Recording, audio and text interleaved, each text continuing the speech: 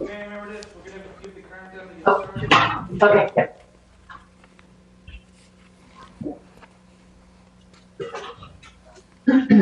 All right. Can you hear me? We're good to go. Are you? Do we have everybody? We do. Okay. Okay. Everyone ready? Good evening, everyone. Okay. Is everyone mic'd? I'm sorry, I can't see. Yes. The screen isn't up yet. We're going to give the countdown right now. Okay, great. Okay, everyone ready yourselves. 5, 4, 3. Recording in progress.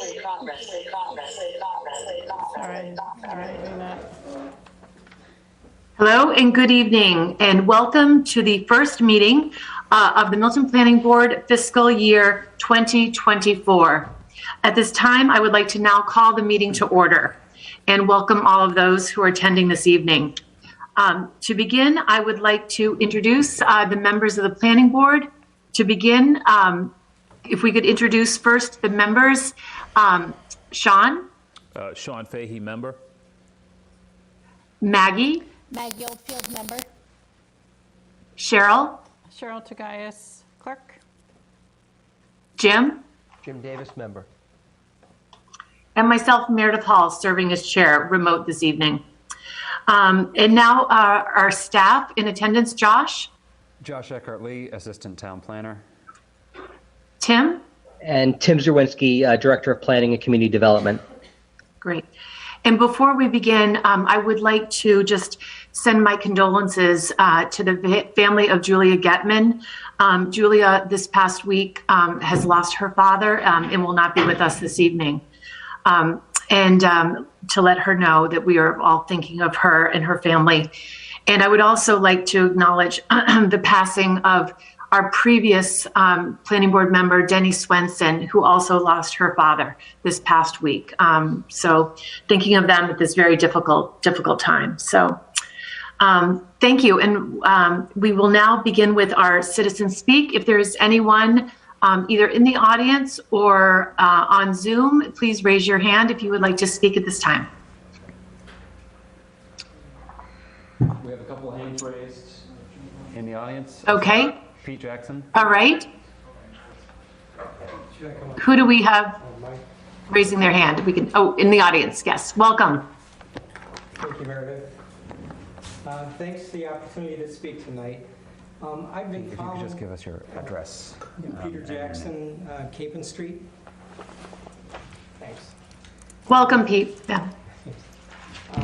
I've been following the presentations and discussions of the planning department concerning the MBTA Communities Initiative, but I haven't engaged with the planning board, and since you're also discussing this, I felt it was a time to at least come up and introduce myself, and I'll let you know a couple of my thoughts. I hope these comments are something that you'll consider as you move forward with the proposed rezoning that this initiative requires.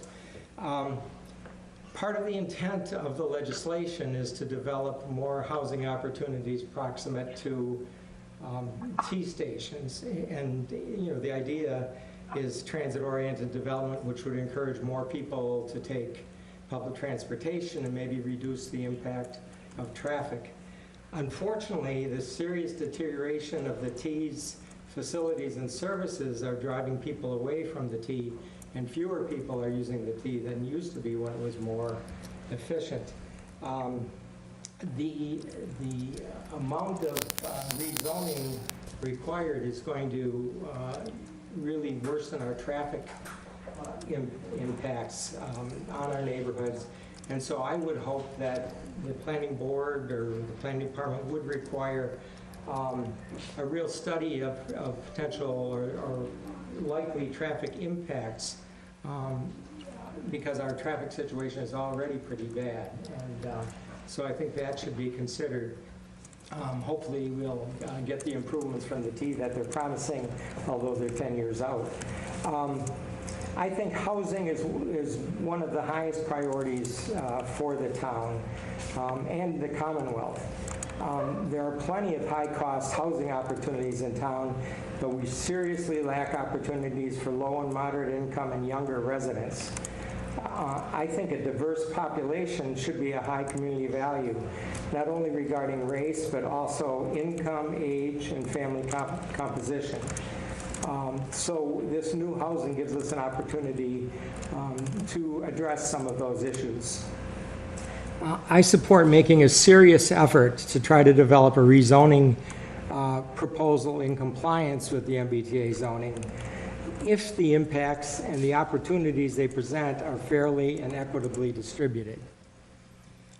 I know that a minimum of 50% of the units of the new zoning has to occur within a half mile of the T stations, but I think that equity would suggest that no more than 50% be located in that area and the rest be distributed more evenly around town.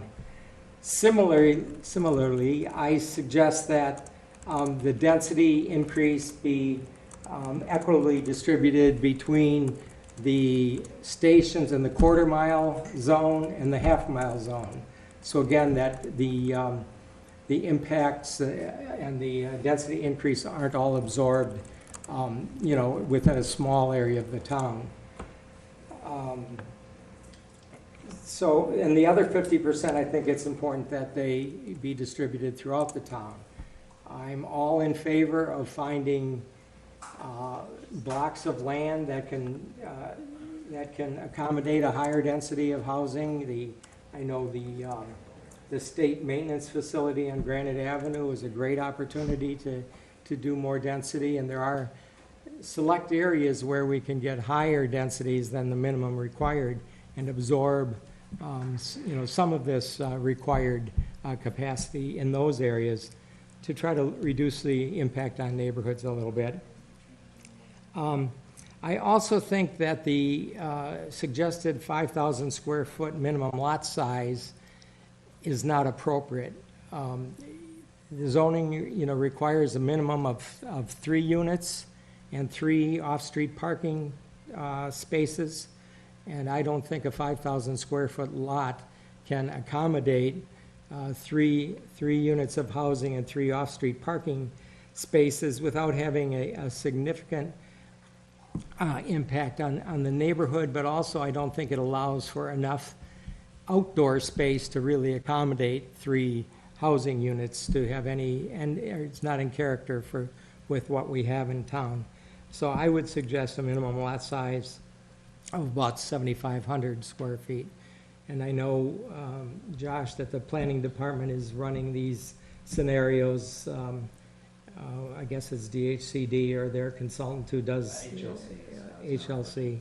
And they'll have to run that and see what the impact of increasing the lot size is. But I think it's really important if we're going to have a quality of life in the town that we want. Finally, I believe that design standards and a design review process are part of the proposal, and I believe these are both allowed, that aims to integrate the new housing density within the existing neighborhood character to assure that the new housing doesn't unnecessarily change the character of the beautiful residential neighborhoods that we have. Thank you. Thank you. Thank you so much, Pete, for joining us tonight. Thanks, Mary. Anyone else from the audience who would also like to speak?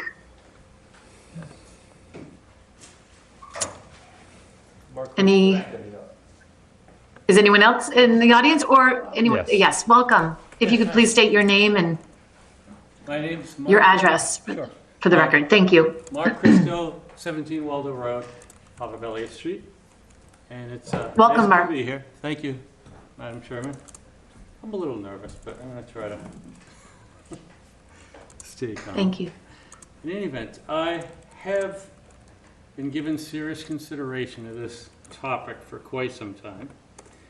And I have serious concerns, so I'd like to share some of it tonight with you all. I'll start off with a given, an obvious fact, in my opinion, that the Ashmont Station is a terminus, and it's the terminus of the rapid transit red line that ends at Ashmont. The Mattapan trolley, on the other hand, is clearly not rapid transit. I don't think it should be categorized as such because it's distinctly dissimilar from rapid transit and for many reasons. The trolley, it's small. Thanks. It's a standalone loop, and it has a very short distance of only 2 miles, at which point it ends at Ashmont. Its operation provides transport for passengers, but never any further than Ashmont Station, southern terminus of the Red Line Rapid Transit branch. And as such, the Mattapan trolley only feeds into the rapid transit, just like a bus and any other transportation medium that serves Ashmont. It doesn't provide its passengers to direct transport into downtown central nucleus, and it's necessary for all passengers to disembark. That's mandatory. And because it has no ability to do so, because it sits beyond that terminus. This process is quite atypical of rapid transit. It's never consideration for any of the MBTA passengers that ride any of the other lines, whether it be the orange, the green, the blue, or red line. And it requires one to disembark long before you get to that downtown core. Transfers are of necessity, not by choice in this particular case, and I find that to be a critical difference. And I was trying to think in terms of formula form, how do you present it? So when I look at rapid transit travel, I see it's a function of 2 variables. It's the local wait time, wherever it is that you live, that you board, and it's the trip to downtown. That's what rapid transit does, in my opinion. And it prioritizes the passenger at the moment that they embark on the trip at their local station. You're prioritized at that point. When you take the Mattapan trolley, it's a different formula. You have the local wait time at your local stop, but the trip only gets you to Ashmont. It doesn't get you to downtown. At that point, you disembark. And when you disembark, you have to wait for a second time at Ashmont for the rapid transit train to pull into the station.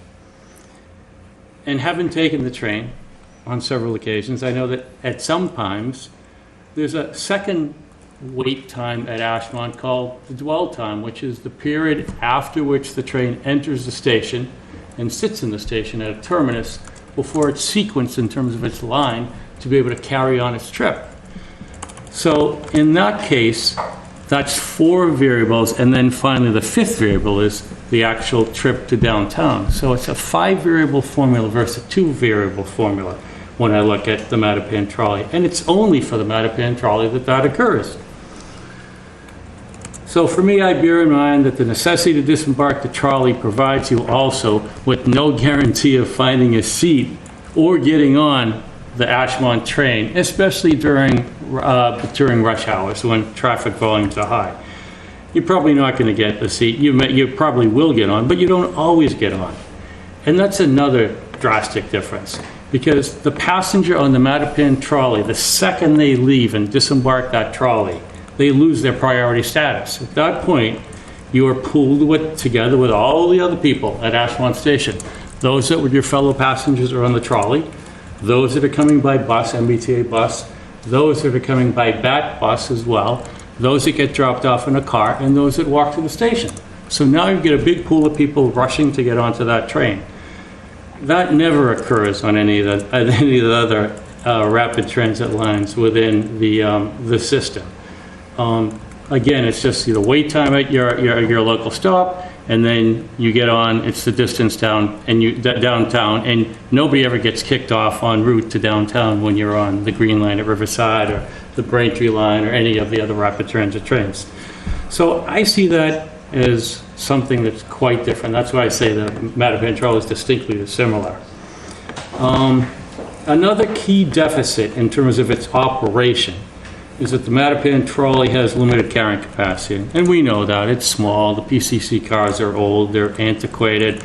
But they are much more like a bus. And I think when I sat in on that MBTA Reformation, I think that's what it's called, the revitalization plan about 3 weeks or so ago, they said the carrying capacity or seat capacity is about 40.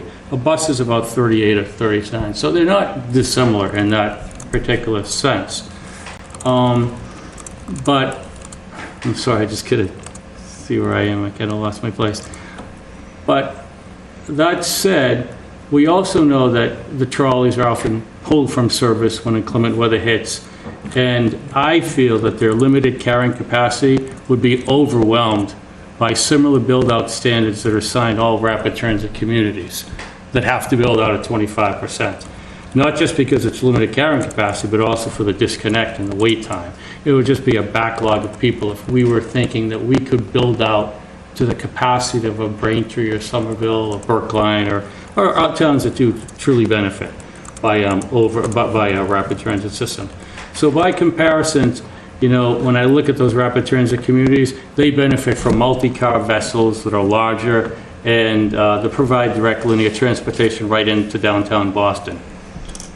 Coincidentally, and this is just an observation that I've been thinking about more as of recent when I saw the numbers that were projected on the screen at that Reformation, and I was really kind of surprised at how low the numbers were in my neighborhood at Capon Street and Valley Road. They were minimal. It's like 12 people boarding a day. It seems absurd. But when I think about the Mattapan trolley, it's not just a trolley that acts like a bus route in the town of Milton. It's actually a shared resource with Dorchester and Mattapan, two more vibrant neighborhoods than Milton itself. So we have one shared vessel that's being utilized amongst three communities. Excuse me. And the sharing of the resources is not just on the route itself in general, but also at a couple of our local stops, particularly Central and Milton Station. So I'm having a hard time imagining how a single trolley is the basis for an aggressive housing agenda. I say aggressive because of the numbers, the differential between where we are today, at whatever it is, 9,800, is it Josh, and where we might be with a rapid transit at 2,461. Especially when you consider the inferior service capabilities of the trolley. And then there's another component that I look at that I feel worsens the scenario, and that the stops are so darn close. They're about a quarter mile at best apart. So there's only a difference of less than a mile between all four Milton stops. That's a highly condensed area in which to site development. It creates a super concentration in my eyes, because when you draw your radiuses around those stations, you've got overlaps that are double and triple that drive that density number, which is making the numbers difficult when I've listened to Tim talk about this on TV and discuss it with the select board chair, Mr. Zulus. And I feel that it's a misapplication of an erroneous categorization in this particular case that is driving the super concentration. And it speaks volumes of a misapplied policy and development that's driven by a faulty premise.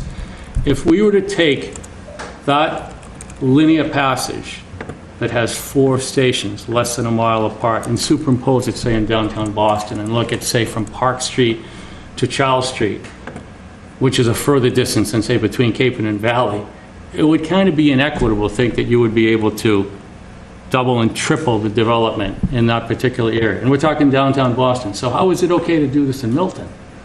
Doesn't make sense to me. Not that I don't want to see housing developed, that we don't want to attend to agendas and affordable housing and diverse housing for people. But this, given consideration, is not the appropriate designation and categorization for Milton, in my eyes.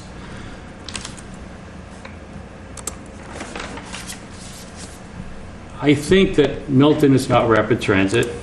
I know that we're not commuter rail, and we're not small adjoining community. What I think we are, under this plan, under this guideline, is an adjoining community.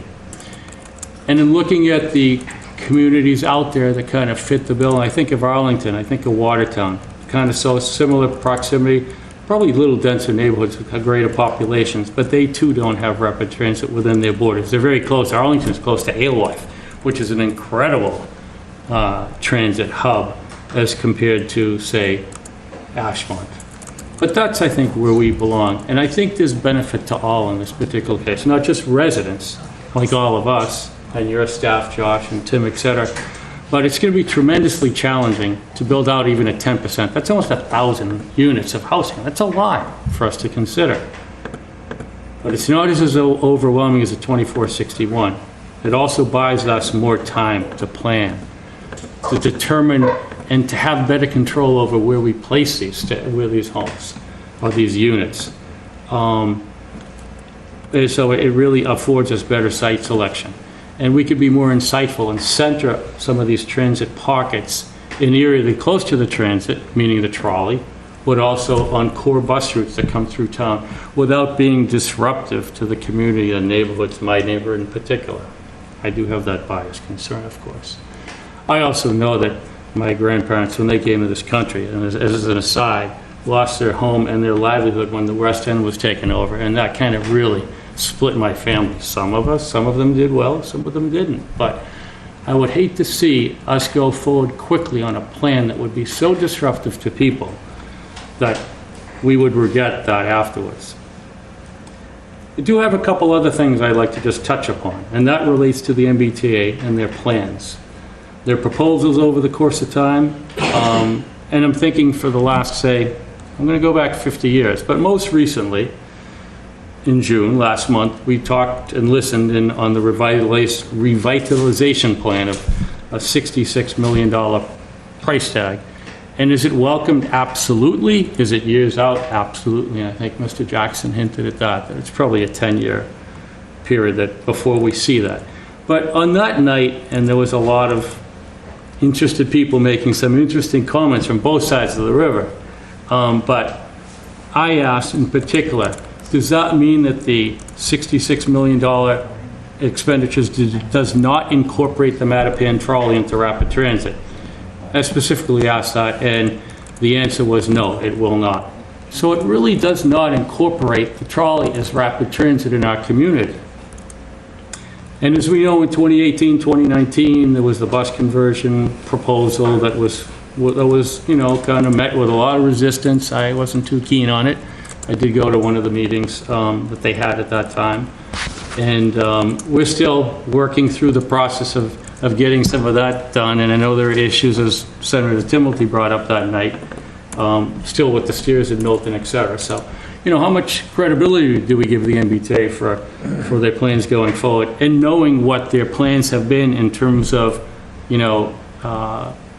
kind of coming up with what their overall assessment of what the Mattapan trolley line is.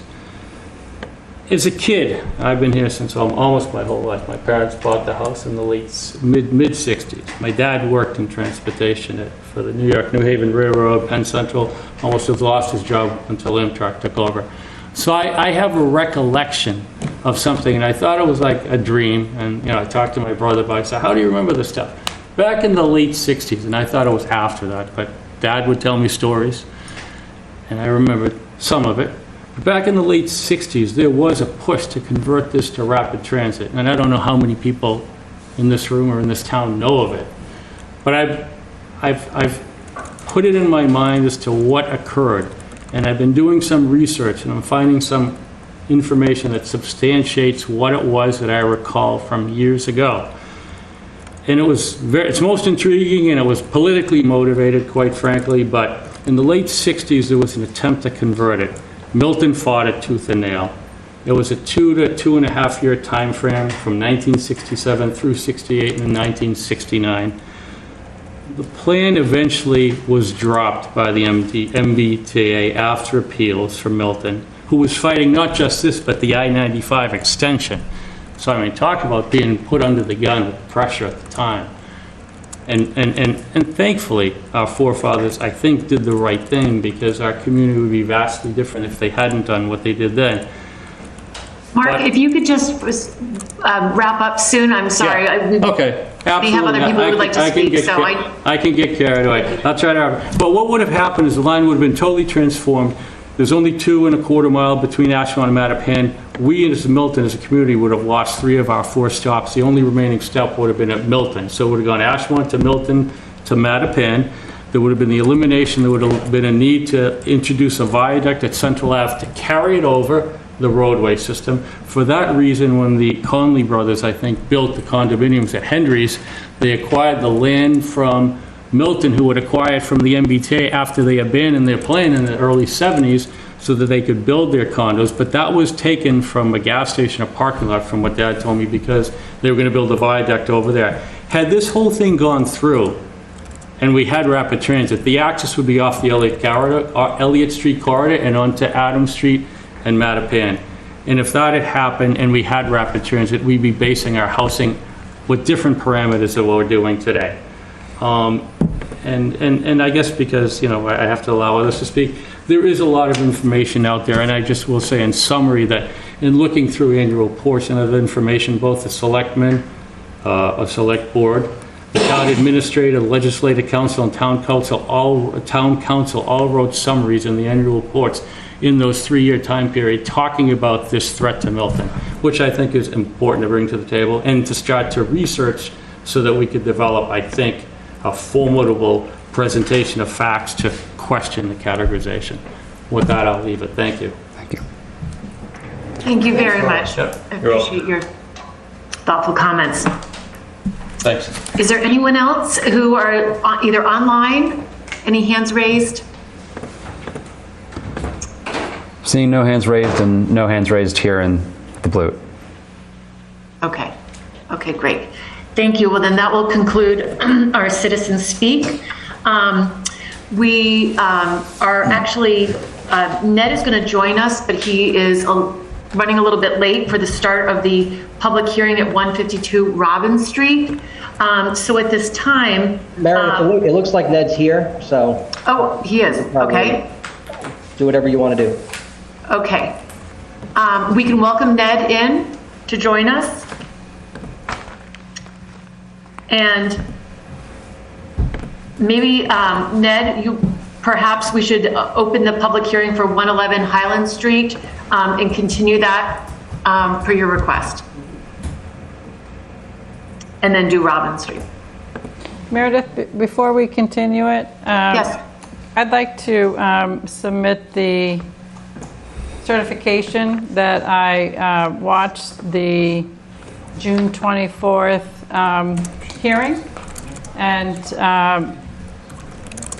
I believe that's a requirement for me to continue with that hearing, but I just wanted, while I have it, I wanted to be able to submit it so I don't lose it. So I'm going to hand this to Josh, okay, for the record? That's great. Okay, thank you. Yes, and you know what? My apologies, Ned. I skipped him in a staff update before we begin. Can I just let Tim give us an update that if he needs? Meredith, Yeah, sure thing. That's Meredith. My apologies, Tim. No worries. The one thing I just wanted to put on the board's radar is I've been speaking with the MAPC team that's working on the East Milton zoning. They would like to come in for the board's August 10th meeting to do a kickoff with the board and kind of go through what their process is going to be and start to talk a little bit about what the public process around that East Milton zoning is going to be. So they've got a full agenda that they'd like to talk about, and August 10th that team is available to come in. So That's great. looking forward to that. That's fantastic. Great. That's all I've got for now, so you can move on. And I did want to just mention that our next meeting dates, we do have a public forum on the MBTA where the information that is going to be presented this evening by Tim will also be presented in a public forum. So it will be on Zoom at 7 p.m. and we hope that people will encourage others who are either watching this to encourage others to tune into that forum as well.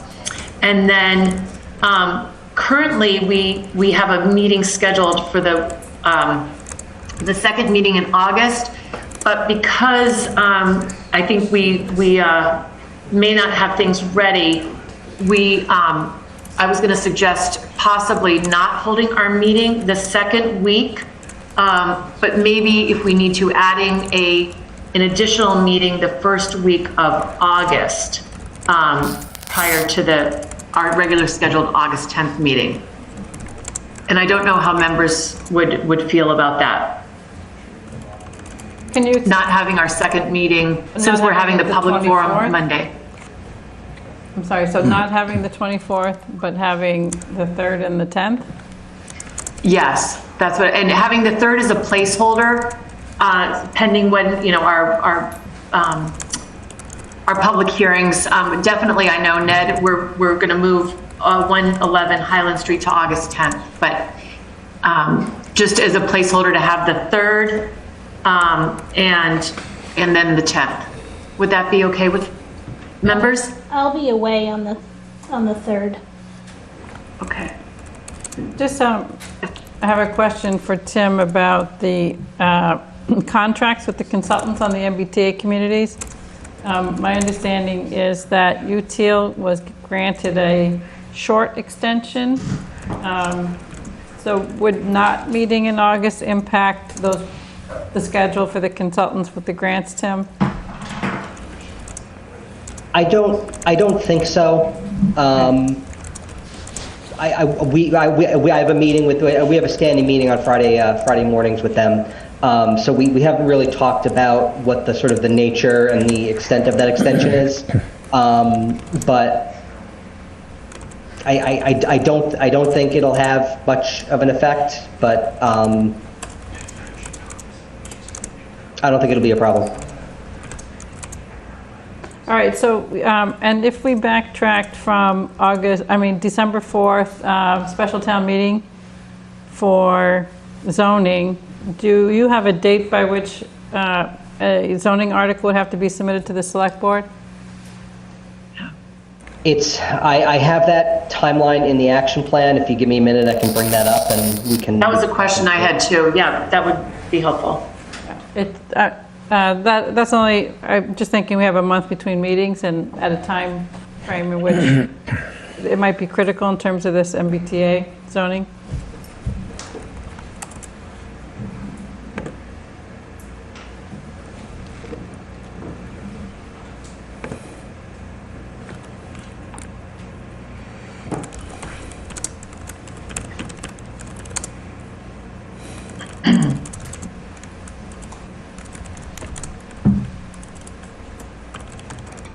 Do you have that date, Tim?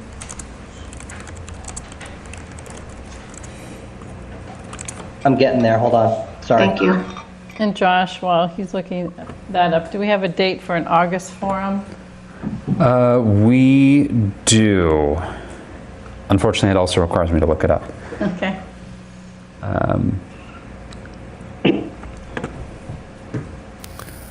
So I had based our action plan submission on sort of previous special town meetings for zoning. So I have the date that I have is a planning board hearing for the first and second meetings in October. So that'd be October 12th and October 26th. As it relates to sort of how the warrant has to get put together, I don't have dates on that. I can get that information to you all, but the planning board hearing date that we plugged in there, you know, had sort of baked into it, you know, the usual zoning process we go through for special town meetings. So let me check in with the select board office on what their deadline for a warrant article would be. And Cheryl, to your question, we're planning for the week of August 14th, but haven't yet decided on a specific date in that week. It'll either be Wednesday or Thursday. Okay. And that will be in person, correct? That is our intention, yes. And September, there'll be one in mid-September as well? Yes, in that similar time frame. Well, Meredith, I just would like for us to bear those dates in mind as we consider the meeting dates for August and September. Yep. Yes, I agree with that because we certainly want to keep everything moving. And I think we're going to have some good information after Tim's presentation. We'll get feedback and hopefully from the community forum on Monday. We'll get some good feedback on the direction that we're going. Meredith, can we review the 7 weeks left in the summer and just make sure we have the right dates for each of these weeks? Do we have any meeting next week? No. That's the forum. Monday's the public forum, the 17th. Okay. So the 17th is Tim's presentation, or the planning department's presentation. Okay. And that's on Zoom. Yep. And that's the only event we have that week? Correct. Okay. The week of the 24th, do we have any events? We were scheduled to have a regular meeting, and it's up to the board. I am away that week and cannot attend. But if we wanted to go ahead, if we felt the need to go ahead and have that meeting, that's why I was suggesting maybe the first week in August, because if there's work that needs to be done on our districts, it might give a little bit of time to our consultants to get that work done. Okay. How does the board feel about then meeting the week of the 31st? That's the first week in August. So that August 3rd? That, Yes, I mean, Thursday, August 3rd? I'll be away, but I could watch it. that would work. So in terms of agenda items, we're going to have the Highland Memory Care hearing, and that's being continued until which date? It's not, we're going to not be talking That's about- August 10th. That's the 10th, okay. And so, and Tim and Josh, are there other new agenda items, new applications that will be coming in? Tim, I don't have anything on my dock, but No, nothing. Okay. So if we had, I'm okay with doing it either the regularly scheduled date in July or the first week in August. I don't think that'll impact the work too much. My concern would be going from the 10th of August to whatever the equivalent second week in September is, which would be a month. Right. That's, Oh, no, I'm more sorry. my It was, concern. we would have our meeting on the 10th of August and the 24th. We would meet on the Okay. 24th. All right, I misunderstood then. Okay. Sorry, it's just July. I'm sorry if I misspoke. So it's it's our second meeting in July Okay. that I would consider, that So we consider not having, or we could meet. And then what I was going to suggest is, in lieu of that, so we aren't missing an extra meeting the week of either, the 3rd and then again on the 10th. Okay. So the discussion is we either meet the 27th of July or we meet the 3rd of August. The 27th, we would Correct. not have Meredith. The 3rd, we would not have Maggie. Correct. Would we instead have one on the 16th? Or the 17th of August, so it'd be 10, 17, and 24, In a row. if need be, not ideal. Or the 3rd, 17th, and the 31st. August 10th, August 17th, and August Well, 24th. Is anyone else going? Yeah, we've agreed to move, the hearing to the 10th, so. Plan my In vacations the around the planning 24th, board. I'll have to zoom in, but, because I'll be at the Cape that week, but it's not something that we need to plan around. Yeah. I guess again, we have the forum on the 17th.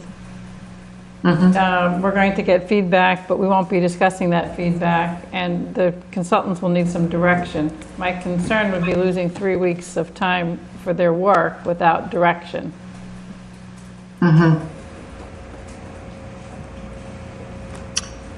What 3 weeks are you concerned with? The 17th would be the forum Yeah. of July, and if we don't meet until the 3rd, we have 3 weeks. The 2.5 weeks. Yeah, or 2.5. Maybe So I'm fine if the board wants to continue, to meet. And Cheryl could run that meeting.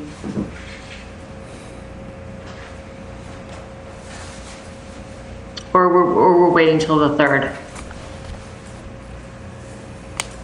So there's no public hearing that we know Not in July. Not in July, yep, okay. Meredith, could I just? Ned, did you have a comment? Yes. Yeah, I guess the one question would be if we don't close the hearing on 152 Robin Street tonight, if there's a request for further information, either the 24th or the 3rd would be appropriate to have available as a second meeting, continue and close the hearing. I would just put that out that it might be helpful, and particularly if the board had other business to take up within that timeframe. Yeah, I feel the same. We should meet on the 27th or the 3rd. I don't think we should leave such a long gap. Okay. So I I think you and Meredith should do rock, paper, scissors. Okay? yeah, I don't want to be the one making that's- the call. I could try to zoom in on the 3rd, so if Meredith is definitely not available, then I could try to zoom in. Okay. So I probably have a better chance of zooming in. So decision made. Yeah. We'll meet on the 3rd, August 3rd. Okay. Great, thank you. And then your subsequent meetings will be the 10th and the 24th of that month. Correct. Great. Correct. So the 3rd, the 10th, and the 24th. And our public forum on Monday night, the 17th, Right. at 7 p.m. Okay, great. Thank you for that. That'll work. Okay, so now, Ned, would you like to begin with the 152 Robin Street, or should we open, we could also, for those who might be interested in Highland Street, let them know that that is being moved.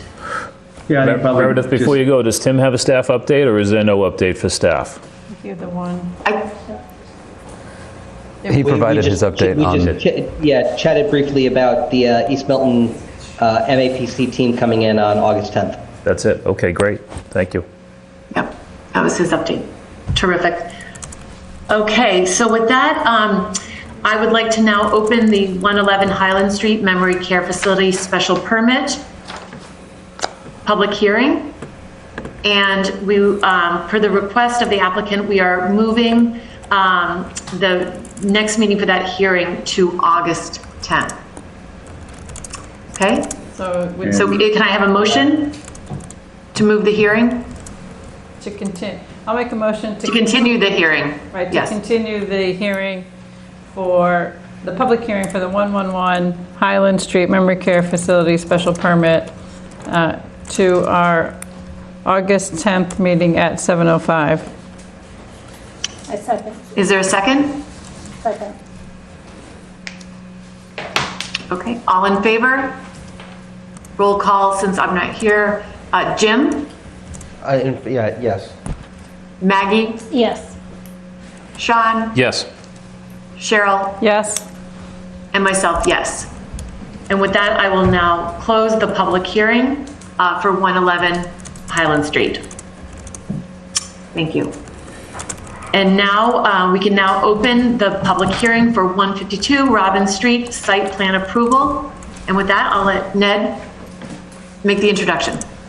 Great, thank you very much, Meredith, members of the board. For the record, Ned Corcoran, counsel for Community in Boston LLC, which is the owner and applicant. It owns the property at 152 Robin Street and is proposing to develop a small retail farm stand and greenhouse in accordance with the provisions, authorization under the provisions of Chapter 48, Section 3, which is the state zoning statute.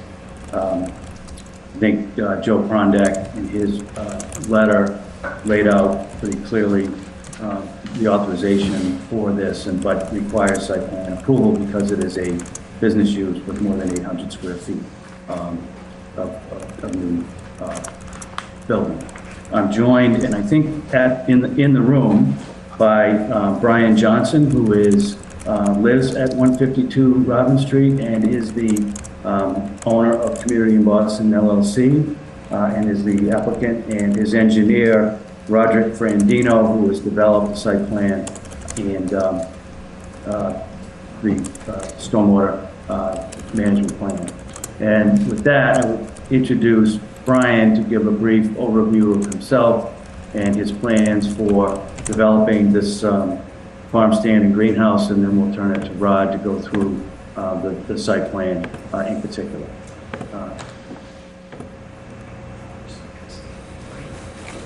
I assume that they've joined you at the table. There they are. I just want to be able to see.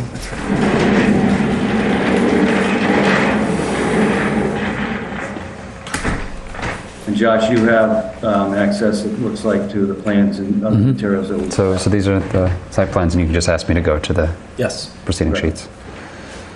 Hello, I'm Brian Johnson, 152 Robin Street, applicant for Common Sense Farm Market. I guess I'd just say the lot there, as you can see, it's a large lot. It's about 4.5 acres. And when we got it, we thought it'd be really wonderful use of it to do some light agriculture there and make that available to the town and the neighborhood. So we've started some of that. We have some gardens going, and but we'd like to do some more and to have a way to make it available to people. So that's really the the impetus behind our application here. The picture there, the rendering, that's what we intend to build. If it's approved, that's what we'd like to do. We'd really like to make something that's just tasteful and fits in with the neighborhood. And then as far as the greenhouse, these images over here is what we have in mind. The greenhouse and the beds for planting. And just like to provide produce and farm products from the site there, as well as some others maybe from the local area to make available to the neighborhood. So that's our intention. That's our hope.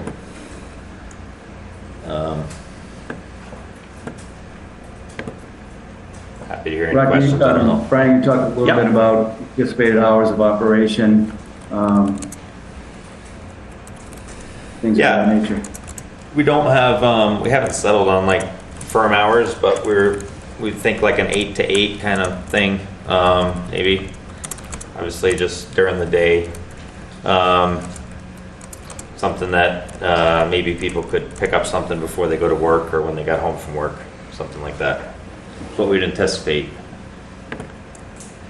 We have, I don't know if you can go to the next page there. Sorry, the third one. So we have 7 parking spaces designed. There's there's 2 entrances right now to there's 2 driveway openings to the property. So there would be one would stay for the residents, and there'd be one exclusively for the use for the farm market. And then we provide 7 parking spaces. So we feel that would serve the traffic that we would expect to have. Anything else, Ned, that you? No, I think for now, and then obviously if there are questions about that, we can get into that. And then perhaps if Rod could go through the site plan, the specifics dealing with issues of stormwater. One of the things that they're doing is a significant number of mature trees, and there's a real goal to protect those trees. We haven't submitted a specific tree preservation plan, but there is a goal to preserve all of those trees. Buildings would be placed in locations that would not affect those trees. And so, but with that, let me hand it to Rod for anything. Yeah, I'll just say real quick, I'm glad you brought that up, Ned, about the trees, because our plan, the site for the market building as well as the greenhouse there's no trees in that area right now, it's all grass. So all trees stay. And we love the trees, we don't want to take any down, so. Rod?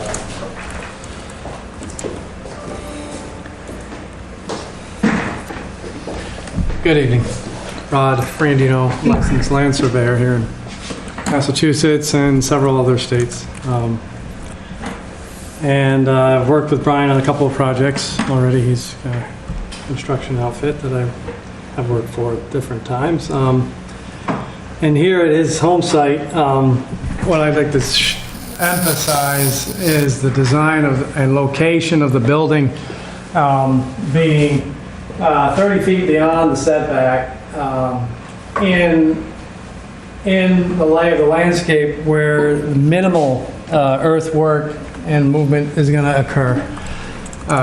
And all the trees are preserved.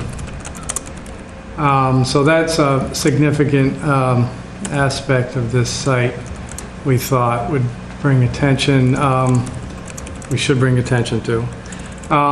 It also creates the buffer as one's traveling down the road, not to, you know, some people like to show off their house and bring it right up front. Well, we want this to be settled in and be part of the landscape. As you can see, it's a very nice structure. And so we situated it back from the road. And with that, we're able to also direct runoff into a rain garden and into an underground gallery. Environmentally, firstly, there's no designated priority or estimated habitats within the area, in the proximity of the area, according to the Natural Heritage and Endangered Species website. And then the only stream or wetland issue is in proximity is actually beyond the 200-foot regulatory distance. It's about 260 feet to where we're going to begin to break ground. So we clear that. And the runoff for the entire site, this is the break of ground here, and all of the work is going to be on this slope. And so what we have is a modest stormwater plan that's going to deal with a 2-inch sudden and awful event, 1 hour. And to be conveyed through 3 management installations. One's the swale, and basically for conveyance into the rain garden, which we hope to become, you know, beneficial to the flora and fauna of the area, and have a natural succession. So if you keep going up, can you grab one of those microphones? Oh yeah. This one? Sure. Yeah. So I just like to touch the map because so this rain garden here is going to capture all the sheet flow and overland flow with the conveyance swale, and then when that tops off, it's built for twice the capacity of the flow.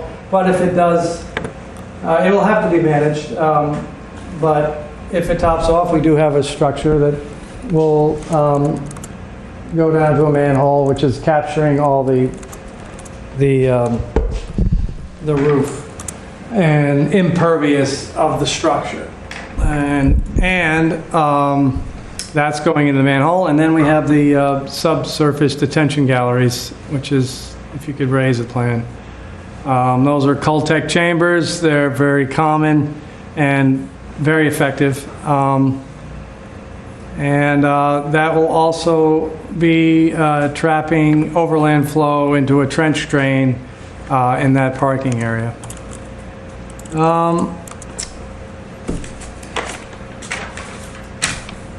Subsurface conditions, we did, with my consulting engineer, we did a soil analysis and found it to be indeed Canton soils, sandy loam, and this, in fact, having up to 30% gravel and 3-inch minus stone, which increases permeability. So we're looking for it to handle. In fact, what we want to stress also is there right now currently there's no storm drainage. I happen to be able to come to the site after a storm, and I could see the overland flow and where it ended up. And basically it all came right down here and into this neighbor's yard and out. And what we're going to do is capture this and detain it, infiltrate it through those two systems. I wanted to mention also, as far as work, there's a silt fence here, you know, the structural silt fence where you dig 4 inches into the ground and you place your hay bales on the upside. That's going to be also up here. I didn't put it on the plan. This will be for this detention, this earthwork, and then there'll be another one up here for this earthwork. I mean, that's only what should happen, so I just failed to put that on the plan there, but I did want to mention that.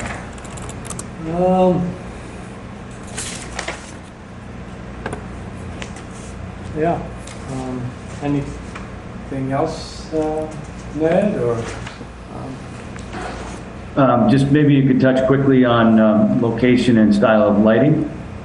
Okay. And utility. There's a nice lamp that Brian came up with. We're going to have... Microphone. Oh, yeah, microphone. We're going to have nice architectural lamps, two at the entrance, one at the beginning of the parking, two at the entrance of the walkway. And then we just talked about having one at the handicap access. There is a 2% max slope on a 3-foot wide brick walkway coming in from the west. And that's going to have a lamp too. So it'll be 7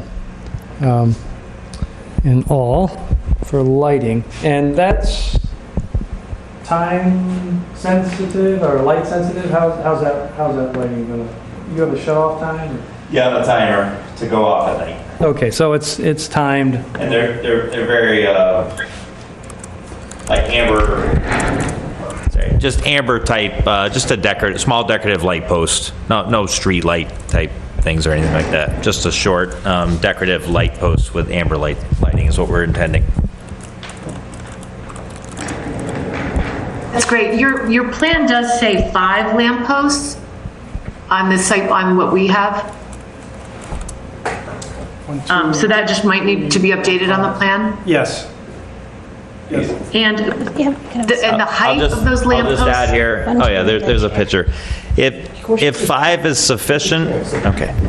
If 5 is sufficient, we're happy with that. We just want to make sure the paths are sufficiently lit. And if we need to add one for the handicap path, then we could. But we don't want to put any more lights than are necessary for safety. My only question, we talked about this yesterday, was whether it would be necessary to have a light post between the retail building and the greenhouse. 'Cause I'm not sure there's one back there.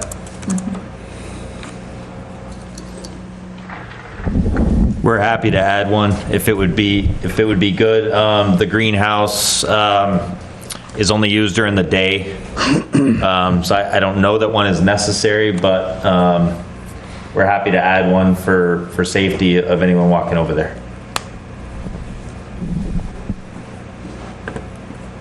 Is the greenhouse... I guess the question really for you, Brian, would be operationally, if the greenhouse is only going to be used during the day, well, if it's used in the winter and, you know, sundown in the middle of winter is early, would you need it on after 5 or after 4:30 when the sun goes down in, you know, late December, early January, to provide safe access? So I think that's an operational question. If it is, then the plan should be amended to show a location for that. Okay, yeah, we're happy to add one.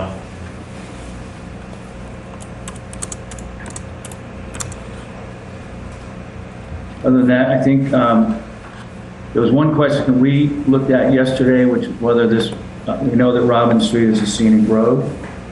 There is some minor modification to the stone wall on the southerly side of the driveway in, but it does not affect the scenic road bylaw, which requires you would need permission from the planning board to cut if there were more than 18 linear feet of stone wall. I think in this case it's 3 or 4 feet that are being cut back to provide a slightly wider opening and safer opening from Rutland Street.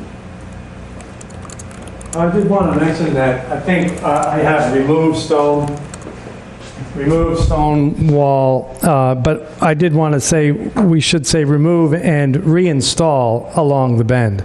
So dry placement of stone. It's not just a removal, it's actually just a movement, not a removal. We do like the stone walls and we want to keep them. So do we. Could you walk through, I'm trying to follow, if you would, your utility intentions. Would you mind walking through what you intend to do with utilities? The Market building will have 2 bathrooms and 1 customer, 1 worker unit. The estimated discharge is 260 gallons per day.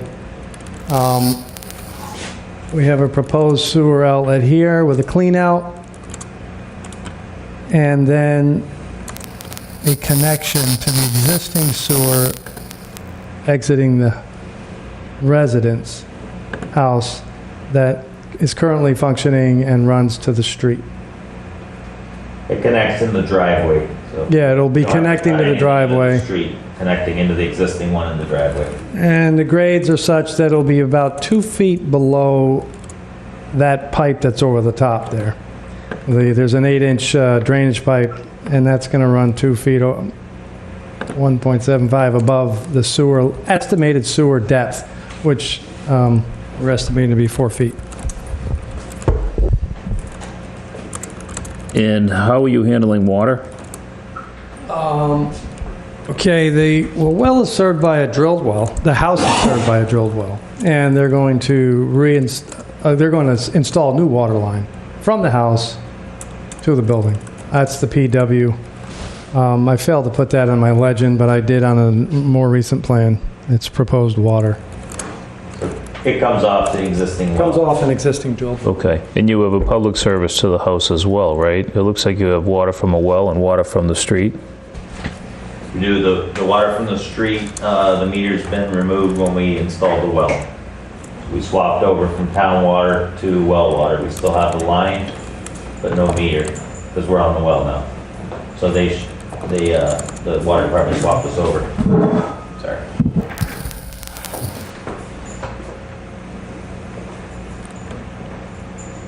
And just following up on that, for the electrical, the utility poles, is there currently above ground, I'm assuming, electric, and will you be maintaining that as it exists, those utility lines, or are you bringing in other utilities, or will they be brought in underground for electric?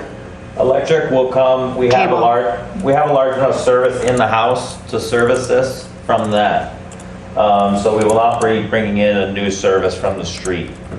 There is a power pole that comes, an overhead service to the house right now. We would actually really like to eliminate that pole. Yeah, that would be nice. It would be a lot more aesthetically pleasing. But we have to, obviously we have to talk to the power company and find out if that's possible. So that's our hope, is to eliminate the pole. But that would be great, yeah. From there, the market is serviced from the house power, underground.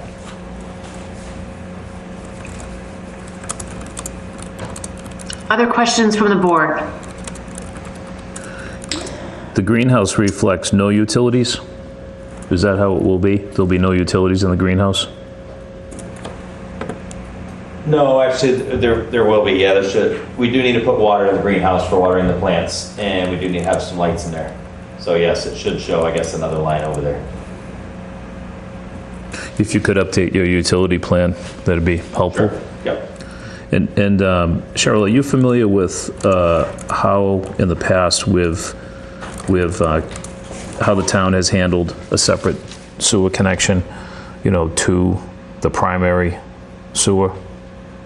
I'm not, no. Yeah. We just that'd have to be reviewed, with. That was, well, my question was going to be whether the town engineer has reviewed the plan, I think for utilities, for stormwater, So Marina has these plans. Okay, great. So I'll make sure, I'll flag that sewer issue for her if she hasn't noticed it already. Great. We understood that she was reviewing the plans. We didn't know what the status of that review was as of this afternoon. So Sean, if you have completed your comments, I do have a couple of comments and questions. I think I have. Okay. Just from a site planning perspective, I understand your stated goal of not disturbing trees, but in looking at the existing house, as you call it, the structure, it's has a lot of character itself. It's a central entrance with a large lawn in front of it, and I'm trying to understand how these new structures are going to sort of have a sort of sense of place with respect to that home, that structure. So I'm not understanding the site plan in the relationship to that existing, pretty large building. So, one might expect with a kind of formal site plan and building of that nature to have something coming off of the center and then maybe off to the sides of that. So I'm a little, I guess, unsure that this is going to have this sort of aesthetic juxtaposition of pieces that might be a little bit odd. So I just wondering if you could explain beyond the tree if you've had some other consideration that's really driving the position of the structures. I can speak to that. So as you can see here on the plan, the house faces this way. Right. So we've set the building off to the side so as to not block that, like you said, that nice kind of center entrance view of the house. Our intention is to not block that, but to have it over to the side. So I'm wondering about the greenhouse, the geometry, the placement of the greenhouse relative to the farm market building being at a different angle and sort of being a little off-center to the sort of front of the house. And I'm just wondering if there's something, I was looking at the 3D view, whether you turned the greenhouse a bit, and maybe you have your rain garden in between the two structures, or something where the formality of the existing house and the organization of the new pieces seem to have some relationship to one another. Am I making myself kind of clear as you understood? I don't think the greenhouse is going to be large enough or tall enough to have an impact so much on the view of the house, because the house is very large and tall. If you feel it'd be better to turn it a little bit, I don't see any problem with doing that necessarily.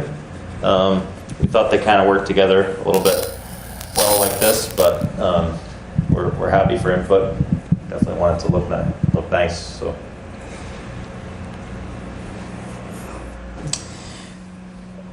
I don't know if others have any thoughts about that before I move on to other comments, but I think just one other comment with respect to that. The location is designed to make it somewhat proximate to that southerly driveway, so that traffic comes in and comes out, doesn't traverse through the entire property.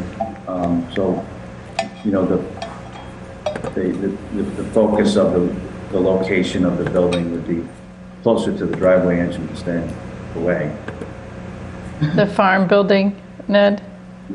Yes. Yeah, I think the farm building, nestled sort of between the trees there, seems to be a little more successful than the greenhouse. And, maybe the farm building, you could walk out of the farm building, have some relationship to the raised beds and the greenhouse, and so that if this is something that's meant to be an amenity to the community, sort of seeing where things are growing that you're buying, right? So it's not just the back of the So like right now, there's that path that comes off of the covered roof, right? And you have the rain garden on the right. And what if you position the greenhouse a little closer to the market building so that you preserve more of your lawn in front, so that the presentation of the house still remains. So I don't know if, I know you've said that you've had the land surveyor make the presentation, whether you've discussed any of this with a landscape architect or an architect who can help massage these sort of design features. I think it could make it even better, more attractive for you. But I'll leave that with you to consider. And then I'll just, I do have a couple of other questions. Well, I have a sure, point. Maggie. Yeah. So, so I'm excited for the project, and in a similar situation where my family lives at our nursery farm. So I had just a couple thoughts that, from a personal perspective, I wonder if your family might want a little bit more separation from your business. You put in long days, and when you're not at work, it's sometimes nice not to see your customers, even though you like them a lot. So the other thing I was thinking was just for future, if for some reason you ever wanted to subdivide. Are you in a acre, is that an acre zone? Yes, 40,000 square feet. So if you have, close to Subdivided. 5 acres, you have the potential down the road to subdivide. Not that you want to, but perhaps for future, for placement of buildings, it might be nice if you ever need to subdivide that your buildings are placed in such a way that it makes the subdivision a little bit easier. So if you had to have, 150 feet, so maybe your farm building should be in its own parcel, but that's just from a future standpoint. And I really like the look of your farm building, but your house is just beautiful. And to Cheryl's point, they're a little bit dissimilar in the architecture. So I'm a little bit afraid that the placement of the farm structure might hide how pretty your house is. It's such a pretty house. And we as a town are lucky to have it, and you're preserving it. So I just would hate for it to take away from each other, because all the buildings are so pretty. So. As far as the your thought about the privacy from the house, there is a large maple, the 24-inch maple right here, right in between. That does provide some level of distinction there between the two.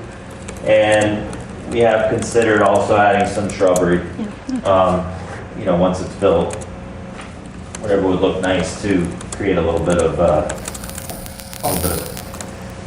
leafy barrier between there. I did want to mention too, just her comments about the placement, about the placement of the greenhouse. If we bring the greenhouse too close to the market building, then we lose the sun, which is obviously what the greenhouse needs, from the shade of all the trees over here. So it wouldn't be able to move very much at all in that direction, or else it wouldn't be a greenhouse that would work anymore. Well, maybe we could turn it slightly if yeah. that, I think that This is a good I get your placement for point. the sun. I get your point about the We sun. didn't feel it would take away from anything else. I think if we think about the structures, the three structures, we have the brick masonry, sort of more traditional looking residence, the kind of country looking market building, and then the greenhouse, which, you know, could work, you know, stylistically with that house, I think just fine. So it's just a question of the position on the site, which to me right now doesn't quite seem to gel, but you know, it might be helpful if you had a photograph from the street where you could you know, do a sketch, since someone's been able to do these sketches, you know, put the two structures in a photograph that gives an idea of how they might look from the street. And you have that now? A photograph that shows a little bit. You pass it around or whatever. Maybe gives a little bit of a perspective. This is the street here and the trees. The market building would be right here and the greenhouse is right behind it here. So that's with your back to your house?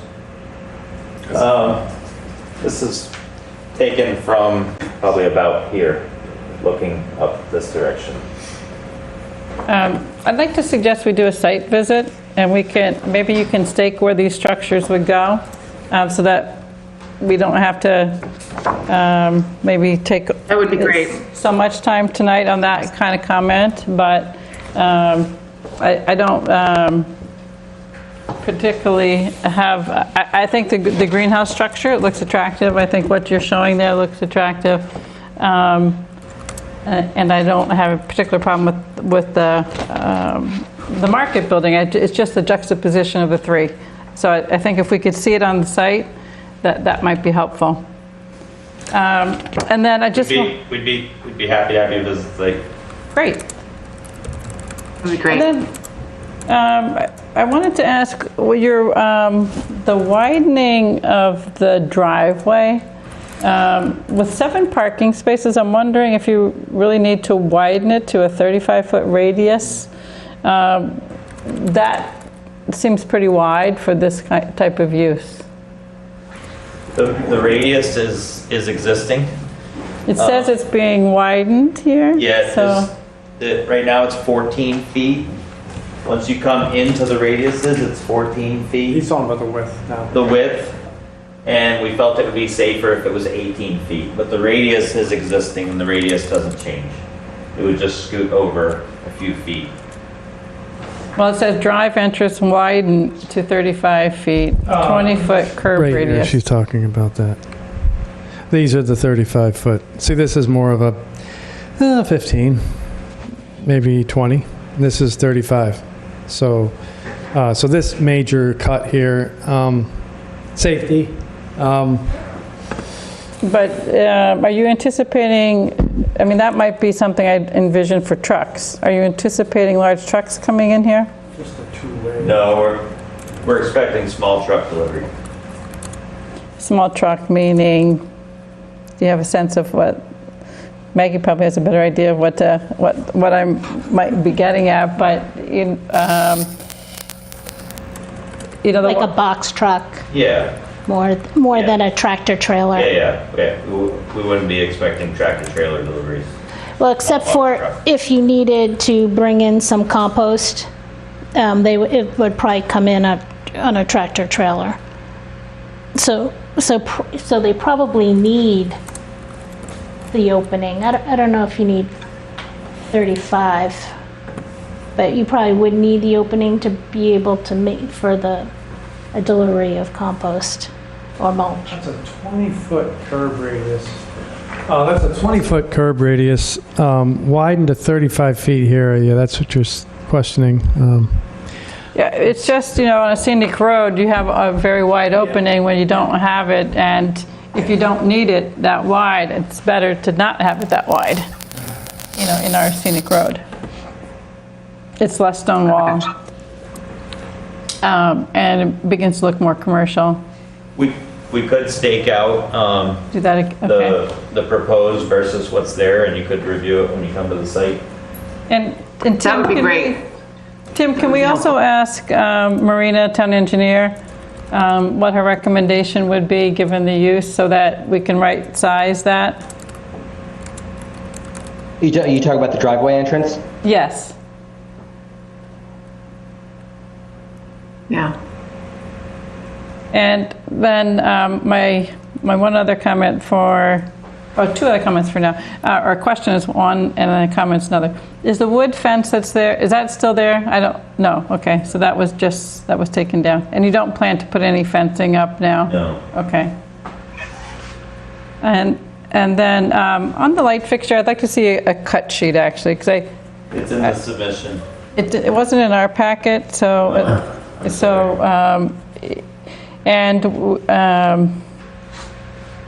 you know, we typically, this is one of these things where it's considered kind of a commercial use. We typically like to have the dark sky compliant so that there's cutoff, so that the light's not, I mean, you're not proposing a lot of lighting fixtures, but we don't know how many foot candles in total.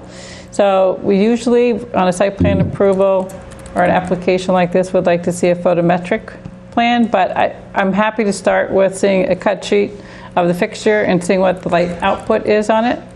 Ned, are you able to share that with them, or the one that you have up there? It needs to be more than a photograph, though. It needs to be like the manufacturer's technical data on the fixture. Yeah. Ned, if you have that, I can give you the screen.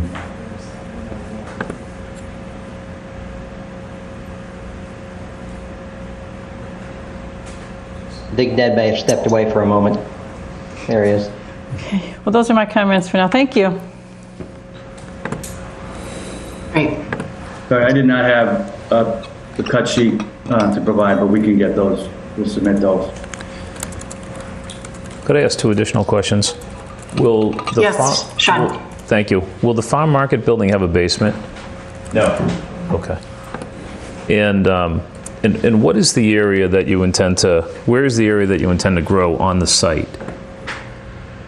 Are you growing only in the greenhouse and the planters, or are you growing any of the other area? We have an existing garden that's toward the back of the property. Would it be on your existing? You can back it up. No, it's just probably the plot plan. Well, there it is. Is this it? No, that's an existing garage, but it's down in here. It's in this back area right here. It's an existing garden space. So we also have blueberry bushes, existing blueberry bushes up in the front. And we potentially like to plant a few more of those, maybe a few fruit trees. Okay, I can pick it up now off your existing conditions plan. Below that block building on the left-hand side, there's a note that says garden, but it doesn't really depict very well how big that area is. It just references garden over there. Yeah, so what's the size of the existing garden area, and then also the proposed beds? Like on that picture up there, you have your greenhouse with the growing beds. Would you like a total square footage or something? Yeah, just rough. That's enough. Not for today, but if you Yeah, could, yeah. if you could identify the garden area for us, that'd be great. And maybe we could walk that when we sort of see that staked out when we walk the property. Sure. That'd be great. Any other members of the board with any questions? Yeah, so the other member, my question, sorry, is have you talked to your neighbors, and have you gotten input from them? Yes, I am a town meeting member. I'm a neighbor. And if you could introduce your name and address, I'm sorry. My name is Akwa Ebong. I'm a town meeting member and live a few hundred feet away from this. While we know the board will do its best in review, I want to let you know there's no significant objection to the ongoing projects. The people who live there are very friendly. We know that even after you approve from our interaction with our neighbors there, if we feel there's something wrong, we could go to him and he would take our objection seriously. That's why I came down this evening to express that we would support this effort. We expect you to still do your thorough review, as you always do, but we do support this effort. Thank you. Thank you. Thank you. We did hold a neighborhood meeting in the winter, and we had probably 25 or 30 neighbors, I would say, come over, and they were all enthusiastic and supportive. Something for West Milton, right? From the point in time that you start the project to the point in time when you're complete and ready to operate, how long would that be? It's not a very large project. I just feel for the neighbors, it's nice for the neighbors to understand how long the period of time of disturbance would be. Yeah, we would, I think it would be under a year, but I would say we'd get the structure up and the outside elements done much quicker than that. Hopefully in the first 6 months of that maybe, and then, finish it out from there. And when are you anticipating your opening day? This fall or next spring? Hopefully next spring. Next spring. Yeah. We have to do the permitting process, obviously, Yeah. after this. So, Yeah. but we would hope to start this fall and get the shell up and then finish it out from there. So I just had a question. I think this would be a wonderful addition to the town of Milton. I love the agricultural aspect of this, and it's so refreshing to see great architecture that comes in that really does fit into, when we talk about the character of Milton, this is what we're talking, the feel and sense of a rural community. But my question is, and it's a beautiful illustration, but it is just an illustration, and sometimes we get an illustration and then the actual architectural plans have changed significantly. I appreciate starting with this, but are there more detailed, architectural plans that would let us know that what we're seeing here is actually what you're going to be building?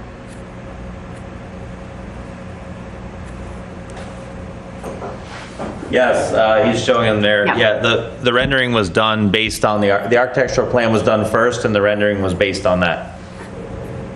So I guess, having more, dimensions, heights, and maybe a list of materials. I would be interested in, it looks like a metal roof, which I think is very appropriate on this.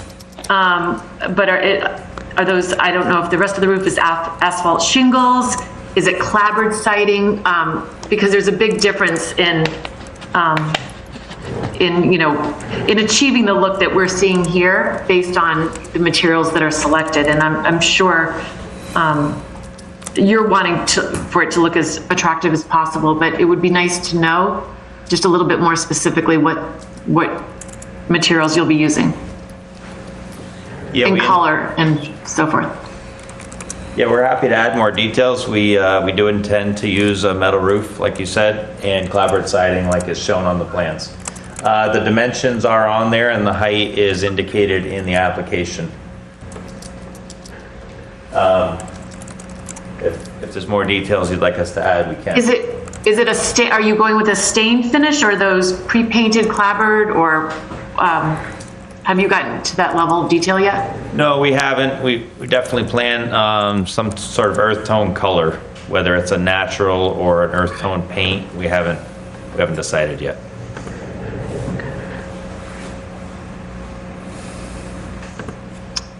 Okay. Yeah, I had the same question on just the lighting, the lighting is beautiful. I love the lampposts you've selected. I think will be beautiful in this area. The only other question I had is, I like that you show a little sign, sort of up top, the Common Sense Farm Market. what are you thinking right now as far as signage? You know, typically on a building like this, you might see something that's wall mounted, you know, a wooden sign, you know, something very subtle. I think the neighbors wouldn't want it, you know, anything too big, large, you know, too commercial looking, more like a farm stand. And I was wondering your thoughts on that for signage. Yeah, the sign, the plan for the sign is that design that's on there, and that would be mounted on the building. Okay. We had considered a small version of that out by the entrance, but that would be subject to your, if you think it's good. Well, sign review committee would actually, yeah, ultimately look at that. But that's great. That sounds very nice. Yeah, should we try to schedule the site walk at this time? Is there a date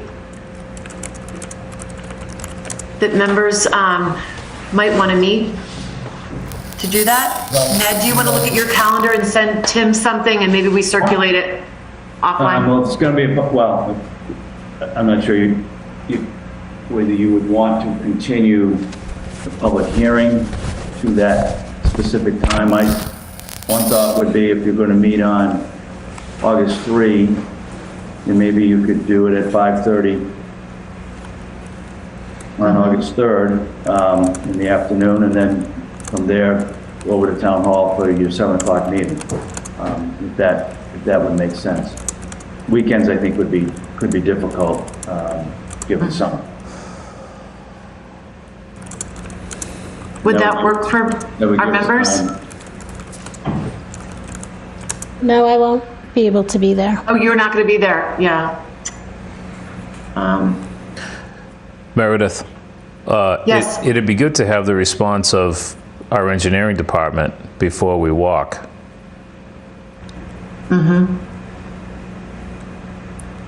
Maybe we can coordinate the site walk as a separate meeting. It wouldn't be part of the public hearing because it wasn't scheduled as such, but we could coordinate the timing of that through Tim, you know, subject to receiving the engineering analysis from Marina. I mean, we're anxious to see that as well, so.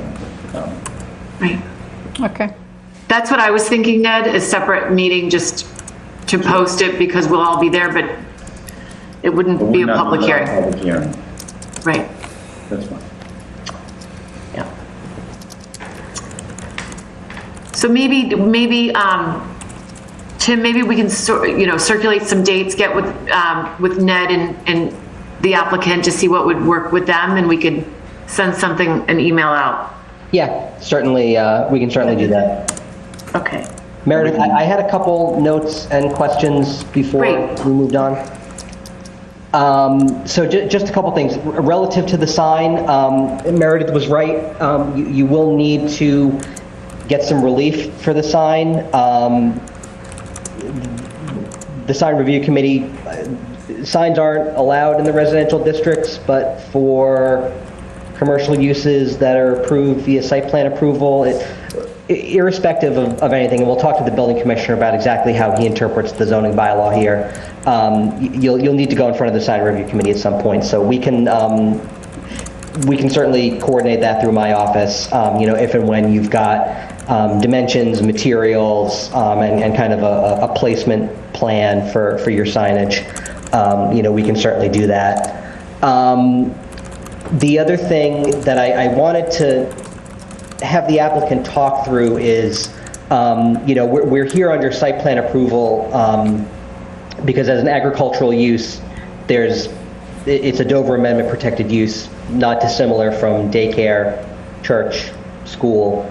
You know, these are other sort of Dover Amendment uses that we've done site plan approval before. There are some wrinkles relative to agricultural uses in terms of the size of the parcel, which is a relatively straightforward threshold, but then also what is either grown or sold on the site.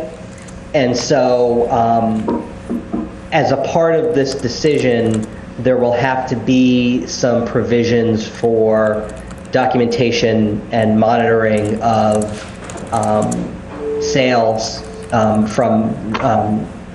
the site. But I wanted to have the applicant kind of talk through, what do you anticipate growing on site? What do you anticipate selling from other Massachusetts farms? And sort of how do you anticipate sort of hitting those metrics that the state's definition of agricultural use lays out? So we, obviously we plan to grow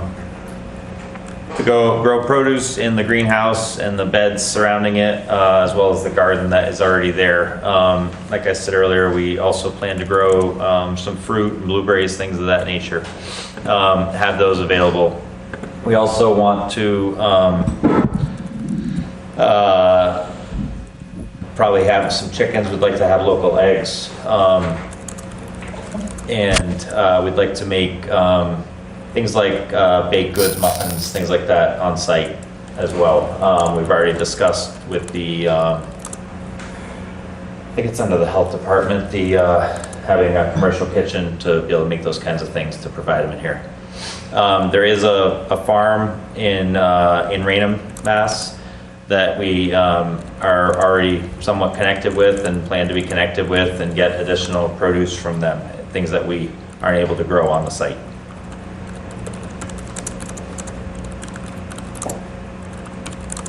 Does that answer your question, Tim? Mostly, and again, this will be sort of an ongoing, monitoring situation.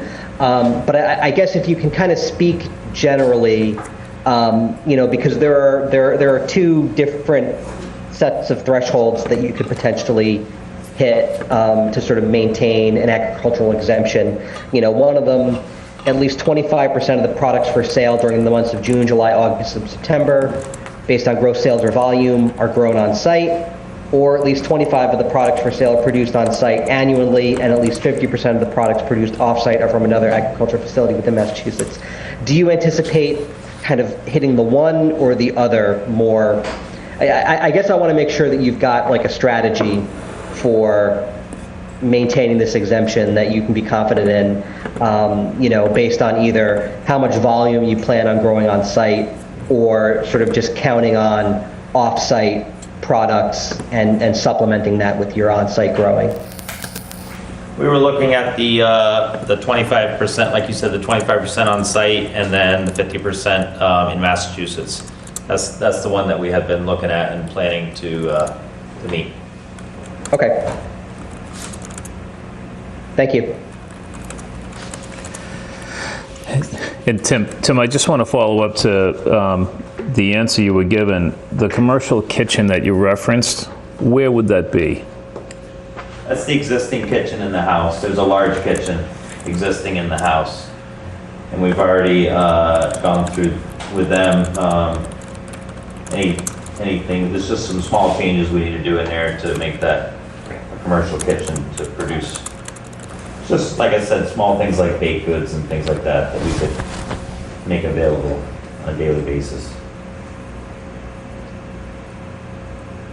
Tim, does that become connected to the special permit, or is that just something that would be handled separately between the applicant and the Board of Health? Yeah, I mean, that's also, and I'm wondering in terms of like a common victualler license through the select board. And Ned, do you have any insight into kind of what the various licensing kind of pathways are here? Well, I think they vary. Obviously, Board of Health has jurisdiction over some things. Select Board may have jurisdiction over the issue of growing, of baking and selling baked goods through this facility. I would note that this is not a special permit. This is site plan approval, which is different. And the building commissioner would have jurisdiction over meeting the annual thresholds that are required relative to the volume, the percentage volume of materials that are grown on site and or off site within Massachusetts. Yeah, Sean. So to kind of answer your question, Obviously the physical site and the location of the building and all the normal things that go into site plan approval is here within the planning board's jurisdiction. The site plan approval should have provision for whatever monitoring scheme we work through with the building commissioner, relative to the agricultural use exemption. We've done this before. It's sort of a known thing, and the state provides guidance on how to do that as well. I would want to at least be clear on what other licenses, approvals, et cetera, are necessary, not necessarily to sort of condition or make mention in the site plan approval, but just so that as a part of this public hearing, we all understand what other processes this project needs to go through in order to kind of achieve what its goals are. If only because planning board tends to be a higher profile venue that people are paying attention to. So I think that's just something we want to have on the record with some amount of clarity. But I mean, ultimately, what the planning board here is considering is, the actual physical site, the buildings, the locations, the utilities, et cetera, and then, what is defined as an agricultural, use under state law, and kind of how we monitor that. One other quick thing. I would just layer on that the issue of whether it's compliant with the agricultural uses, that issue resides with the building commissioner. Does not reside with the planning board from a determination perspective. Ned, your point's well taken, but the way that gets monitored, I feel, should be in the decision.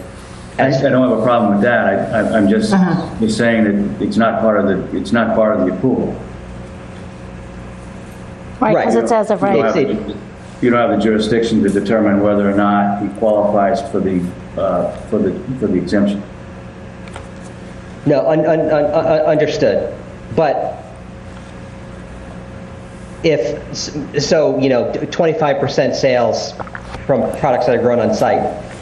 If only 20% of sales in a given year are from on site, that becomes something that throws the site plan approval into, maybe help us walk through this, because it throws this building permit into question. Okay, that's a compliance with building permit requirement. It is not a compliance with special permit, with site plan approval. His ongoing operation is subject to the oversight of the building department. But I'm kind of following Tim's logic too, in that the only reason it's before us as a site plan approval is because it's an exempt use. If it falls out of exemption, then it's no longer a site plan approval. It would need some other kind of permitting. That's right, but that would be a determination to be made by the building commissioner whether or not he could remain open, or whether he would require some other relief. But wouldn't that be a trigger point for this, for out of compliance with the site plan approval? That's the building commissioner's determination. The building commissioner is charged with determining whether and when someone with site plan approval is falling out of compliance with the requirements of either the building permit or the site plan approval process. You don't have jurisdiction to review compliance. You don't have jurisdiction to penalize folks when they get out of compliance. All you can do is determine whether or not the site plan as it's been presented is adequate for the purpose laid out. It's for the building commissioner to monitor the compliance with site plan approval and other issues associated with the building permit. One of which would be that he's got to demonstrate annual sales. He's got to file those reports with the building commissioner. Yes, I think if I could, Mr. Prondak's letter is pretty clear. What he wrote is, upon receipt of site plan approval and agreement of conditions 2, 3, and 4. 2, 3, and 4 are not ours and our responsibility. They have to be somebody else's within the town. That's the way I read it.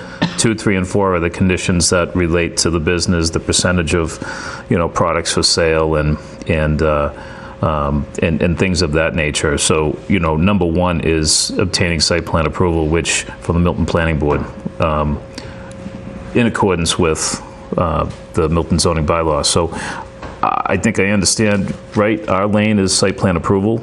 The applicant, if the applicant cannot comply with 2, 3, and 4, I understand it's kind of odd. It's a bit connected, but where Joe Prondak asked town council for a legal opinion on this, I just think it's worth going back to town council to confirm what this discussion, because it is one of those areas that the zoning is. Let's say, for example, the child care facility on Blueville Avenue ceased to operate in accordance with the site plan approval. You have no jurisdiction over that. That's the building commissioner's job. Once you've issued site plan approval, your job is done. You have no further jurisdiction. Ned, I think the board understands that. I think Tim's question really was much more for the applicant, that should you obtain... I agree. I agree with that. Yeah, if I could finish. Should you obtain site plan approval, you do have to meet other conditions too. Site plan approval doesn't give you an operating business in compliance with what the town. So I think Tim's question and his line of discussion is cautionary more than it is anything else in trying to, right? I think that's where you're going, Tim. And again, I think, and this is a familiar situation for all of your approvals. You do them and then you hand them to the building commissioner. Building commissioner is the zoning enforcement officer. This is a type of zoning kind of approval. So it's not an unfamiliar position. I guess, in terms of where those requirements live and what the sort of the nature of the monitoring is, like biannual reports to the building commissioner, I feel like that should be articulated in the decision, is kind of what I was getting at, so that, everyone who sort of reads that decision understands what the parameters are, for that. And I have no problem with that and those types of conditions being written into the decision, because there are obviously requirements that they have to follow with the building commissioner. Yeah, we've understood those conditions from the beginning. The building commissioner made those clear a while before he even wrote the letter, just saying these are the things you'd have to meet, and so we went into it understanding that. Yeah, no, that's great. And also, we do have a new building commissioner. I want to make it very easy for him. So just making sure everything's written down somewhere in one place. The last thing I wanted to say before we get into broader public comment is I did send an email that my office received last week from, and I didn't catch the gentleman's name earlier, but it was from a Nick Goby on 45 Meeting House Lane. That was an email that he sent in that I sent to the board supporting the project.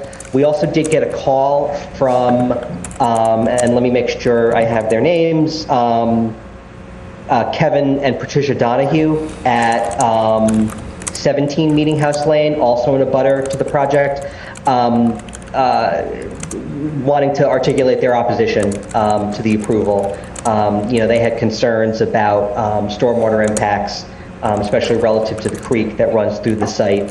And so I had asked them if they'd be able to put those comments in writing. I think they're out of town this week, so spotty internet access. So I said that I would pass along those concerns. Those are, again, outside of what presumably you're about to hear from public comment. Those are the only two pieces of correspondence we got in relative to this project. Thank you. With that, I'd like to go to the public for questions or comments. Seeing hands up, there's 3 or 2 now. 137 Robbins. If you can unmute yourself. And welcome. And state your name and your address, please, for the record.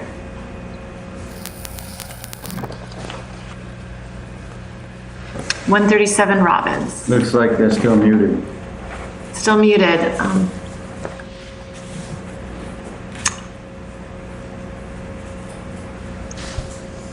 All right, you know what? Let's come back. We'll go to the next person and we're going to come back to 137 Robbins. And he'll try to get, or she can get herself unmuted. Bob Wright, If you can unmute yourself, Bob, welcome. Good evening, and if you can state your address for the record.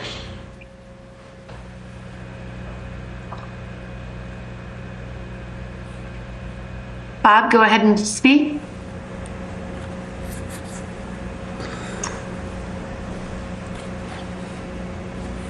Unable to hear you, Bob. You are unmuted.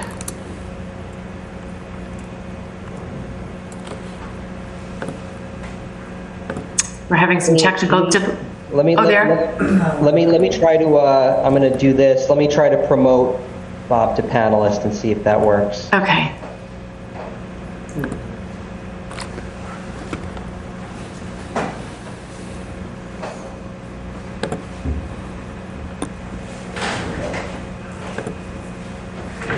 Oops. Bob, are you able to hear us and speak?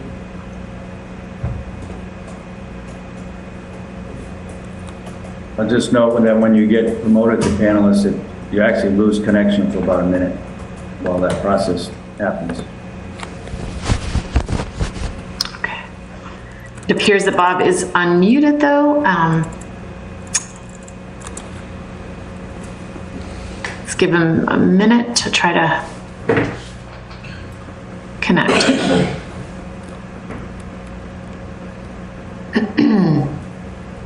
All right, I'm going to try 137 Robbins. Yeah, because 137 is now unmuted. Oh, now you're muted again, 137. You were unmuted. There. Hello? Hello, welcome. Hi there. So I'm sorry about that. That might have been me, I'm not sure, but I'm actually Bob Wright, and I'm 137 Robbins. Okay. I had a couple questions. So 137 Robbins is located directly across the street from this property. And I just wanted to start by saying I agree with some of the comments made earlier. I think the neighborhood is largely in favor of this. Maggie had a comment earlier on the greenhouse. I personally think the neighborhood would prefer that it stays where it is instead of moving it, so they don't have to or don't have the option to subdivide in the future.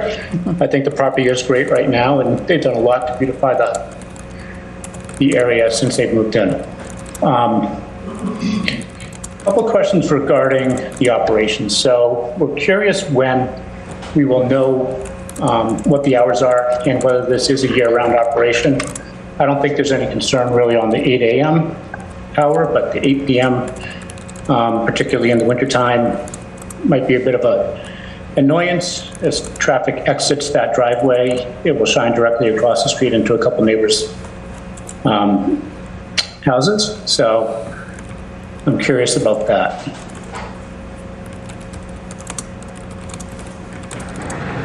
We do intend for it to be year-round.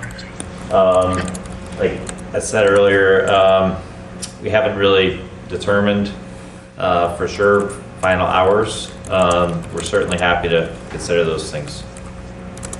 And maybe the hours, should be shorter in the winter. But I guess my question is more around, does the town have a say in what those hours are? I'm sure they do it to some capacity, but I'm not sure whether they can say has to be stopped at 7 or has to be stopped at 8 or whatever. That's for the planning board. Yes, it can be tied with our permit, agreed upon. I don't think it can be because it is an agricultural exemption.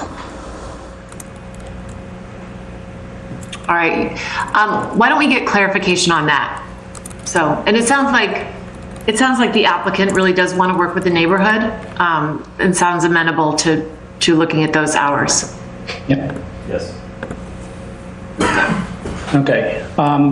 Second question I had, and I don't think this is the case based on some of the conversations we've had with the neighbors, but will there be any seating, picnic tables or whatever, where people can enjoy one of the baked goods that are made on site, or a pre-made salad or anything like that? Yeah, we have the open porch, as you can see, on the side of the building, and we would intend to have some, you know, chairs and things out there, and yeah, possibly a picnic table. Okay.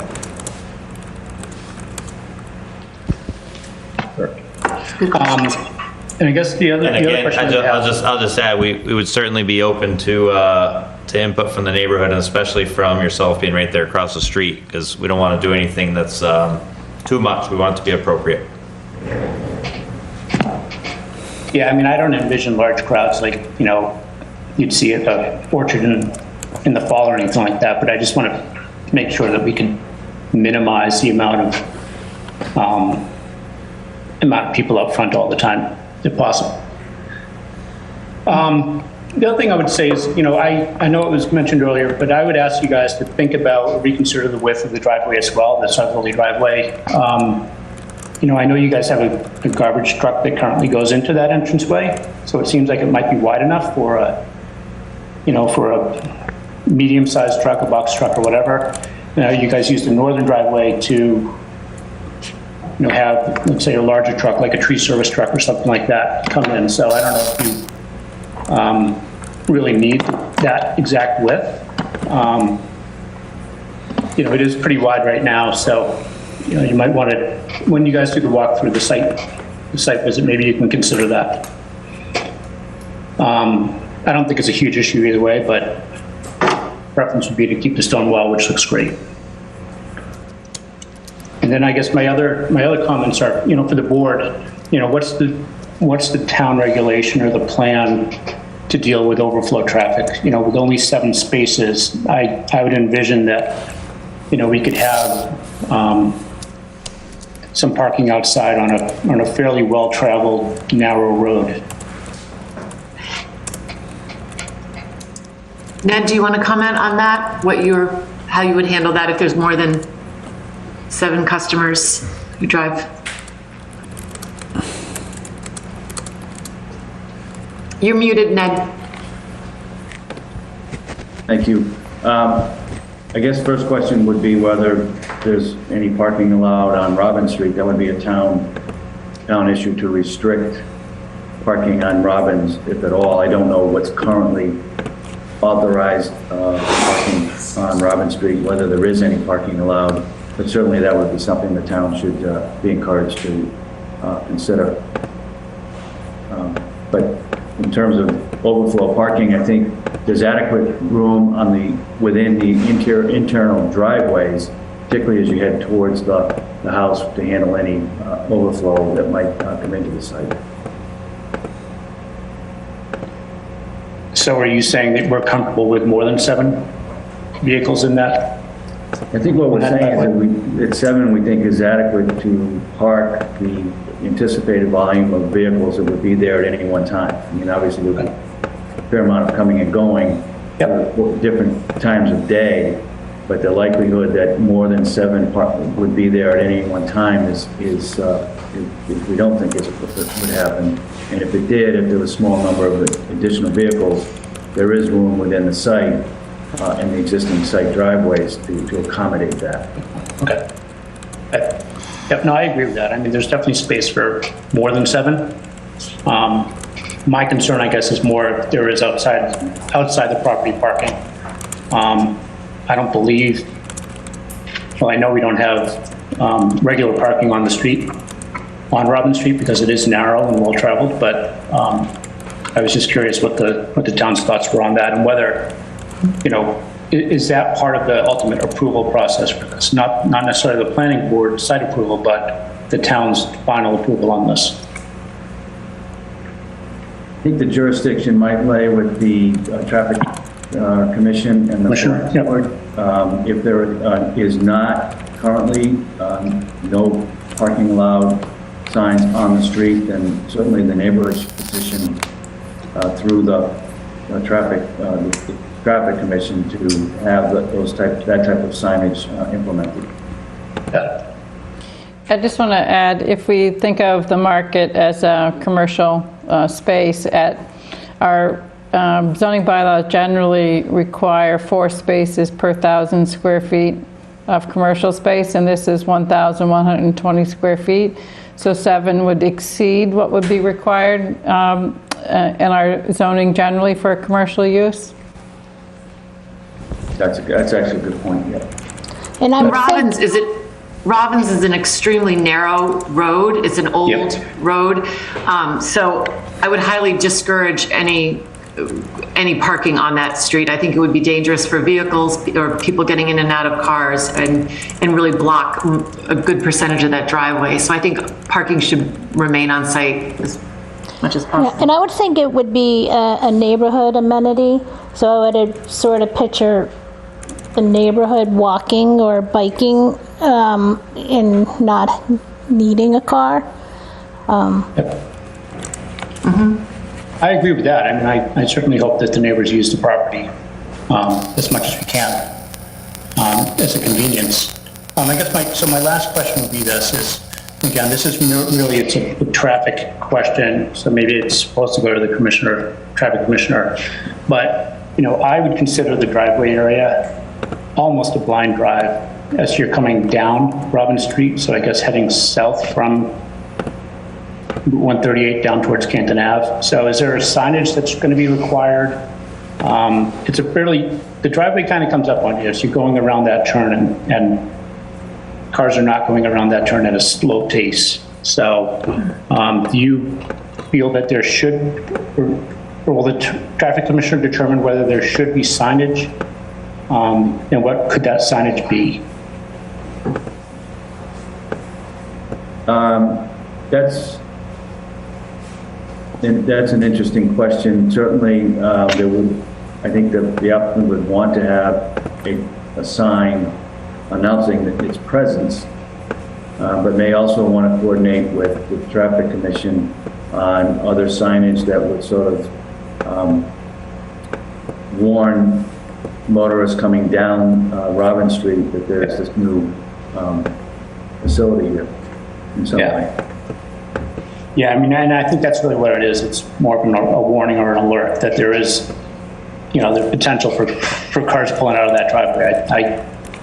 I'm probably thinking worst case scenario, but it is, as Meredith mentioned, it's a fairly narrow road and highly traveled. So just want to make sure that safety is considered. And that's all I had. So, I guess I could close my comment with saying, we are, from a neighborhood standpoint, I think we are generally in favor of this. So, hoping it does ultimately get approved with whatever necessary restrictions are placed on it. But, we enjoy the neighbors, and I think it's a good addition to the neighborhood. Thank you, Bob. Appreciate that.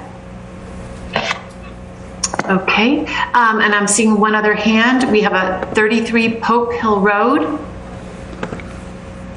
You just muted yourself. If you can unmute, welcome in.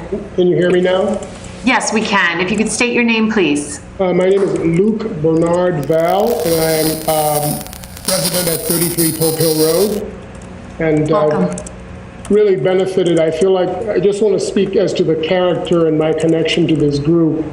And of course, I want to speak in favor of the project. I think it's a beautiful addition, and it's really consonant with the values of Milton architecturally, I feel. And I've been a Milton resident for about 23 years now. So Robbins Road is a scenic jogging path for me, and I'm always going up the hill on my bike there. So going by that house has always been, even before the community moved there, was always a place that I really got a lot out of in terms of my own personal enjoyment. So I just feel that there's a really wonderful match here in terms of what's going on with this project and my own history and evolution and experience in Milton.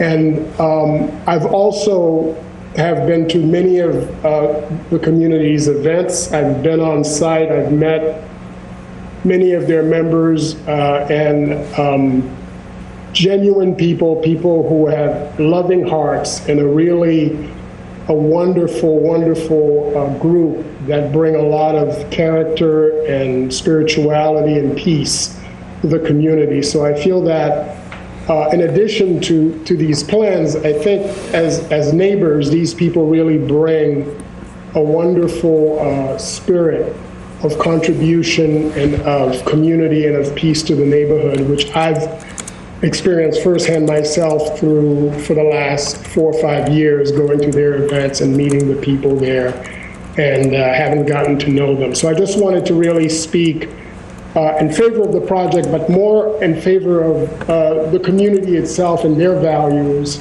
and how that will also enrich our community. So that's what I wanted to say. Thank you very much.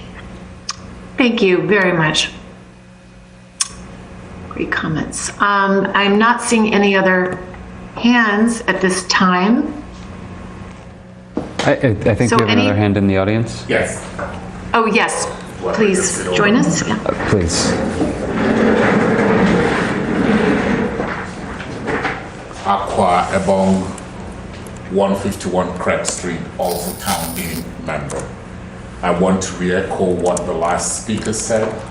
While the project is great, the people in that organization are even better. I believe that this board will do its best to ensure that safety and the project abides by the rule. But I also know that the group there, from my interaction with them, would make necessary adjustments if neighbors find things inconveniencing. I'd like to put my support to this, as I had mentioned earlier. I think it's an addition to our neighborhood. I understand the concerns about parking on Robin Streets, but there are other adjacent streets where parking could be done and you just walk up if there were ever an event where you had 20 or 30 other people there. We work closely with this team. I have taken the time out of my day today to support them. And I pray that this board approves within the limits of the law what is necessary so that we can support and encourage this group to stay with us. Thank you. Thank you. Thank you very much for those comments. Anyone else from the audience would like to speak? There are no hands, Meredith. Okay. All right. Is there anything else, any other comments from the board or closing comments from Ned before we move the public hearing? I just have a quick question about trash and composting. I didn't see any dumpster or anything on site. And now in nature of a commercial kitchen and more, what I feel is going to be more volume, how are you going to handle your trash? And are you going to compost anywhere? We do have an existing dumpster already on site. Okay. Where is that? It will be, it's in the vicinity of the parking area, but we would move it over a little bit. So it's a little further away from the parking. Maybe like behind the building or just not visible from the street, or? Yeah, not visible from the street. We didn't locate it specifically, but it would need to move over a little bit. But it's an existing dumpster, so we wouldn't be adding more dumpster. I drove by yesterday, I didn't see it, but that's not on you, that's on me. It's behind a shed. There you go. It would just need to move over a little more. Okay. So it would stay out of sight as it already is.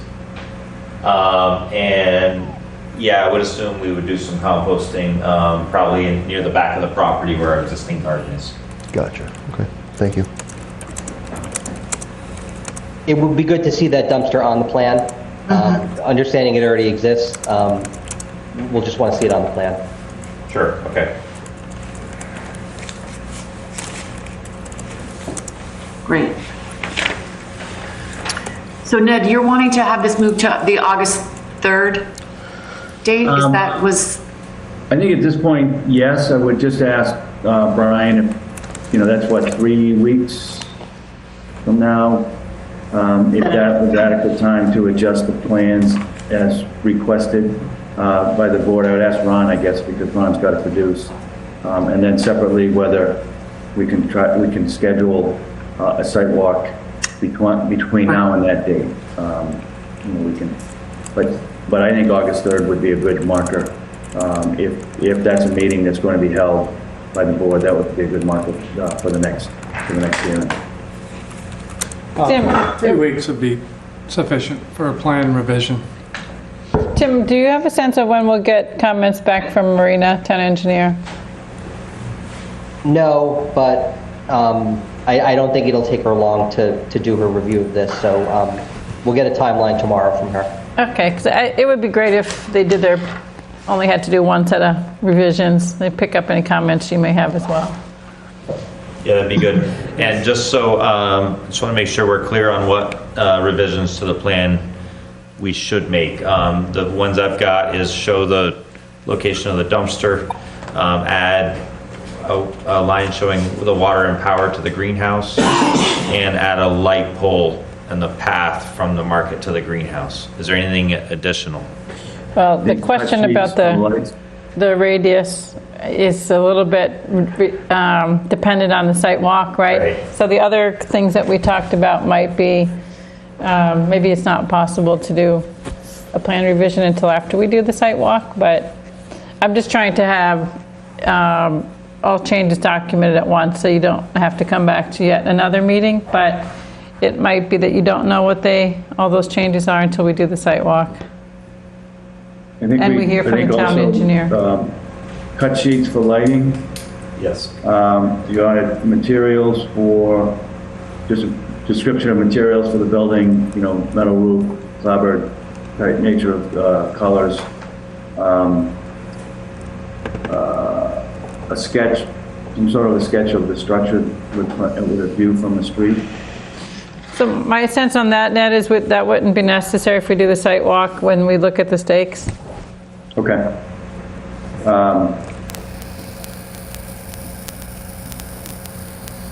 Just updating the utilities, obviously, Marina's comments with respect to that would be important. Yep. Great. Thank you very much. So I think you wanted dimensions on the size of the garden, sort of in the tail of the property, and the square footage of other garden area that would be proximate to this building. Yes, that would be great.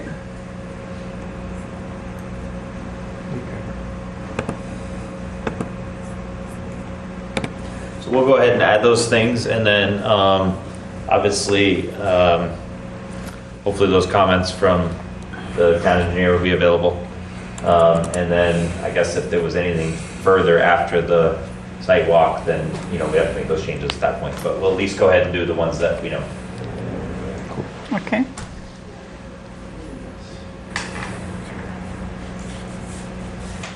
You're muted, Meredith. If you want to start working on a rough outline of a draft of a site plan approval, just I'll do that. based on at least what we've added and discussed tonight, that would be great. Sure, I'm happy to start working on that. Okay. Anything else from anyone? I'll just add from our end, as far as the site walk, we're happy to, anytime that works for all of you, we'll make work, for sure. Thank you.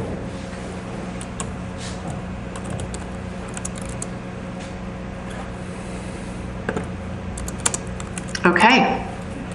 So we continue to August 3rd at 7:00. 7:05? No, that's when we did Highland. Sorry. Oh, no, we did the 10th. That's August 10th. Sorry, Yeah, which is good. We're separating out our public hearings, so that'll be good. So yes, a motion to move the public hearing of 152 Robin Street, site plan approval to 7:05 on August 3rd. Do I have a motion? I'll make a motion to move the public hearing to 7:05 on August 3rd, 152 Robin Street. Can I just make Do I have a a second? friendly amendment to? Oh, sorry, sure. Go To ahead. continue the hearing? I'm sorry, to continue the hearing. Continue. Thank you. I'll second. Great. Roll call, all in favor. Cheryl? Yes? Sean? Yes. Maggie? Yes. Jim? Yes.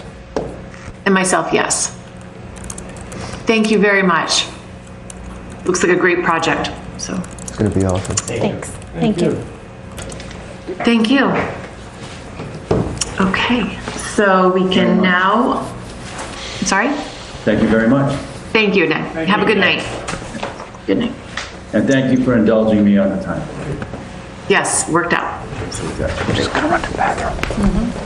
Okay, so we now can go to our new business, 193 Central Ave. We have a minor amendment of the site plan approval. And I think I saw Marion. We can bring Marion in.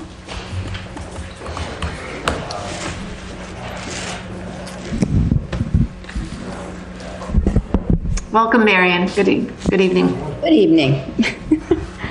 Nice to see everybody again on this warm night.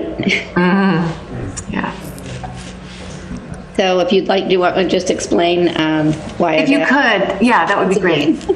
Once again, to talk about the landscaping plan at 193 Central Ave.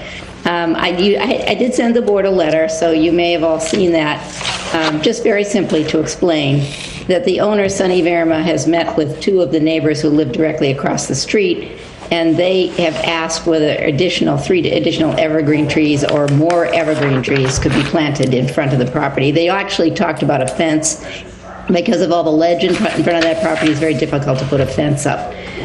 So the owner is very willing to do that, but would like to substitute for the 3 trees that we had originally agreed to in the back and put more trees in the front, which is where they're being requested. The tree location in the back that was agreed on at your meeting in September, I think, 2022, they're to the right and to the rear, and that was just sort of arbitrarily selected. We had some discussion about, well, what if we wanted to plant them to the left, or what if we wanted to change it, and it's really, the only way to do that is to come back to the board and talk about it.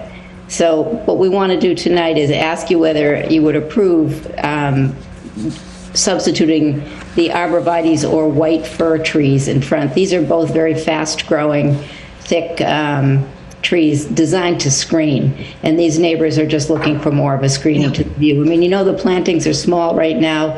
They will grow, but if you do the evergreens, they'll fill in quickly.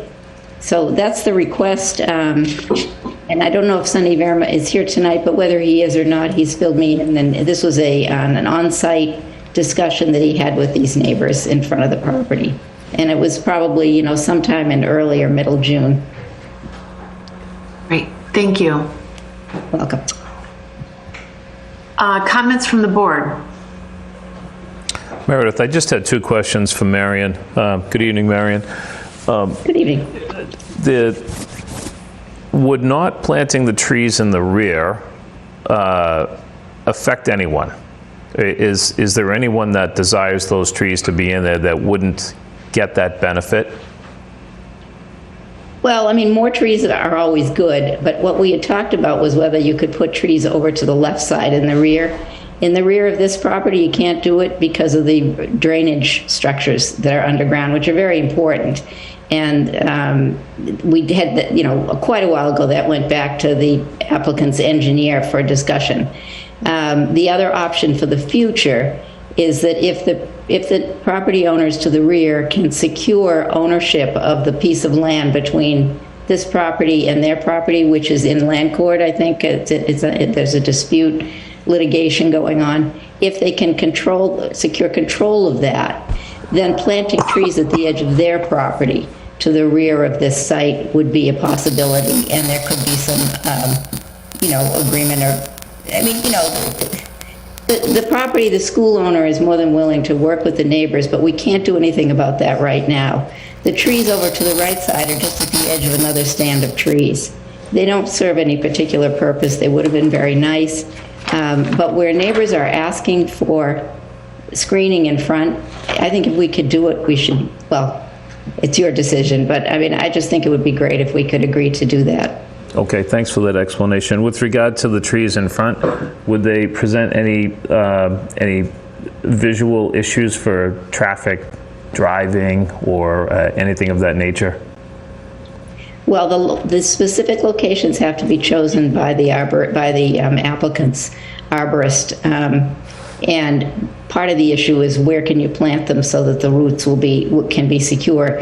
You can't obstruct exiting and view from, so that will have to be considered.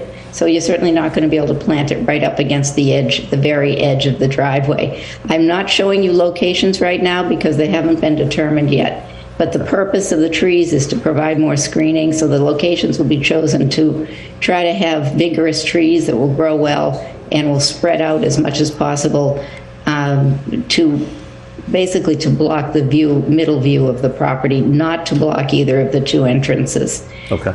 So I can tell you that we would be paying attention to that, but I don't have locations right now, and you certainly don't want to plant a tree right next to the driveway. Okay. Got it? Yeah. Thank you.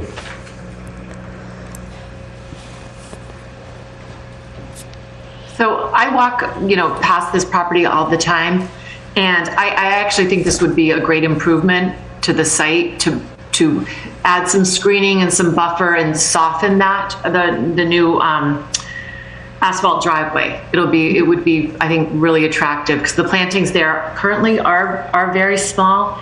I would prefer white fir to the arborvitae. I think arborvitae just can look very generic and,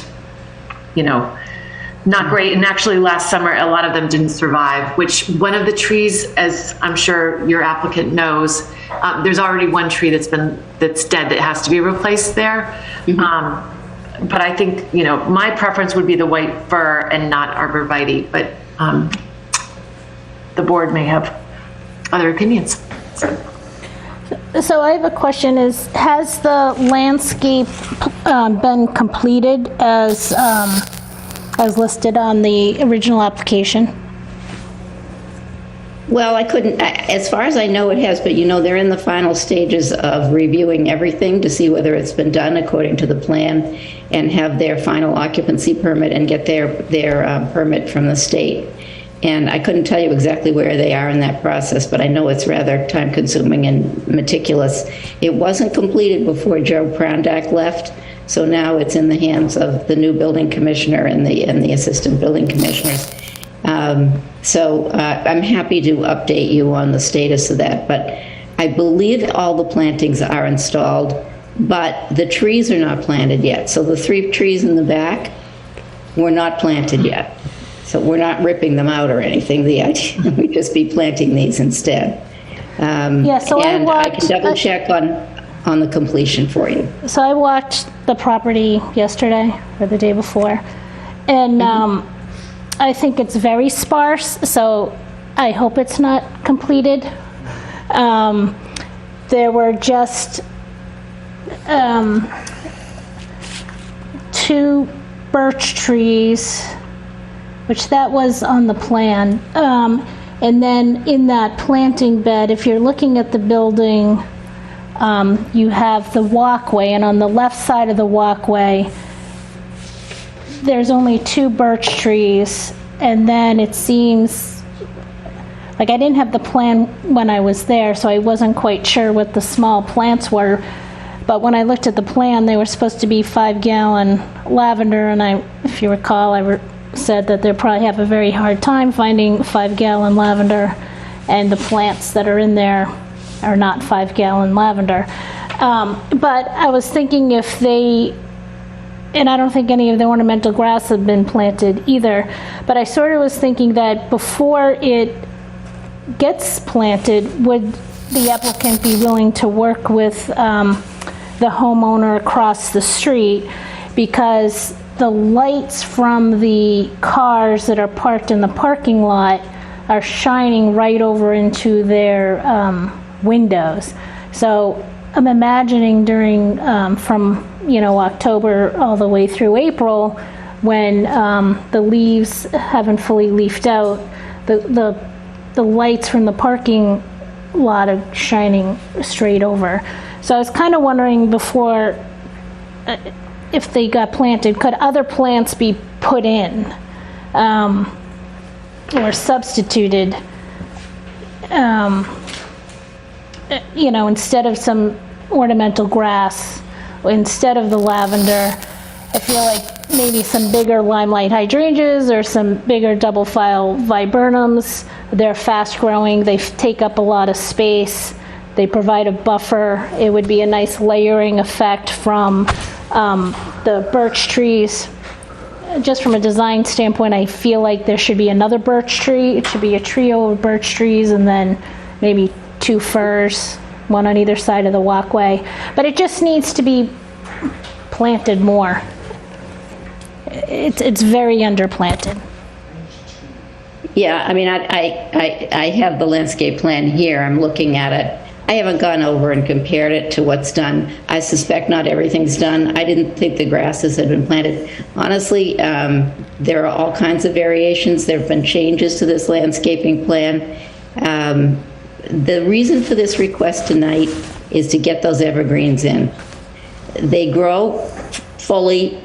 They will block the view, and then other plantings may need to be added, or maybe the ones that are there are going to get bigger. If the grasses haven't been planted, I can tell you they get enormous if they have enough space. I have them in the tree lawn in front of my house, and I keep having to cut them back with the hedge trimmer. But I mean, they're amazing for filling. I mean, I know you know more about landscaping than I do, but they do fill in well. It's just that I don't see them, and I don't know if they've been planted. I'll find out what the status of the current planting is.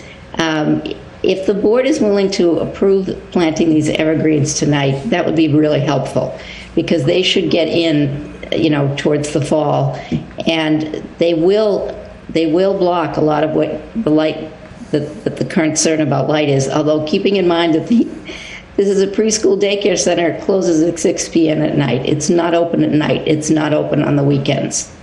It's not going to be shining lights all evening long into the neighbors' houses, but there should be screening, of course, and to the extent that the lights can be screened, that would be excellent. Certainly when you look at the landscaping plan, it looks nice and full, but I remember there were evergreens in a straight row across the front of this building in the original landscaping plan, and that was changed because people wanted more variety.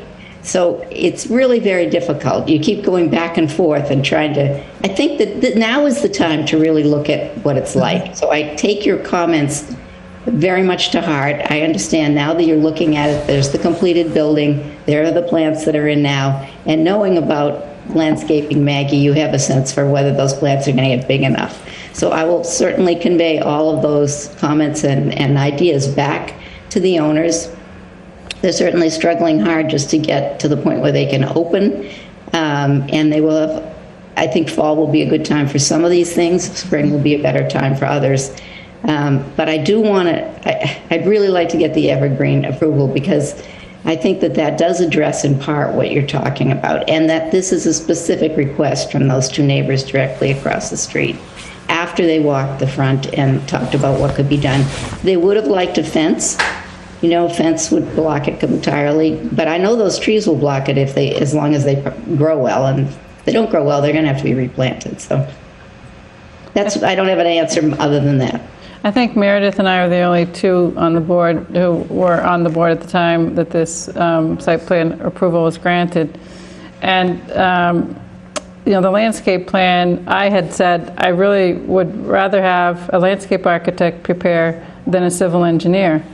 And I actually think we should change our rules and regs to make that a requirement, because I also went by the property and I thought that landscape plan looked full.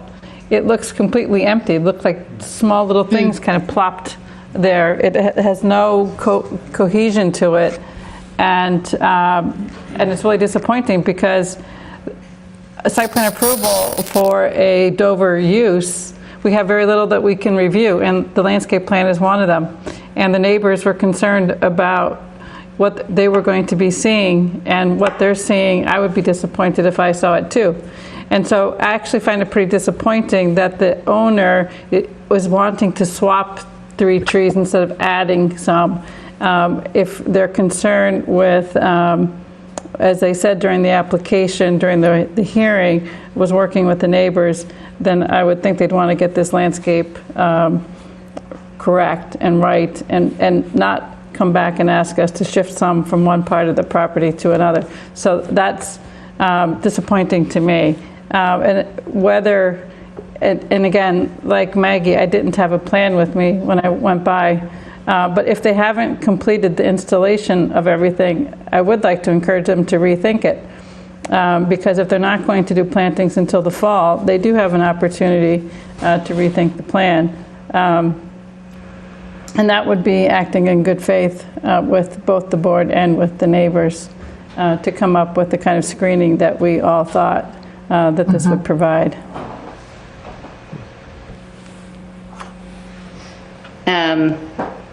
I don't disagree with any of that. It's just a matter of time and getting everything done. I think that landscaping is something that also can evolve over time, and I think that it should. So, as far as your comment about moving the trees, all I can say is when we agreed to put those 3 trees in the back, we said there's really no purpose to putting those 3 trees there. They're nice, but there might be a better place, and if there is it possible that they could be moved? And the board seemed amenable to that. So I don't think it's improper to come back to the board at this point and say, no, we shouldn't do those 3 trees there. We should do them in front, and they should be evergreens. They may not be as ornamental or beautiful as some of the lovely hardwood trees that we talked about last year, but they do screen better, and that's really what we're looking for now. And then as far as the rest of it goes, yes, I agree with your comments, and I hope that there's going to be opportunity to perhaps change some of the landscaping if it's going to make it better. Sounds like this Anyone is the else? opportunity. Right?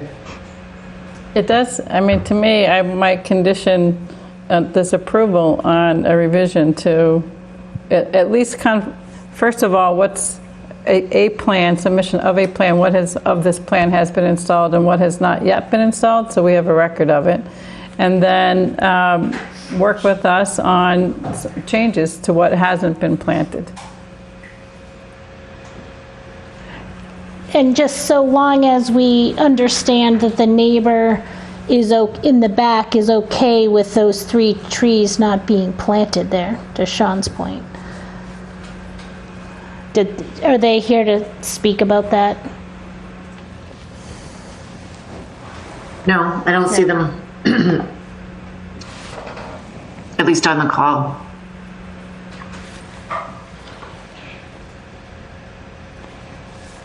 Yeah. I don't think that abutter attended any of our other public hearings either, so may not be aware. Yeah, I think they did, and they had asked for additional screening. And because of the size of these, as Marion said, the size of these storm retention systems and the proximity to the property line, there's not adequate space to put any. Right. Oh, I'm sorry. I'm talking about a different abutter then. I apologize. Yes, the Atwoods definitely did. The rear abutter. That's what I was talking about. There's been there has been a lot of discussion, and there still is future opportunity, but the land ownership has to be resolved, unfortunately. Yeah. Are the Atwoods aware that these trees would be removed? All I know is that the Atwoods wanted trees to be planted, along their lot, nearer to their lot line. They say this, they don't want a view either, although I don't think they have the lighting. They don't have any parking or anything that they're near. I don't know. I mean, I just think it's going to take a while to figure out how to do better screening. They already have some, but I think it's going to take a while to figure it out. And there may be other issues, that work themselves out after the school is actually operating, and we see, for example, what the impact is of traffic going in and out, and the timing, and whether it has as much of a, is as much of a concern as the front things. Regardless of that, I think the evergreen should be put in the front. And because of the specificity of this landscaping plan, every time a change is made of any sort, we have to come back and ask you in good faith. So to add something, we have to ask you. And I guess if the neighbors didn't like it, it would be an issue. So in this case, they're asking for it. I think in the interest of protecting that condition that may resolve itself at the back, eventually they may be able to plant those trees if that can be worked out, possibly. And this request to plant the trees at the front, I would not be in favor of moving trees necessarily. If they want to add 3 trees at the front to satisfy the neighbor that would like those trees, I personally would support that, but I wouldn't want to forego the opportunity for those trees to go in the back for the purposes of screening at the back at some future date when that gets resolved. So I guess the way I look at it, it's adding 3 more trees to the property, not moving 3 trees. That I would support. Well, what about the location of the trees to the right? See, if those get planted, then there's not going to be anything else added to the pack. Pardon You me? want to put that in abeyance and say that it's for the future because you can't do it yet, but that this should be done? I mean, I don't know how you would word it exactly, but do you see what I'm saying? No. She's saying The that trees on the right don't wouldn't be provide re- screening to the rear neighbor. They wouldn't be required to put those 3 trees in the rear at this time until the resolution of the legal challenge between, because those 3 trees might be better suited somewhere else in that parcel in between. That's what you're saying, Marion, right? That's right. Because that's what that abutter had requested. Right. That's correct. Yeah. And So you're not, I mean, I understand what you're saying. You're not saying, oh, it's fine, you can just substitute these trees for those trees. correct. But you're saying, yes, we'd like you to plant the front trees, if you give permission to that, and I think the white pine or whatever, there was a preference, the board should talk about that. In the back, the planting plan still calls for planting 3 trees in the back, to the rear of the property, as long as there's a way to do that doesn't interfere with the drainage. And the way to do it actually would be to offer to plant them or pay for the neighbor to plant them on their property once it becomes their property. Right. The strip land is not their property right now, it's owned by somebody else. Yeah. Where do you take notes? We do have a hand, Jenny Russell has her hand up. Okay, good. So I thought, let's let Jenny speak too, because this is really affecting her property. Yep. Welcome, Jenny, you can unmute yourself. Yeah. And state your address for the record, please. 190 Central, right across the street. I'm here with my wife Helen, and we were the ones who met with Sonny a couple of weeks ago. And appreciate certainly his quick response to this and this application to you all. And I really appreciate Cheryl and Maggie's comments about sort of the comprehensive feel of this, because we definitely feel it's a disappointment. And it's so ironic, given that this follows your previous request, where a lot of the comments where this is in keeping with the style of Milton and the farm and sort of this country feel, and here we're presented with something that's absolutely not. So what we're sort of faced with is thinking about the property really fitting in with the residential and high standards of feel and look and style of landscaping around us. And we just want that. It's more than just the screening. Yes, that's a priority for us, but it's also the feel of the whole property. So Cheryl and Maggie's thoughts about the more comprehensive sense of this is for me, is right on. How do you do that? Yes, we want screening as soon as possible, but we want it sort of bigger and better as well, all around. And I'm sure the Atwoods would not be satisfied with the sort of switch and bait sort of sense of taking the trees from one place and putting them in another, for sure. And Helen, do you want to add anything? Well, I just wanted, Marion, your comment about the lights, that the Goddard is only going to be open till 6. It isn't just the car lights, it's that there's this, glare of 30 cars parked in the parking lot and the asphalt, and no trees.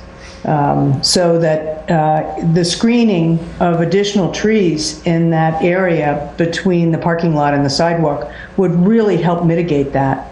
It isn't just the lights. Great, thank you. Anything else? Jenny or Helen, is that? So I think what I'm hearing the board say is that we absolutely would welcome the addition of the 3 trees. I don't know if the board has a preference, but what it says here is arborvitae and or white fir. And I think, again, long-term having more of a layered effect, but perhaps the white firs maybe a little less generic looking. I don't feel as if I'm qualified to select one or the other, so I'll look to perhaps Maggie to make a recommendation. Yeah, I like the idea of a white fir better than an arborvitae. I think it's fuller from top to bottom. I think, as to Meredith's point, it's a little bit less common, it's more substantial, a little more natural looking than just putting down 3 arborvitaes. Okay. And the size. The key is the size. So making sure that it's a minimum of, it says 8 to 10. 10's better.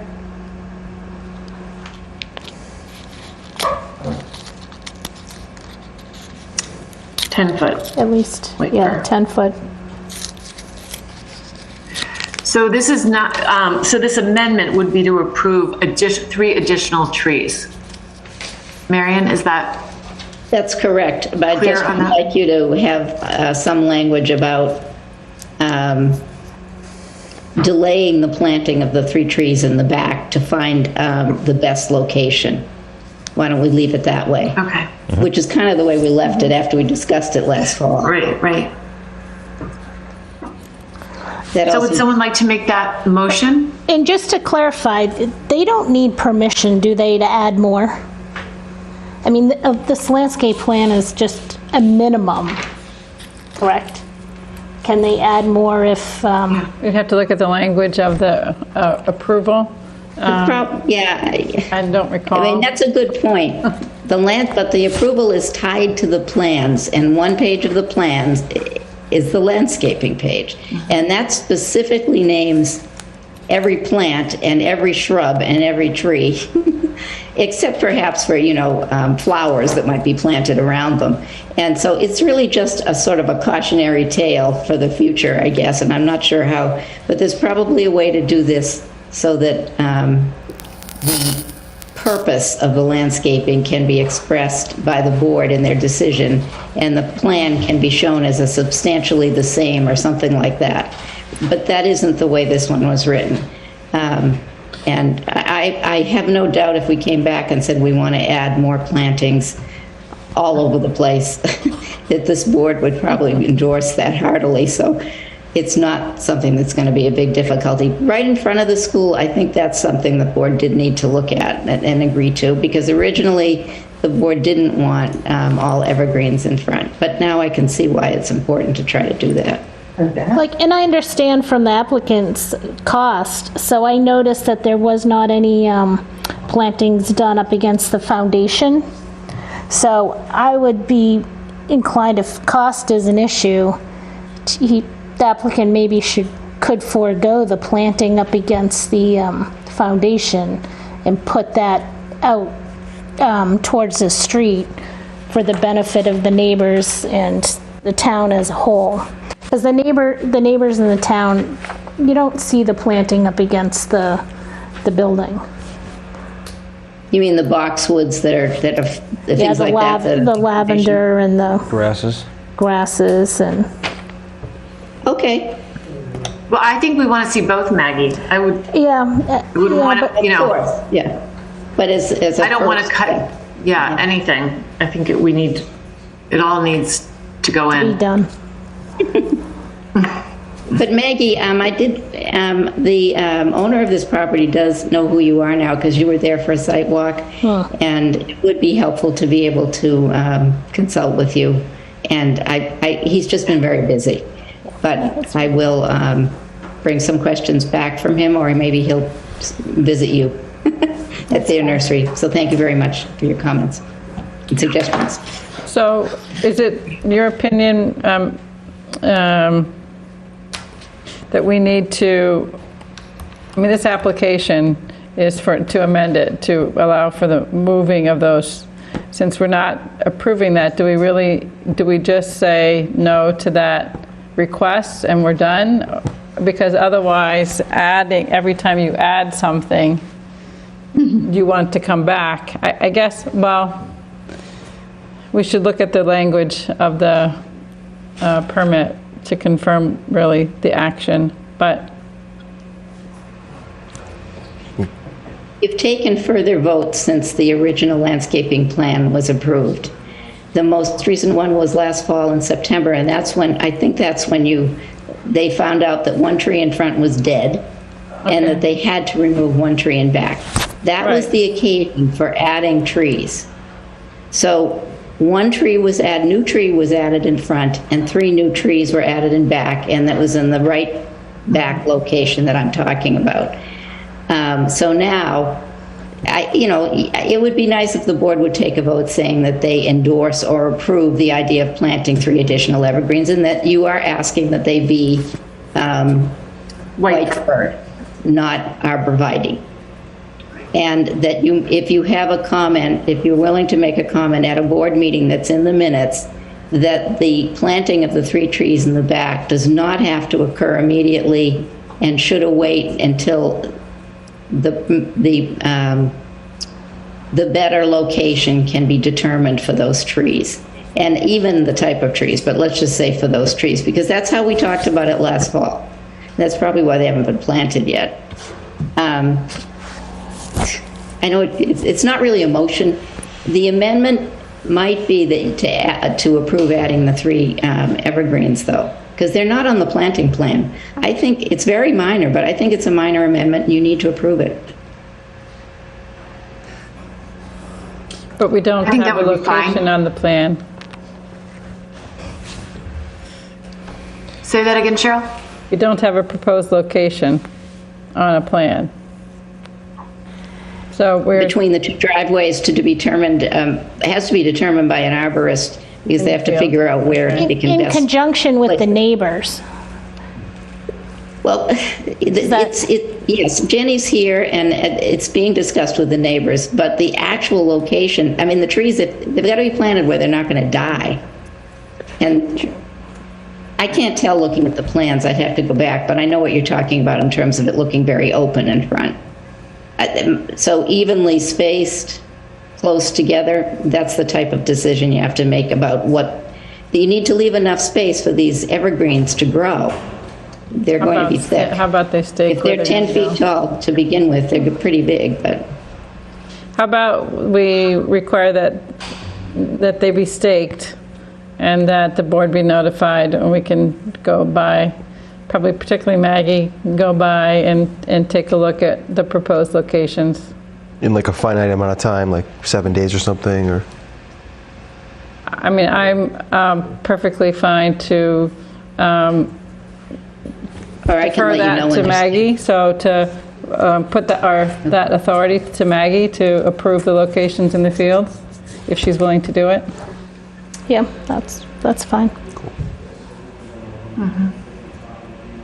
That would be great. That way we wouldn't need to have it on the plan, submitted into a plan. Right. But your vote should say white fir, and if you feel the minimum height for the new trees should be 10 feet or 9 feet, whatever, that should be in your vote. I need to have a record of that.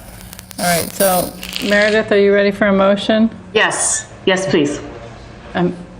So what was it's the white? Adding 3 white. 3 white fir. White fir, 10 feet? 10 feet. 10 feet minimum.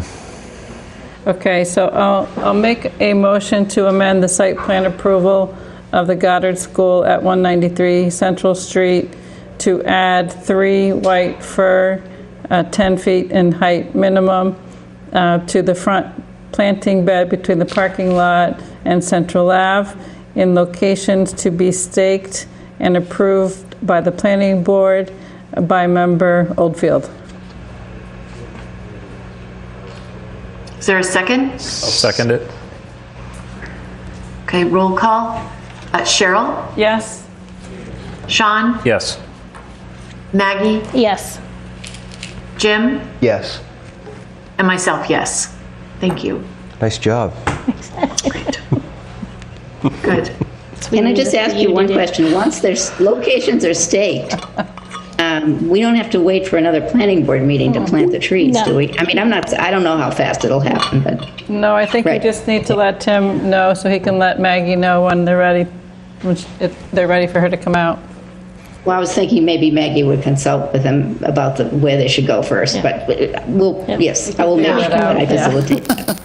Thank you. Thank you very much. Thanks, Thank you, Marion. Marion. All right. Have a good night. Thanks. Okay. Tim, this next item, discussion of proposed changes to the new fire headquarters site plan. Do you want to tee this up? Meredith, can we move to the MBTA communities and come back to the fire station? Sure. Yeah, and one moment, please. Brian, are you just waiting so you can take your rendering? Oh, come on over. my God. Take it, No, yeah. please, come and take it. No, that's okay. sorry. Yeah. Unless you want to stay good for another catch. hour and a half. I know. Yeah. Good catch. I thought you found it riveting and wanted to stay and listen to more. Great. Extend an invitation. Yes, Cheryl, I'm absolutely fine. Is the rest of the board fine with Okay. moving to the MBTA communities next? Okay, thank you. Thanks. Thank you, Meredith. Yes. Is that an agreement? Did everybody think that's okay? All right, I'm assuming so. Okay, Tim, if you would like to start us off on your presentation of our new districts. Okay, thank you. So the good news is we have two options here and potentially more options, but I think between what we asked MAPC to take a look at and between what UTL has been working with, we actually have two, I think, distinctive pathways for compliant districts. If we were to go in either of these directions, there's some tweaking that needs to be done.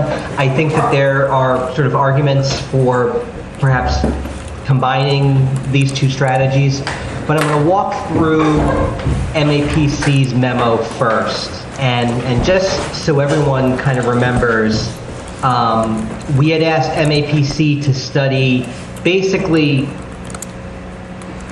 all of the, what I would call large parcel kind of options. Well, not all of them, but a couple of the larger parcel options that we discussed and kind of agreed to take a look at. And that includes some of the larger parcels in the transit area.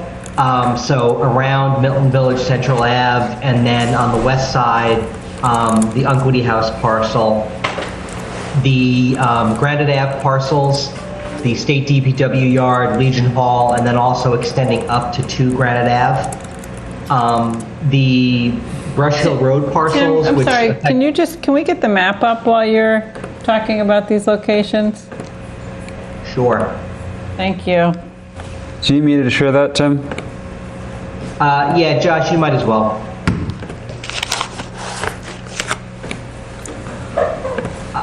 I'm looking at the actual MAPC report. I don't know if you want to put the mapper up or something else. I think the report with the page that has the locations on it is helpful. Sorry, yeah, I think that's helpful to walk through for the audience that's, watching the screen. Figure 2 in the report, is that what you have there, Josh? Yes. Okay. And maybe you can point out the ones as, Tim, do you mind going back over the districts so Josh can point them out? Yeah, so the two components of the transit area, so on the east side, some large parcels around, some large parcels around Milton Station and Central Ave. Those are the blue guys right there. On the west side, Unquity House on Curtis Road in yellow. We had asked them to look at the Granite Ave parcels, so the state DPW yard, the Legion Hall, and then 2 Granite Ave, the office building over there. We also then looked at sites on Brush Hill Road, so effectively the 2 large Fuller Village sites, and then the Brush Hill Rehabilitation Center. And then finally, some sites on, Randolph Ave, so the A. Thomas and Sons landscape business combined with the Animal Rescue League land behind that, kind of off of Chickatawit Road. Again, the principle here being larger, non-residential or existing multifamily parcels. We could conceivably draw arbitrary lines around any number of geographies in town, but I think having a kind of unifying kind of theme of, these are places where it would be appropriate for some larger scale potential housing development. So we asked them to run these through the compliance model, and the parameters that I gave to MAPC attempted to mirror as closely as possible what is existing in the area. And so the example that I'll give, and Josh, if you can kind of shoot through to some of the larger, kind of closer in maps, I think starting on page 8 with District 1. So this is an area so around Milton Village, Central Ave. So looking at the existing multifamily in the area, 131 Elliott Street is approximately an acre parcel. There are 38 units in that building.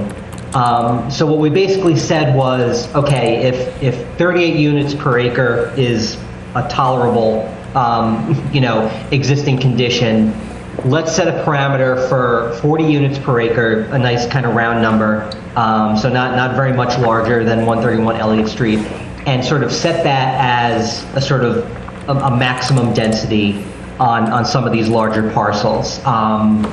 So just to sort of ID, we've got 88 Wharf, 2 Adams Street, the Extra Space Building, 1 Elliott, 36 Elliott, 50 Elliott, the Steel and Rye Building, the Auto Body Shop and the Dry Cleaner, 131 Elliott, and then the block of buildings with Stevie's and Mackey's, and then kind of folding in 36 Central into that. And I think it's under Elliott Street there, but I do think we also folded in the buildings where Craft and Crew and the Plate used to be. And so, very, very sort of basic parameters that we gave to MAPC, which is basically, density and some basic, floor area ratio. I don't know if it's on the chart, but we did have parameters on another chart. But just so you can see that, out of these blue parcels, there's the potential for 597 multifamily units. And then, does this show what the overall density is? There's a chart coming up that'll show the overall density. But so, this is what we gave them for District 1. If you can move on to District 2. And I want to just kind of run through these, and then there's a kind of a sum up table at the end that kind of shows our compliance metrics. This is Unquity House. We folded in some surrounding parcels just to get to the 5 acre minimum land area for a sub-district. It's very similar parameters at 40 units an acre.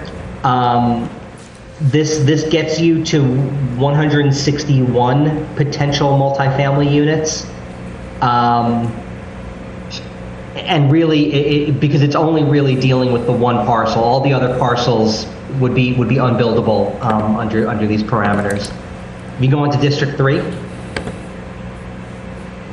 So Tim, can you just, I think it's worth highlighting that, what you mean by the other parcels are not buildable. And I think there were a couple in District 1 too. And just for people who might want to understand what that is, what that means. So basically, and it's actually less of a deal in District 1, but especially in District 2 where Unquity House is.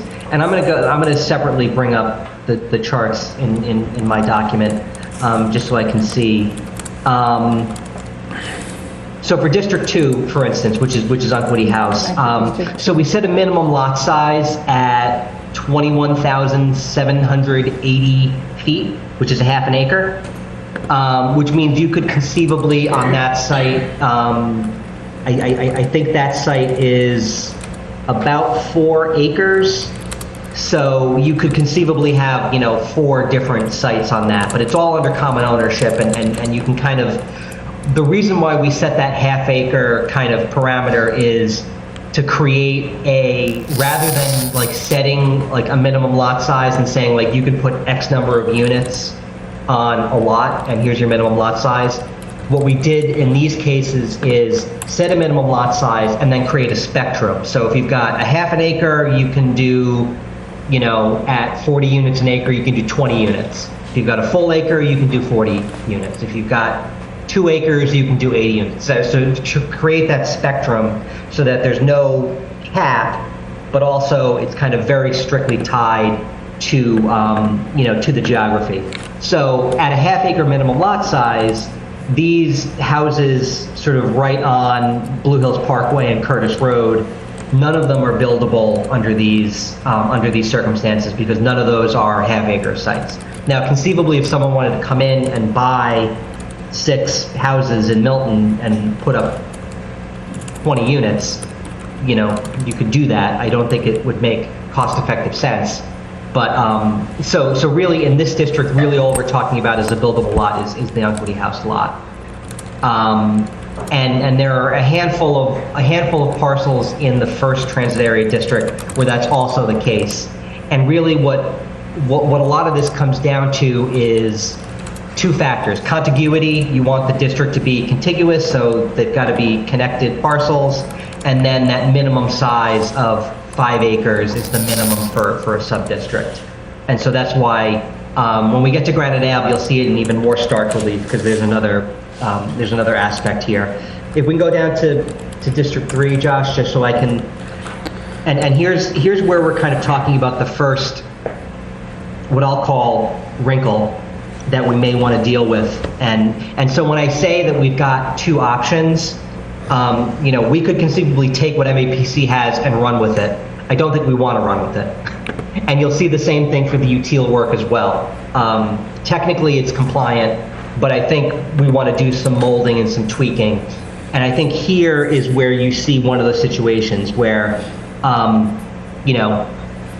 the likelihood of Fuller Village being redeveloped at this point, I think, is very slim. These are relatively new developments.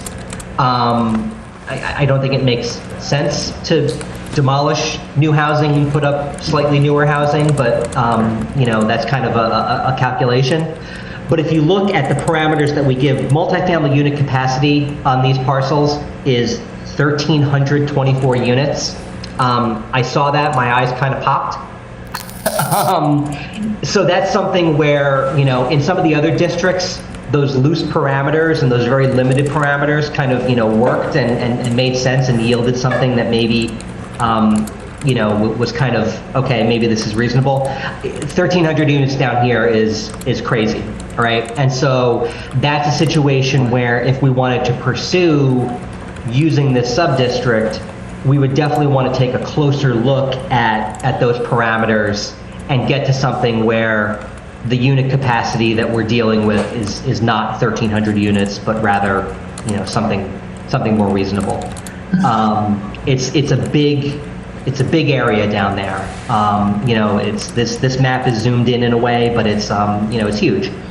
So, but the dimensional parameters down there are minimum lot size of 217,800 square feet. So we set a pretty big minimum lot size, but again, 20 units per acre starts to add up. And so that's something where we'd want to take a look down there and tweak it. We don't need 1,300 units down there. We just don't. So Josh, if you can move on to District 4. Tim, I did have one question on that. Yes. Sorry, the Brush Hill. Yeah. Aren't there a lot of wetlands behind Fuller Village? Yeah.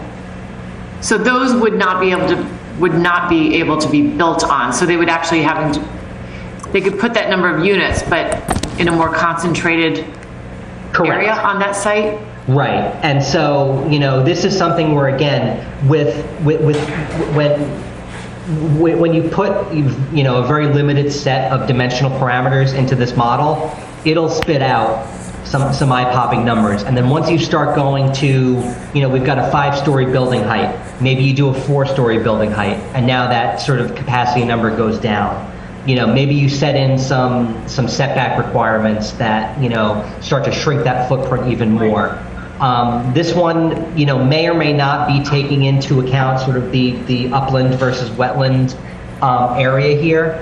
But that's another thing where, I think, and again, this is why, when you talk about zoning versus actually producing units, if there was going to be a redevelopment here, it would probably be on a similar footprint to the existing buildings, which are already taking into account the wetlands and all of those things. And again, the time and expense of actually doing that kind of makes it probably not worthwhile. But again, we want to be very cognizant of, if we're going to pass zoning, it's got to be something that we can live with. And I think I can speak for many Miltonians where 1,300 units down here is just not appropriate. So that's something where we'd want to tweak some of those numbers.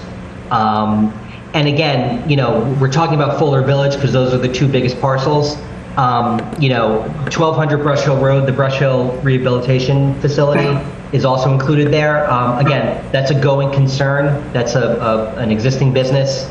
I don't think that it's necessarily something that would be redeveloped, but as far as that used to be housing, right? That was a seminary back in the day, right? So that building is, could conceivably be housing again at some point in the future if they wanted to redevelop. But again, this is an area where, you've got an existing building and it's an existing business, and, so we need to grab density, and this has been kind of like the theme of these parcels, is like boosting our overall density number. We don't need more units because we've got, under these parameters, we've got something like beyond what we need. So Josh, if you can move to District 4.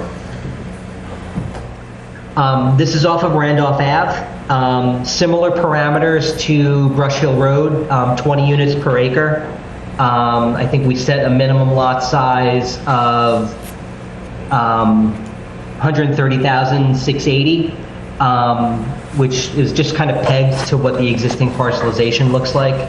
2.5-story building height, 1 space per dwelling unit, 20 units per acre. That gets you on this site to 280 potential units. These 2 subdistricts, 3 and 4, are ones where we want to be extra cognizant of. I think one of the issues we had with the 40B projects is, you're building huge multifamily buildings in the middle of the woods, and so everyone needs a car because, the 240 bus goes up Route 28, but you're sort of far on the outskirts of town, and, we don't want to be building too much auto-oriented development because all that does is exacerbate our traffic issues and whatever. And so this is something where splitting splitting the baby between, okay, we need to crank up our density numbers for all of the districts as a whole versus, do we really want to be building a ton of multifamily housing in these sort of outskirt kind of areas of town? We may want to kind of adjust those parameters to kind of, limit the amount of housing that goes here, but still kind of help us in some of the other metrics where we need help. And Josh, if you can move on to District 5. So this is the Granite Ave district. And this is sort of the funny one because, we had originally tested the Legion Hall site and the state DPW yard. We wanted to fold into Granite Ave, again, as a relatively relatively large building on a largish, site. Not the oldest building in town, but also not the newest. Office, especially suburban office. The whole office market is kind of, fundamentally different than it was even a few years ago. So, that's a potential redevelopment site there. One thing you'll notice, the size and the kind of composition of this district includes a significant amount of salt marsh. And I laugh because, I don't want people to look at this map and say like, oh my goodness, we're going to redevelop the salt marsh. This is what the state guidelines consider to be excluded land. It is wetland. It is owned by the state, and the state has never had any intention of redeveloping it. So this is land that you're allowed to include it in a district for the purposes of contiguity. So including that salt marsh area allows us to connect the state DPW yard to 2 Granite Ave, but it's unbuildable, it's excluded, and so it doesn't count towards our land area denominator. So really it's kind of just like ghost land that just allows us to have a contiguous district, which is good. It's good that the state allows you to do that. And so between these 3 sites, there's a potential for 483 multifamily units. We had cranked up the parameters a little bit more compared to some of the other ones. No minimum lot size, 6-story building height, 1.5 floor area ratio. It's, again, outskirts of town, especially 2 Granite Ave is really kind of a standalone parcel. So we thought if there's going to be, significant height, significant density in any of these districts, these were probably the more appropriate places, to do it. So that's kind of what the model spit out for these districts. Again, technically, all kind of get us to our compliance goals here, and this is the chart that shows that. So our unit capacity figure is 2461. So we get 2,800 plus units out of these zoning districts. So we get past that metric. 50-acre minimum size, that's just straight up out of the guidelines. This is obviously much bigger than 50 acres, so we hit that metric. And then the overall density of these 5 districts is almost 24 units an acre. And so very comfortably within those, high-level metrics of compliance. Josh, if you can move on to the next chart, because this is one where I actually started to have some questions, and maybe it's not, maybe I said the next chart, but maybe I'm thinking of something else.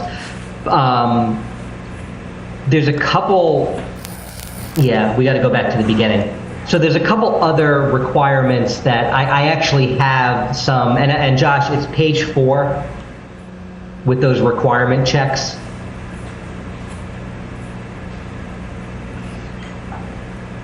So these are additional requirements that are in the guidelines. So I mentioned before, we need to get to 5 acres for every subdistrict. So each non-contiguous area must be 5 acres. All right, so we've got that. All of our subdistricts are at least 5 acres. At least half the district land area is contiguous, right? And so what this means is you can have half of your area in 5-acre minimum subdistricts kind of placed around wherever, but the other half needs to be one big district. We passed this requirement because of the Granite Avenue subdistrict, which included all of that salt marsh area. I talked to our project manager at MAPC. We kind of took a look at what the model was spitting out, and this is what it said. It seems a little kind of funky to me. So this is something I'm gonna double check this with the state to make sure that this is in fact something that gets us to 50% of our sub-districts kind of being contiguous. The reason I say it sounds kind of funky is because all of that salt marsh area is otherwise excluded, so it doesn't count towards our density, but then would count towards the overall area of our district. It just didn't jive with me. So I'm going to double check on that because we don't want to be handing in something and then later on they tell us that it's no good. Number 3 is the minimum land area. Again, much greater than 50 acres. And then the other one is how much of your districts are, so half of, and we've talked about this, half of everything needs to be in the transit area, and then the other half of everything can be elsewhere. And so this overlaps with those requirements on 50% has to be contiguous. So this is another one where that Granite Ave district gets us to 50% of the area being within the transit area, 50% of the units being within the transit area. And again, this is just something I wanted to double check with the state on, especially as it related to that excluded land in the salt marsh. The other thing that actually had kind of slipped under my radar until we started looking at 2 Granite Ave. 2 Granite Ave is actually in the transit area. It's within the catchment area for Cedar Grove. It's within a half mile of Cedar Grove Station. You just walk over the bridge and a couple blocks and you're there, which was wild to me. But it's good because we need as much, as much as we can do in terms of density and units in the transit area there, the less we need to do in some of the sort of single-family districts. So all of that is saying, Josh, you can scroll down just a little bit. Actually, no, go towards the end, again, to those compliance metrics.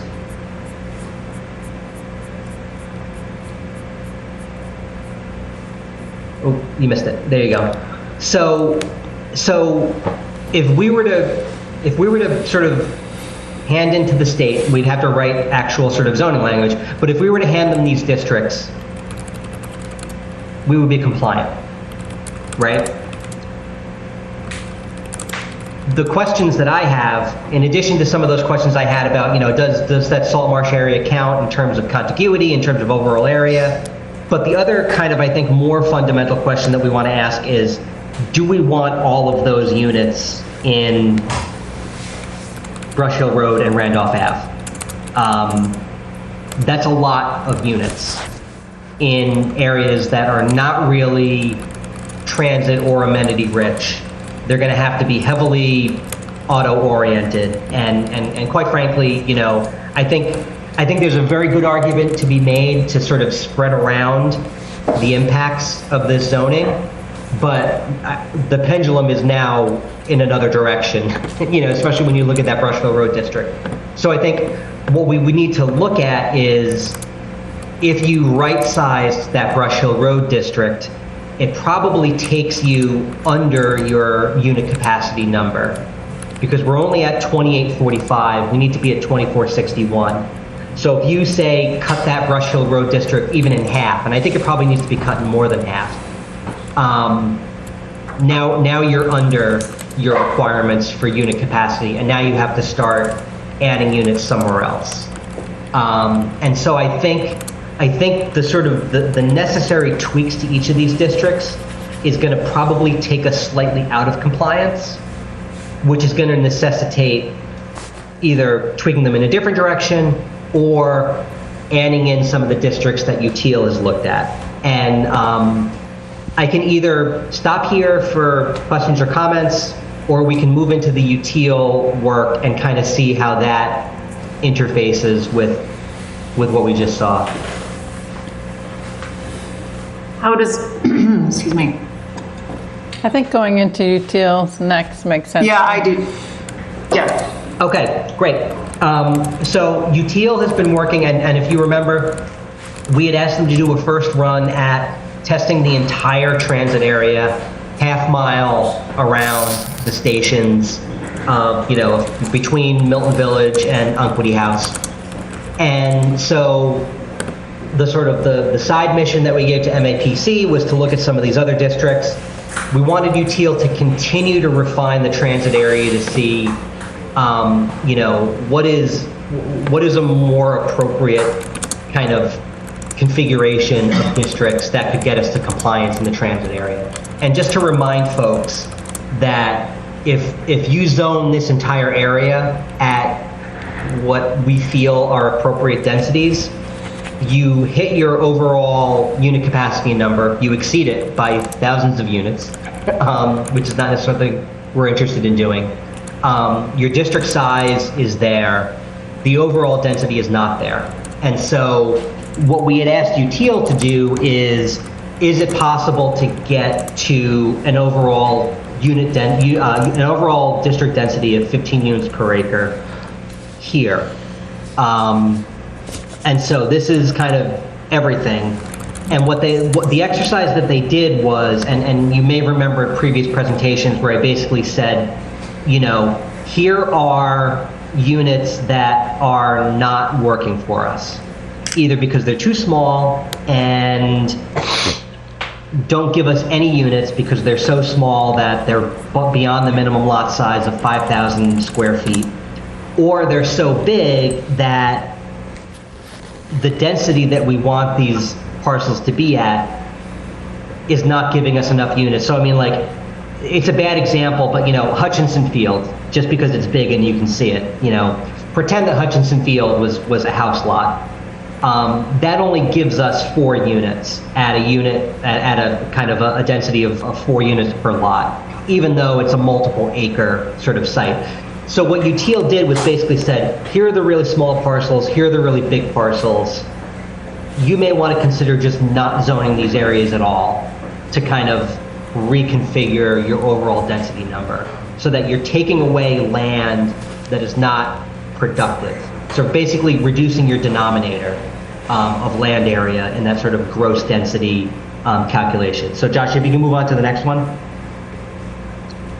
So this is basically the black outline kind of ghost parcels are, you know, what if we remove these entirely from consideration?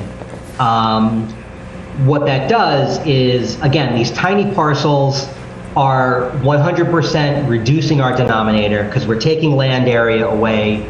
We're not losing any units because there were never any units there in the first place. And then these bigger parcels we're taking away, and we're losing a handful of units, but we're also losing a lot of land area out of that gross density calculation. Okay, so this just shows what would be sort of taken out in a way that you can kind of take away big chunks of these districts, and what remains is kind of productive, and you can actually sort of, you know, start to use it. So Josh, if you can move on to the next one. So what they did next is, so those ghost parcels are now gone, and then they divided the transit area into these sort of 7 sub areas that, you know, either by virtue of geography or kind of overall parcel size, or, you know, kind of work as their own kind of distinctive kind of areas. So Josh, if you can keep moving down. This now just kind of labels, so they're taking out the areas that MAPC is going to be studying. So this is just a diagram that shows that. And so here's what they did for dimensional parameters in these areas. And so for 1 through 5, and they're kind of color coded, you know, according to those big numbers up there. 5,000 square foot minimum lot size, 3 stories max, 15 feet in the front, 10 feet on the sides, 30 feet in the rear setbacks. And then this max dwelling units per acre. Again, similar to what we talked about with some of the MAPC sub-districts, setting up that spectrum of, rather than saying 3 units on a lot for a 5,000 square foot lot, basically saying, you know, for every 5,000 square feet that you have, well, no. This is actually, now that I'm talking through this is a question that I have for UTIL, and it's unfortunate that we have this meeting tonight and then I'm talking to UTIL in a couple hours. 12 to be exact, because I actually have a question for them. Because at the minimum lot size of 5,000 square feet, you actually can't get to 20 units an acre. So I have some math on a Post-it note on my desk right now. Basically, we need to think about what actually the minimum lot size is going to be, because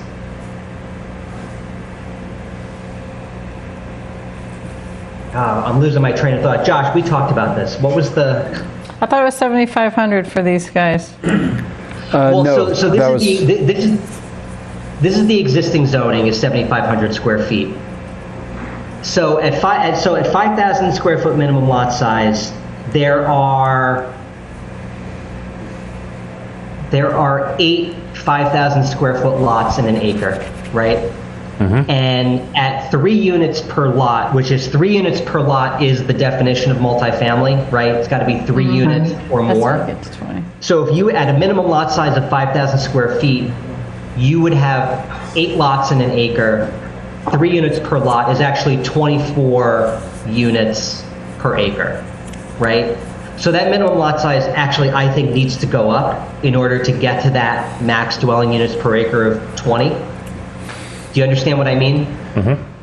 Tim, just for clarity, that max dwelling units per acre is meant as a cap to avoid overdevelopment, right? That's not saying what the expected density would be, but as a, well, it could be 24, but we're setting this zoning Less cap than that. at 20 so that it is less dense while still within the guidelines, just for clarity for folks. Well, I mean, but still, like, I kind of, and maybe my brain is mush, and I just need them to hold my hand and walk through this. But I still think if you were to put 3 units on a 5,000 square foot lot, that's 24 units an acre. Am I wrong? You're right. That's correct. So like we've got to figure out a way to split the difference between 3 units is the minimum number of units to count as multifamily, and then how do you set, because the point of all of this is in order to get to that 15 unit per acre overall density, these are the parameters that you need to do that with. This is more, I think, relevant for some of the larger parcels. And again, to Josh's point, setting that cap to prevent the overall, the sort of overdevelopment. There are no parcels in this setup that are, there's very few, I think, acre parcels here. And so there's no possibility of there being, you know, a 50 unit apartment building in any of these under these kind of parameters. All that being said, there are some larger parcels here, right? And so in order to sort of, if you set that spectrum of 20 units per acre, there is the possibility under this scheme that some of these parcels in 6 and 7 may start to see some larger buildings, right? And so again, when I said earlier that we have 2 options, that's the good news. The bad news is that neither of them are actually, I think, 100% great options. Because I don't think that, and you know, people can correct me, but I don't think that we want to have 20 units per acre, 20 unit apartment buildings in the 6 and 7 areas. But that's what you need in order to get to the overall density that's needed if this is going to be your sub-districts, right? But Tim, they excluded, well, we'd have to go to one of your charts, which show one of the further pages, right? They excluded what MAPC called District 1, which is I would call the ends of the district. Right. So what, couldn't we back into a number if we said that we wanted to include MAPC's District 1, MAPC's District 5, which is the Granite Ave, So that yield, District 1 for MAPC was 597, and District 5 was 483.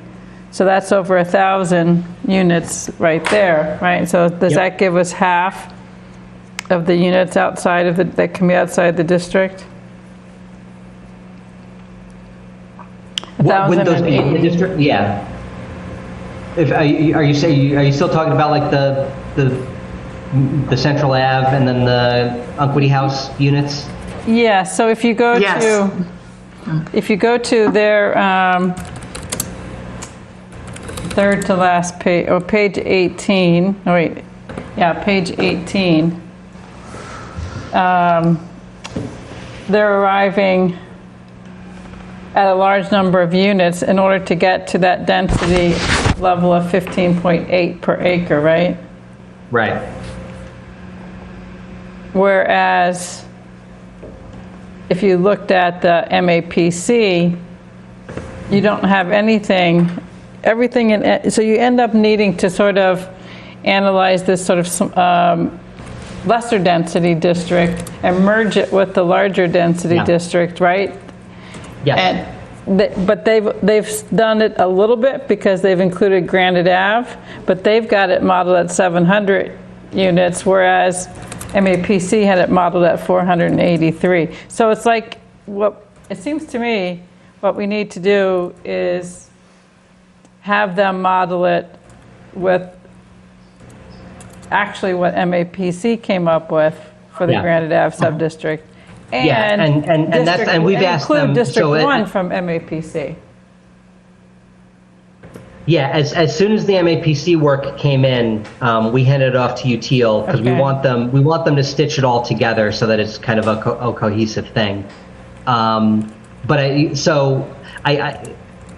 guess the question that I have is, and it kind of it starts at the kind of the big picture, and then kind of moves into kind of more detailed, kind of specific questions. Is and a lot of it has to do with sort of the timeline, and I want to be able to give these folks kind of direction, kind of between meetings. Is, do we want to keep all of these sub-districts? So Tim, if I'm going back to what my train of thought was, if MAPC's District 1 is 597 units and District 5 is 483 at 1,080 units, can we get transit districts 1 through 5 and 6 through 7 combined to be somewhere around the difference of 2,461 less the 1,080 is 1,381, as opposed to 3,500 units in those districts. So it might mean that you have less land area, and that's what I would want them to kind of advise us. So where they have 7 districts. Right. And if we said, okay, we already have 2 other districts that are yielding us 1,080. I mean, this is not tweaking anything yet within those districts, for example. But,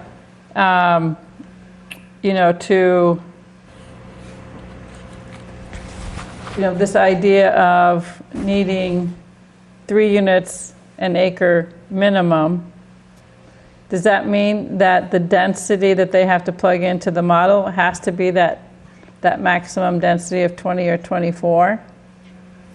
Right. So I think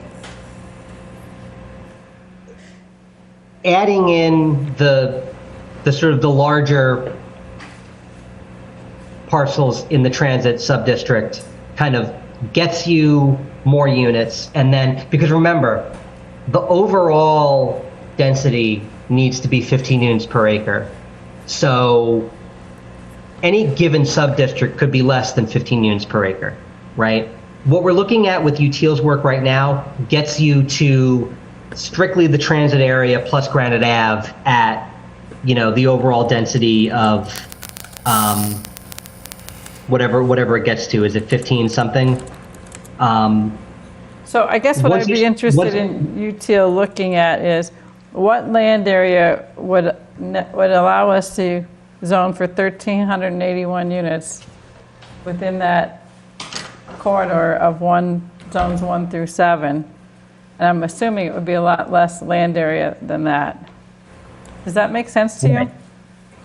No, it does, and I think between the two sets of sub-districts that both of our consultants have come up with, we have a lot of flexibility in unit capacity, and I think we've got a lot of flexibility in overall density. Because if you remember the MAPC districts, the overall density in those districts is like 24 units per acre, right? So there's a lot of room to either trim those districts, or if we wanted to include the sort of transit sub-districts 1 through 7, reducing the density of those in a way so that you don't necessarily have to do 20 units per acre. You could do something, much less that still kind of counts as multifamily. You also may not need to include 1, 2, 3, 4, 5, 6, 7. Maybe you only need to do 1, 2, 3. So it's, I think as an individual set of sub-districts, I don't think either of these are ideal, but I think in combination, there's a lot of flexibility to start to dial back a lot of these numbers, to get to something where we kind of hit a lot closer to 15 units per acre on the nose and 2461 unit capacity on the nose, because as it stands now, we're like way over on unit capacity and we don't need to be. And we're potentially way over on overall density and we don't need to be. So Tim, I have just sort of a different suggestion, I guess. So I really do like everything that MAPC did. I think it does divide it between different parts of town. As far as spreading out the impacts to different areas. The area that I do agree is the Fuller Village, the Brush Hill Road area. I think that's just way too many units there. Although I'm pretty certain that Fuller Village is not going to the incentive to tear down and rebuild Fuller Village. I just don't see that happening.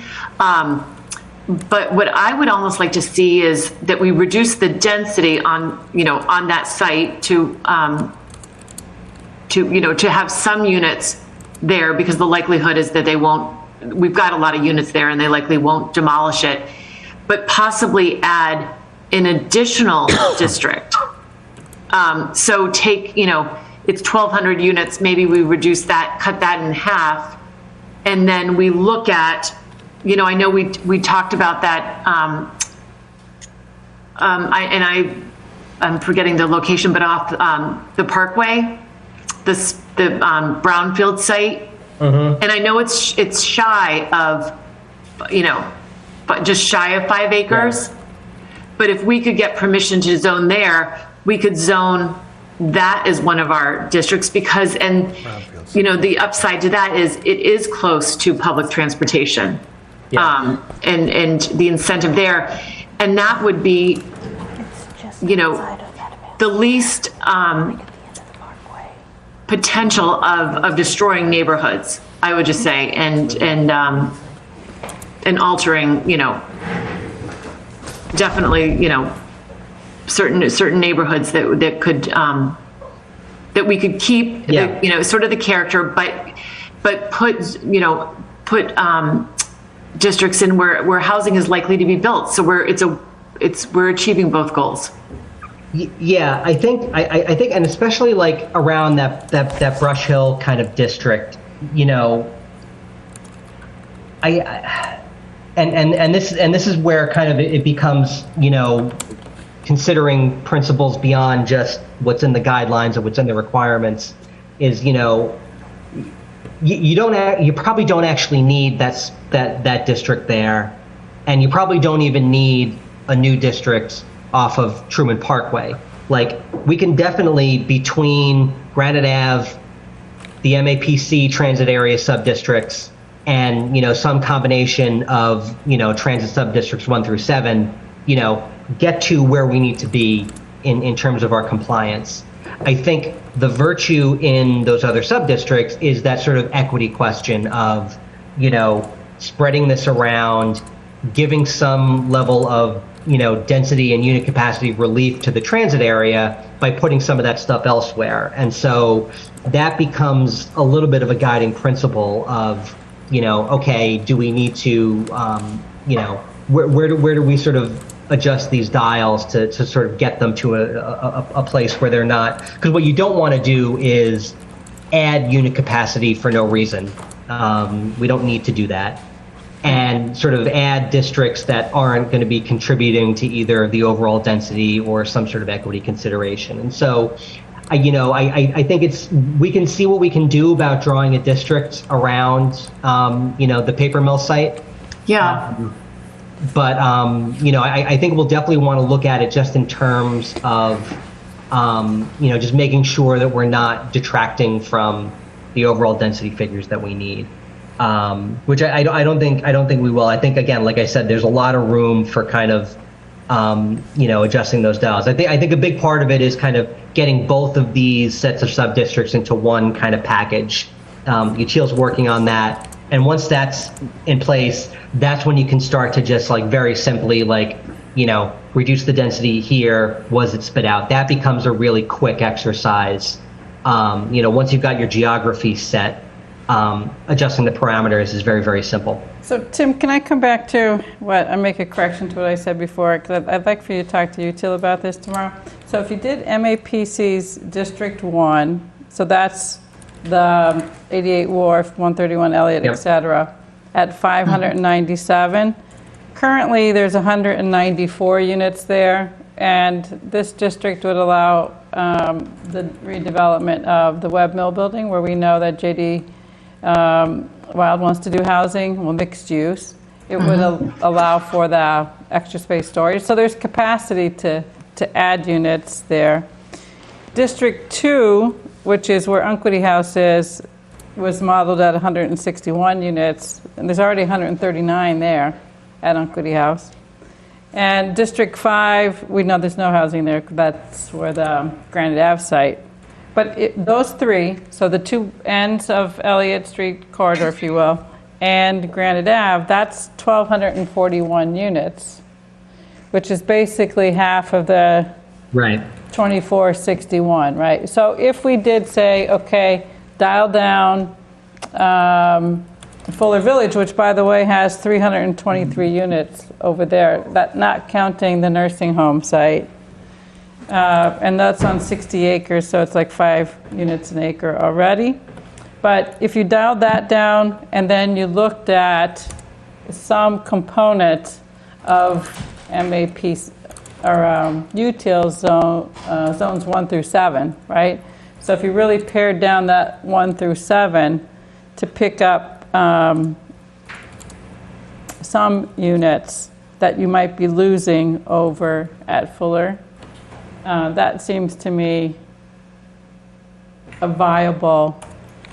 So the one concern that I have is, and Josh, can you bring up slide 5 on the UTIL slideshow? Just because this one just kind of shows the whole transit area. So under the MAP, so if we do the Granite Ave subdistrict, what MAPC put in the model and what came out said that geography got us half of our area being contiguous, which is a requirement. Like I said, I'm a little skeptical. I want confirmation from the state that that's actually the case, because the vast majority of that subdistrict's area is actually excluded land. So if it does happen that, no, actually Granite Ave doesn't get you your half contiguous area, what we're gonna need to do is, the only other, I think, viable opportunity to get a large enough contiguous district is to connect the Unquity House subdistrict to the Milton Village subdistrict via, 2, 3, and 4 here on this map. Yeah. which is why, you know, you want to sort of keep in mind that, you know, if you do, because I mean, my instinct all along has been that, you know, there's not a tremendous desire to put density in this area, for just to put it very simply. It's an existing single-family neighborhood. It has the potential to be disruptive. If you can do it anywhere else, I think people would rather do it. We may be compelled to do some portion of this area, not for density reasons or even unit capacity reasons, but to get the sort of geography that we need.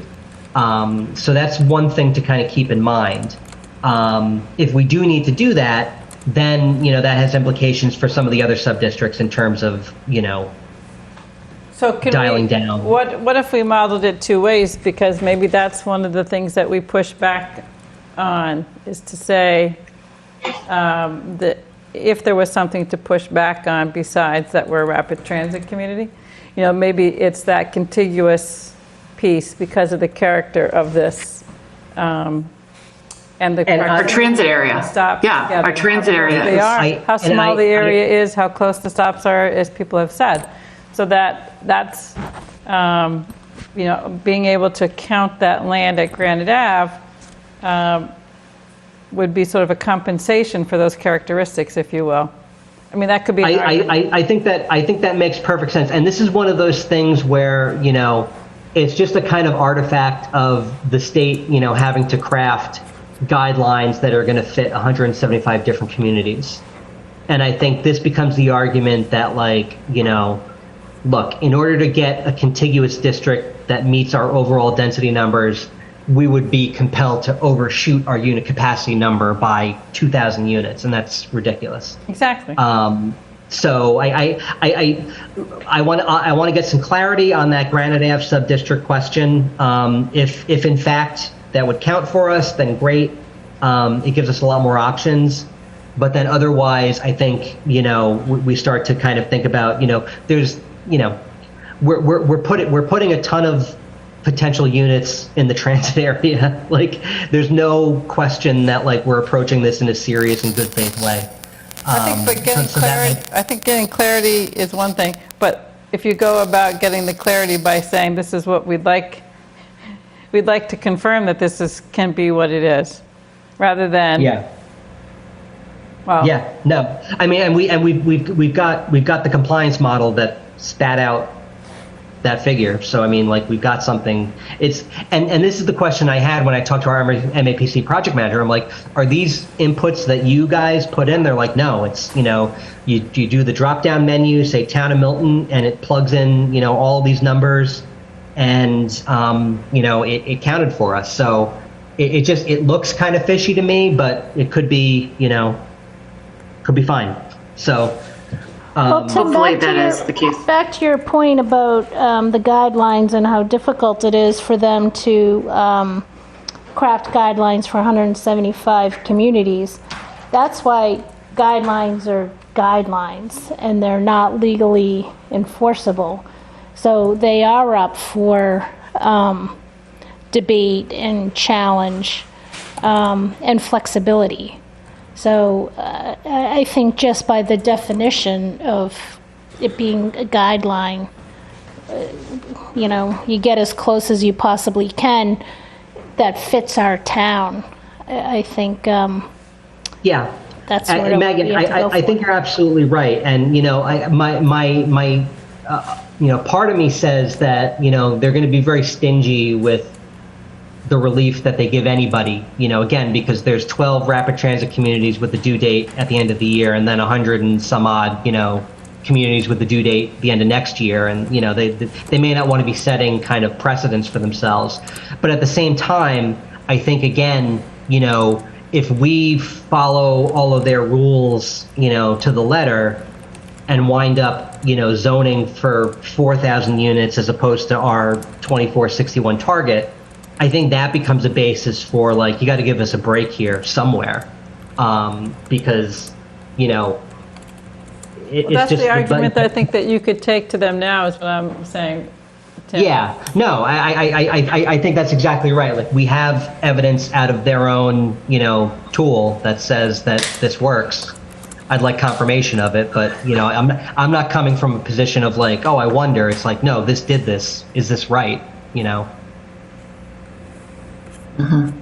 So, so I think, we're at where I think I hoped we would be in terms of there are options, right? And we've got, we've got room to work with.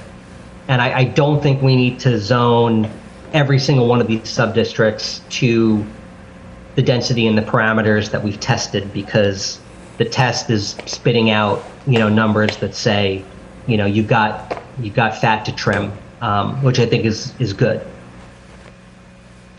So Tim, is there room to go more dense at Fuller Village and Bonnie Thomas's site and Granite Ave? Sure. Yes. I mean, so technically, yes. So if we go denser on those, could it relieve the Elliott Street corridor? Drop that down to 10 units per acre, maybe? Well, and still hit the average?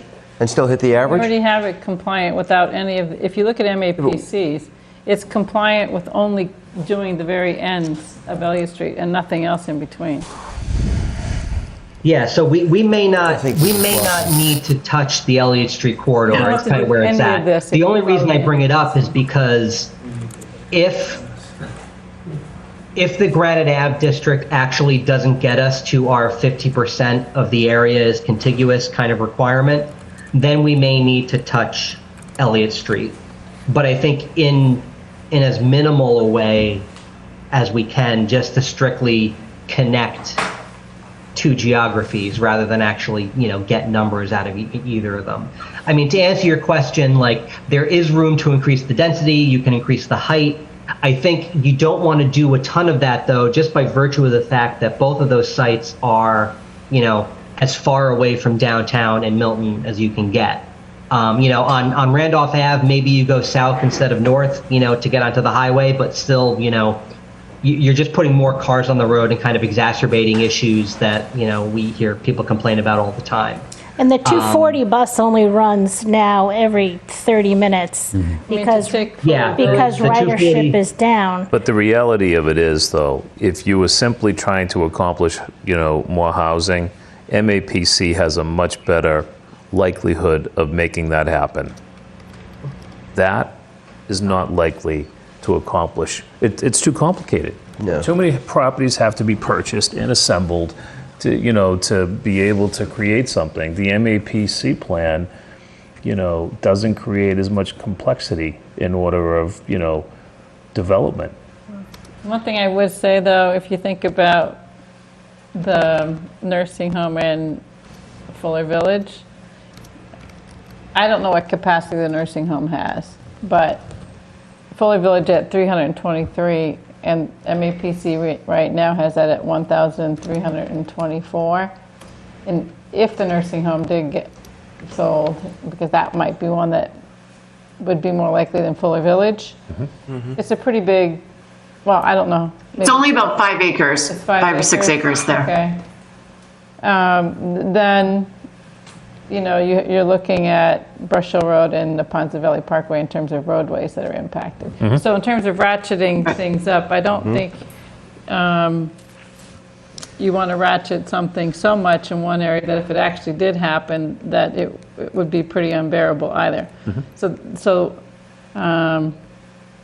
But that's why I think, taking it down but adding another district to offset that, to cut those numbers in half and find something else that's not putting more in the, Yeah, and I think ultimately, again, between the two sets of sub-districts, we're way over unit capacity, so we've got a lot of fat to trim there. And, conceivably, way over on the overall density, between 15 point some fraction, for UTL sub-districts and 24 for MAPC sub-districts, there's flexibility there to dial down those numbers. You know, and I think because I think ultimately, you know, what we're looking for is hitting the mark as close as we can, and having as little density in any given sub-district as possible in order to achieve the overall numbers. So there's a couple questions that I think we need to get clarity on from the state, and then I think it becomes, you know, just an exercise in really pinning things down. So in Tim, terms of, you know, I was looking at the map and Meredith's suggestion of the paper mill. And if you did something like you did over in Granite Ave, where you know it's land that's actually excluded, but could be contiguous, could you connect with the Unquity House site along Brushell Road, Truman Parkway? Yeah, that's an excellent, actually. I'm laughing because it's like, yeah, you can. I'm sure you can. It's kind of dopey to me, you know. It's like, oh, well, here's a zoning district, and it's all DCR land except for these 2 parcels. But I think you're allowed to do it. So Tim, then that would put us over that 5 acres if it's contiguous and connected. Well, but so yeah, no, exactly, right, exactly. So that gets you that, and it's you know, there's 2 developable parcels in there. You can cross the street. That's another thing. You've got all that spaghetti at sort of Blue Hills Parkway, Blue Hill Ave, Brushell Road, but I think, you know, that counts for I think continuity the argument purposes. we make is, you know, this is the way it could work in Milton. And, you know, if you're trying to find a way that it can work in 175 towns, right? Given the trolley location, the Neponset River, and the, you know, we have all of this wetlands and green and open space and DCR land and et cetera. So if you can't use it, you're really in a bind, right? Right. Right. So Tim, I think we should ask MAPC to run that district, you know, run that as a model district to see how many units we could get there to offset Fuller Village, Brush Hill Road, I should say. No, I think that's a fine idea.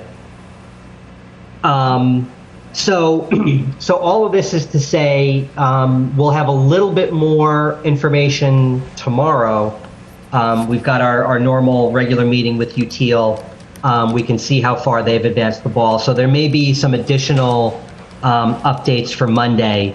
But I think, you know, getting all of these districts into kind of one package so that we can ask, you know, UTIL, all right, turn the dial on this one, turn the dial on that one. But I think, and I just want to kind of make sure that I'm kind of, I'm making assumptions that I just want to kind of confirm with you all. So we'll see if we can, we'll see if we can get the paper mill site tested and then connected to all the other districts. That would be great. But so we want to keep, we want to keep that Unquity House district. We want to keep the Milton Village, Central Ave districts. We want to keep Granite Ave. If we can avoid the Elliott Street corridor, for lack of a better term, we'd like to avoid that. Is that a good assumption to make? Yes. Yes. And try to reduce Fuller Village a little? I mean, if you can, I would take Randolph Ave out, only because this whole initiative is like transit-oriented development, and that bus is so not reliable. One thing I'd say about Fuller is it is close to the commuter rail. Closer to real transit than the Randolph Ave. And I know that because my staff takes the bus, and it's very, very, very challenging. I mean, it should be improving it, but... But to your point, Yeah, I think that's a good direction, Tim. that nursing home probably. That's has the most potential to be developed. Eventually. And then Tim, because it's 11 o'clock, we should try to wrap things up soon.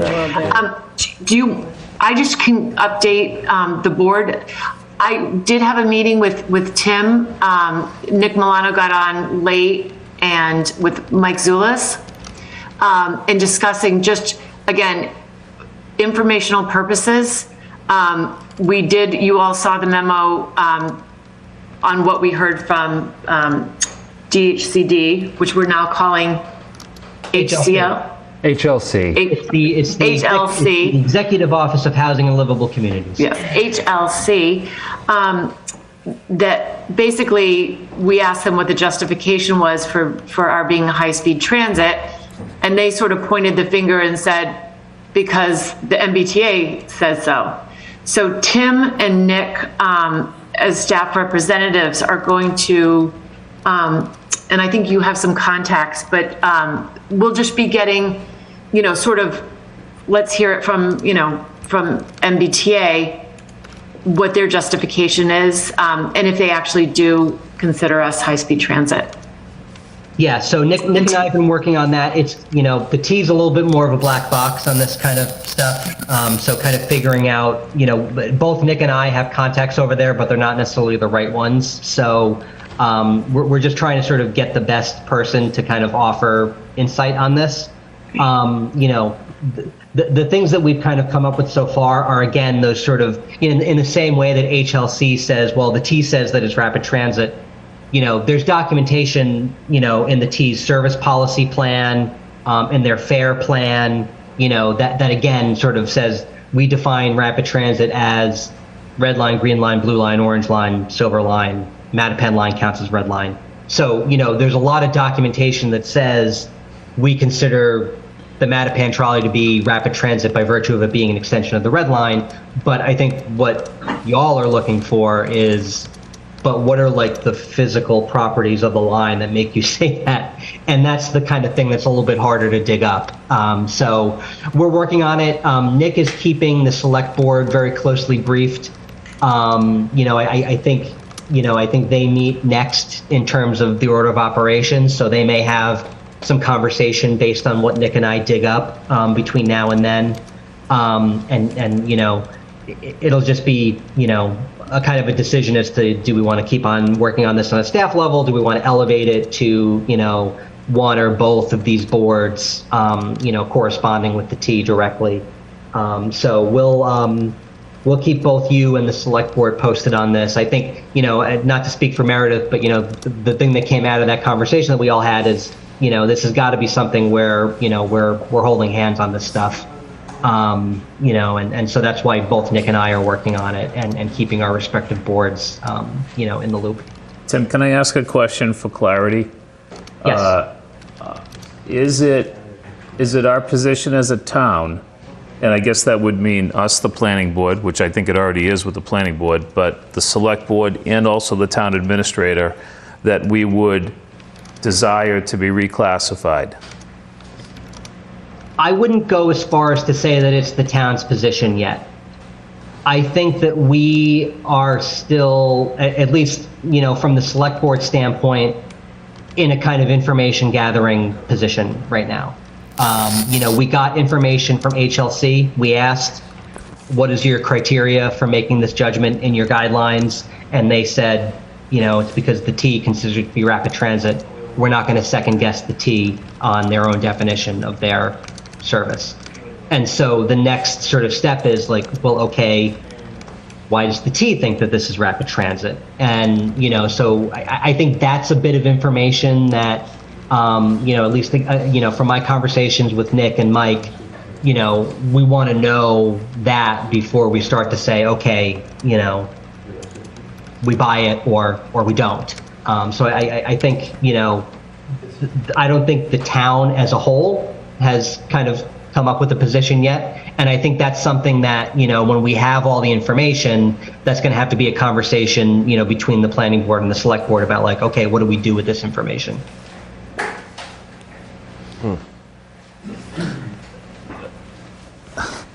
Okay.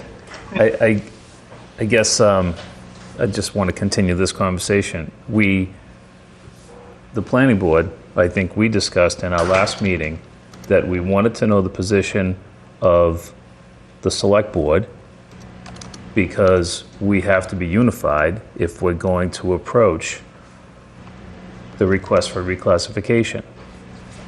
So I'm asking the other members, didn't we have this conversation and say that we would like to pursue reclassification as a board?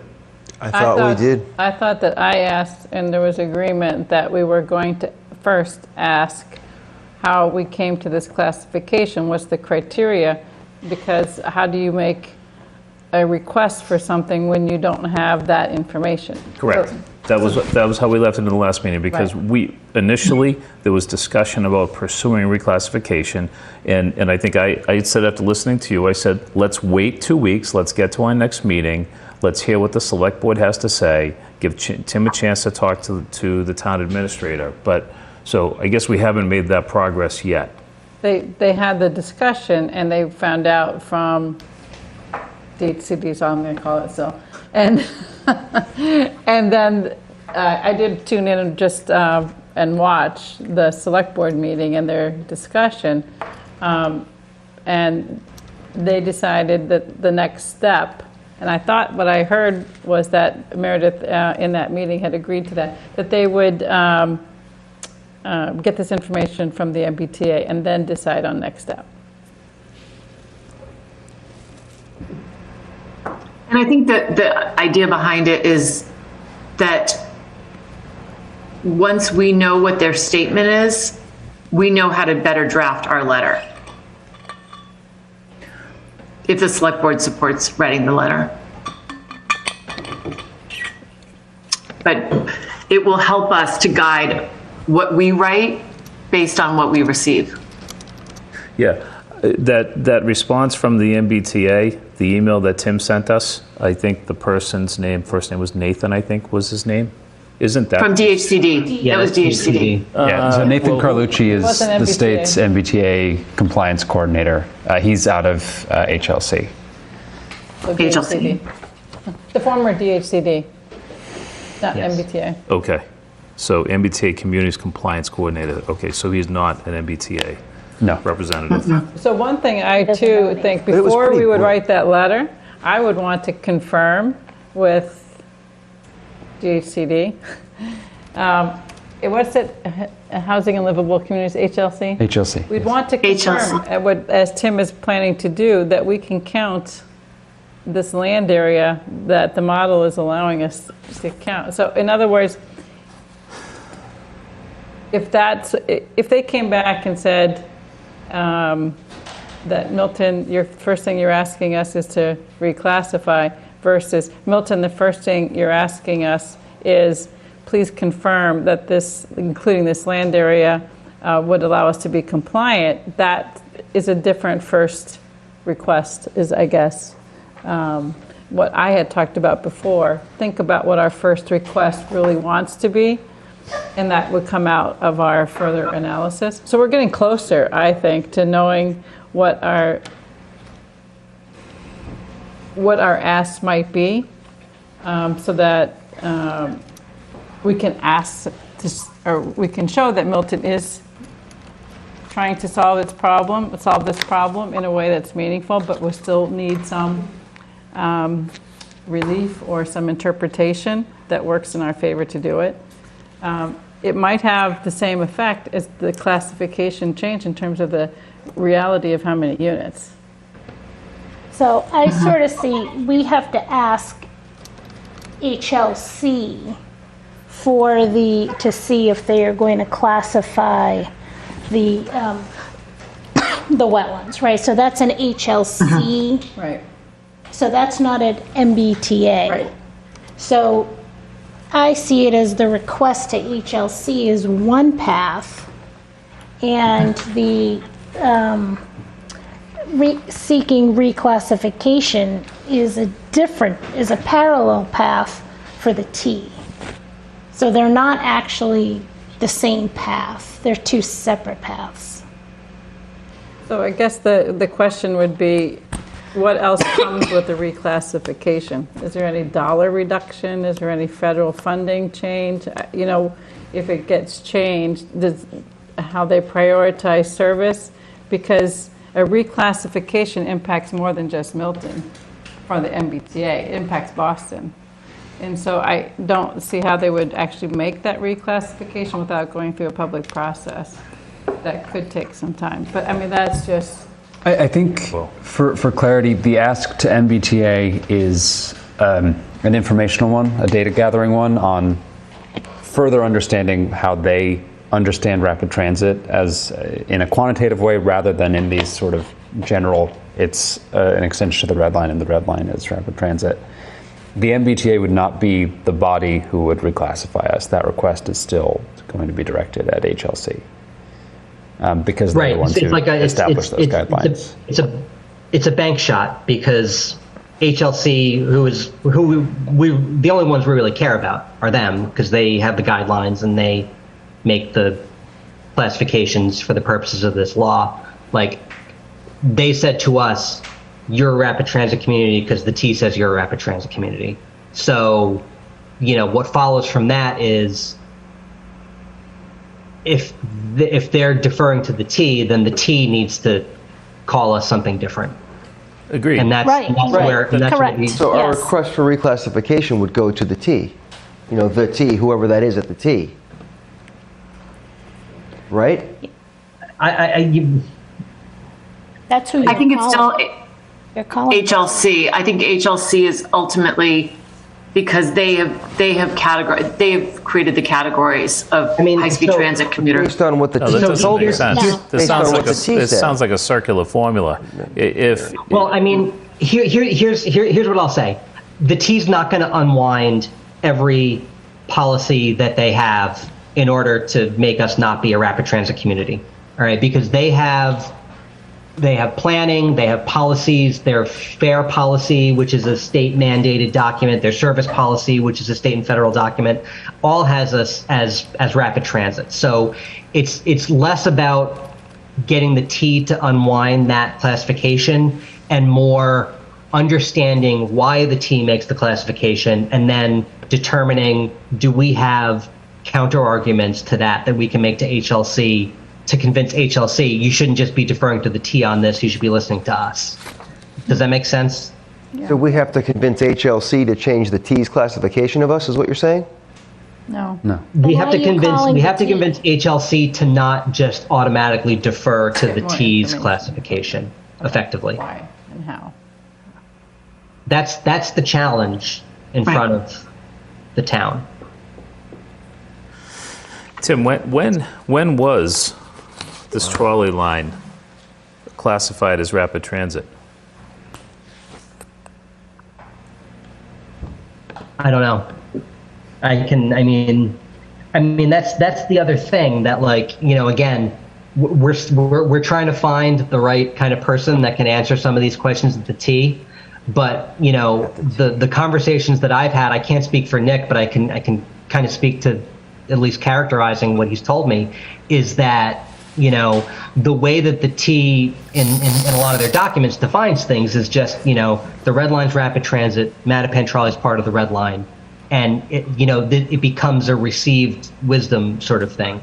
Now I can tell you that based on anyone's sort of observation of what the Mattapan trolley is, it's train tracks, it's an exclusive right of way, it's got frequent headways. This is light rail transit in a similar way that you would classify the Green Line in the MBTA system or any of a number of other light rail transit systems throughout the country. So, it's not like it's kind of out of the clear blue sky that they're calling the Mattapan trolley rapid transit. It has characteristics of rapid transit that it shares with a lot of other light rail systems. But in terms of is there a sort of a list of check boxes that they apply to every transit line and say, you check all these boxes, you're rapid transit, that may not even exist. Well, I think it may, because when I talked to someone at the T, they basically said a rapid transit is the train is able to go underground. And this train does not have an This exclusive does right not of have the way. ability to go underground. I mean, it's any of the Green Line, or a good chunk of the Green Line. Well, it does have an exclusive right of way. It crosses the street, but that doesn't mean, a car can't make a right onto the red line tracks, right? Yeah, but it has to stop at the crossing. That doesn't mean it's not an exclusive right of way. So this should be debated between us and the T, not me and you, right? I don't think they would consider it much of a debate, though. Well, can we Well, I find thought it out? was interesting that the speaker earlier said after the transformation and all the refurbishment of the trolley, that it would still not be high-speed transit. It's really And that not was coming for from each of somebody at our the T. I was opinion, not though. on that. It's really not in our individual opinions that the MBTA designation is based on our observations or our experiences. So I think the path makes sense. Get the information from the MBTA, go back to HLC, but we don't go back to HLC until we have that additional information. And I think it would be beneficial to have this one more compliance model with what we've talked about tonight before going back as well, because maybe what you go back to them with is, this is our progress, and these are the challenges that we face because of this situation, and part of this situation is because of this classification. So you're coming at it from a different approach. You've said in the past that, given our past history, that DHCD or whomever, HLC, really doesn't give Milton much consideration at all. What we have is two models that show that we could comply. It would be significant sacrifice for the town, but we could comply. And if they have any idea at all that we could comply, why would they ever, pursue, some relief from the MBTA for us? Well, the compliance, I mean, we think, as Tim said, that it complies. But if he finds out that this land area is not, then we're not in compliance. I understand. But we could also, even if we didn't use Granite Ave, we could use Utils and comply. Yeah, well, and destroy. Yeah, I mean, of course you can comply with destroying everything in town, of course. But I mean, your contention in the past has been they don't really care. They don't really care about Milton. I don't know. I mean, we need taken every. that to an extreme of what I meant by that comment. But I'm afraid if you go to them and say, look, we've done some really good work and we might be able to make it work. However, are we really a rapid transit community? It's my opinion that isn't going to really move us in the direction we want to. I think it'd be better for the town to become reclassified. This is my opinion, and have to deal with 25% and have 2 years to figure it out. That would be much better for the town than to be forced into making a decision by the end of the year and be forced to develop zoning that adds 2,466. And we still have yet to see the financial implications of what this would be for the town. We need that as well. But, we've said this the last meeting. I guess it's in Tim's hands to work with the other board and with the town administrator to see if we go that way and try to get the definition, what they use, what is the criteria that defined us as rapid transit. I think that's what you're saying. We're going to try to get that criteria. But I'm concerned with going back and appealing, the town of Milton appealing to HLC. I don't think they're going to really care. But if the planning board and the select board and the town administrator agree that we should pursue reclassification, then at that point we should get our congressional representatives, our legislative representatives, I should say, to assist us. And I think we need to do it, as I said 2 weeks ago, and I was, I made a motion to the effect, and then, Cheryl spoke, and then, Sean graciously gave Tim another 2 weeks. I feel the pressure, and I think we need help. I think we do need help from Timilty and Driscoll. And I think we need to make a decision. Sometimes you just have to make a decision. And I was ready to make that choice 2 weeks ago, and I'm ready to do it again tonight. I'm ready to ask for help from our legislators, and I'm ready to ask for help to get us reclassified. Yeah, but the town has to be unified. You know, we can't have one board that has, you know, one opinion and the select board not have yet that opinion, or the town administrator not yet be willing. Everybody has to have that opinion. There's no other way you could ask, you know, the representatives to help us. You know? And I mean, we've heard from our resident, Mark Christo, who happens to still be sitting here. Meredith, you were referring to Mark earlier. Yes, Mark. And you look at the MBTA data, 781 boardings per day over 4 stops. No matter what they come up with for criteria, I just, there's nothing about that line that seems rapid to me. That's in an entire day. That's their data. You know, no one else's, their data. Sean, what's rapid is the amount of times the train comes, the capacity the train has, and how long it takes you to get downtown from any of those stops. The ridership is determined by the land use. Nobody lives on Capon Street, so no one gets on the train at Capon Street. So the ridership has very little to do with whether or not it's rapid transit. But those other things you mentioned, Tim, you mentioned capacity, you mentioned frequency, right? Does it have high capacity? Absolutely. The trolley line has high capacity. That line used to have 3,300 riders a day. It's got less than half that right now, you know, after the pandemic. You know, each of those cars, you could fit more than 50 people on each of those cars. Mm-hmm. And, you know, they're, you know, you look at the numbers and they're not getting those. There's room for more people to ride that train, especially at the headways that it has. It comes every 6 minutes in the peak hour. Yeah.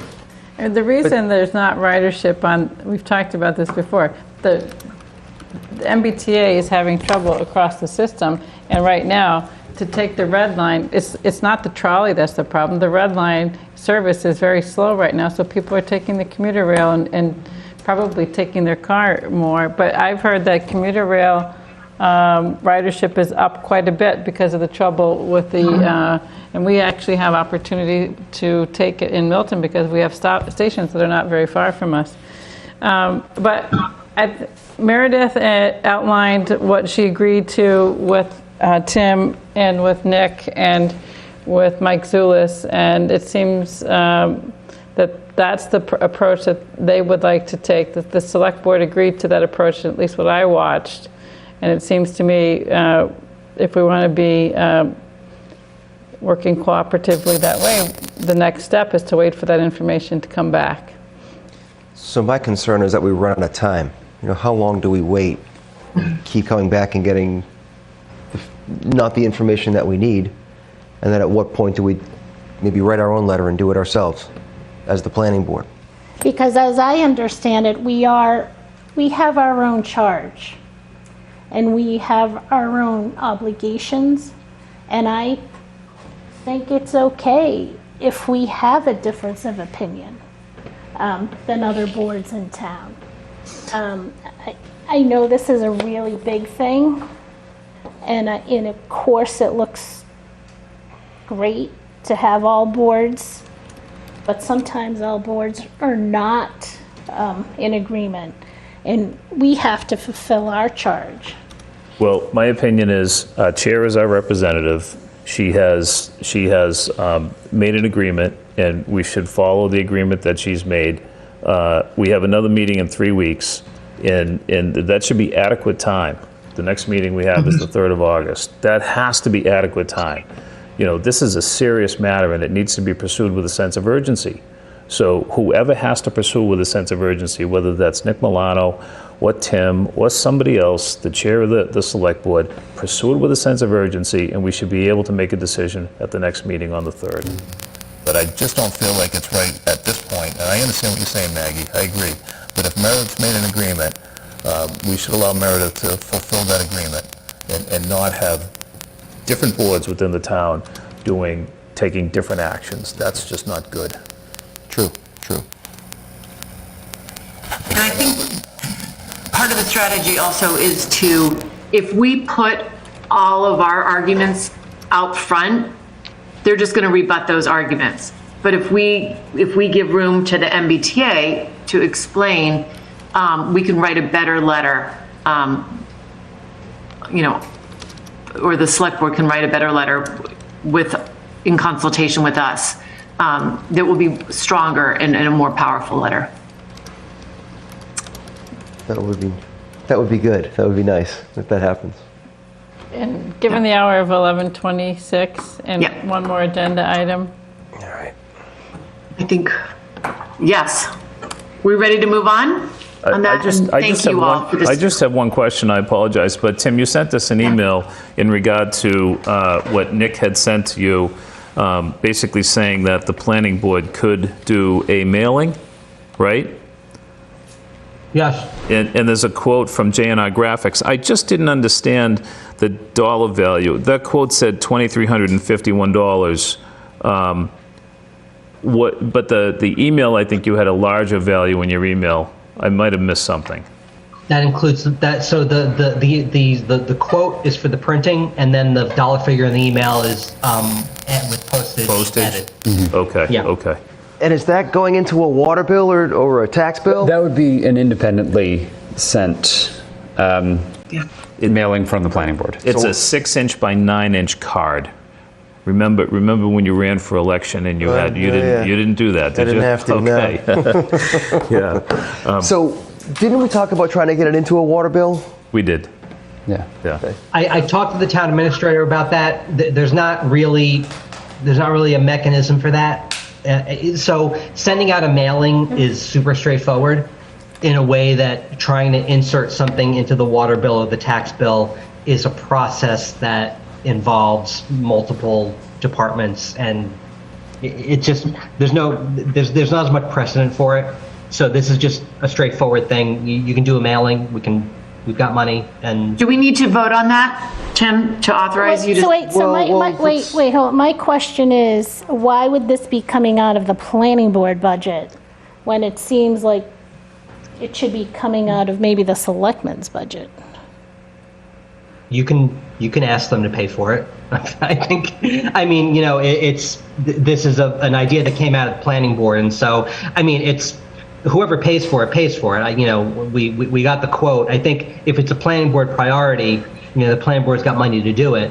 If you want someone else to pay for it, you've got to convince them to pay for it, I guess. To be honest with you, I'd rather pay for it and be responsible for executing it. Yeah. So I understand your point, but it was our idea, not their idea, and we should be responsible for getting it done.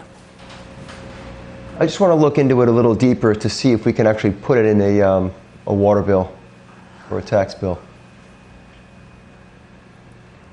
Yeah, because my recollection is I believe they do it with like the schools. If they look for a donation for It's been done before. the schools, you can send extra money in. Yeah. Just consider the impact, though. The card, this is obviously 8 by 11, but 6 by 9 is a little smaller than this. It's a glossy card, and you will get people's attention. I'm not saying they don't pay attention to the water bills, though. But Well, just the last time we spoke, it was. I think you had said it would be better in a bill because everyone opens it and everyone reads it. Maybe we could do both. Yeah. To Maggie's point. Yeah, but if we get, my only worry is we get caught up in the complexity of, some department having to accomplish it, and it doesn't happen, True. So, True. This is such an important matter. I'm a bit of a conservative financially. I don't like spending the money either, but it might be the best way to get the message out there. If you have, you can write on both sides of the card, and we might be able to get people's attention. Okay. There was a lot of discomfort when I spoke with our Treasury Department about including it in a tax bill. So it's not to say it's not legally or physically impossible, but you don't get pushback if you guys are the ones leading this charge, like you are getting when I've talked with the other departments. Interesting. That's interesting, yeah.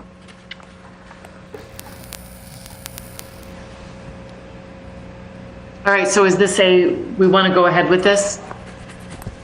Yes.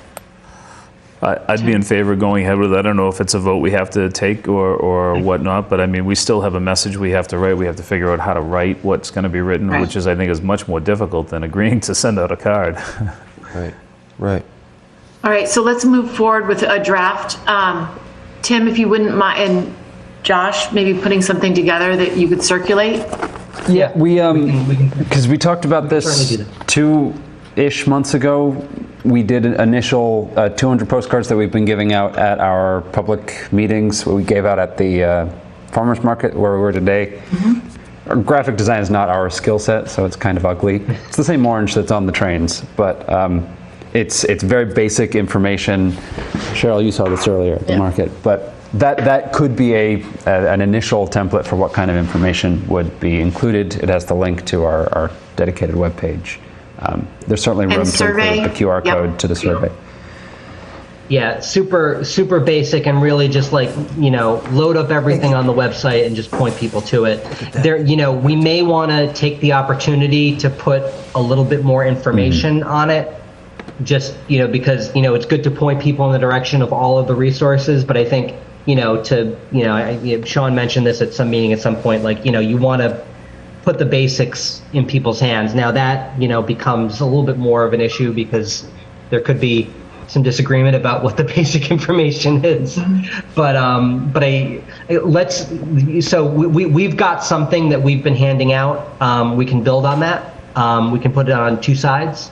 So we will come up with some language and show you something. I'll want to just talk to Nick and make sure. I mean, we printed those out at Staples. We just want to see exactly kind of what type of product our printer kind of is capable of. Yeah, I have an issue with one word, and I have an issue with "we are required." Right. We are required. I do not agree with that. There is again, I have said this for months. There's a penalty if you don't comply.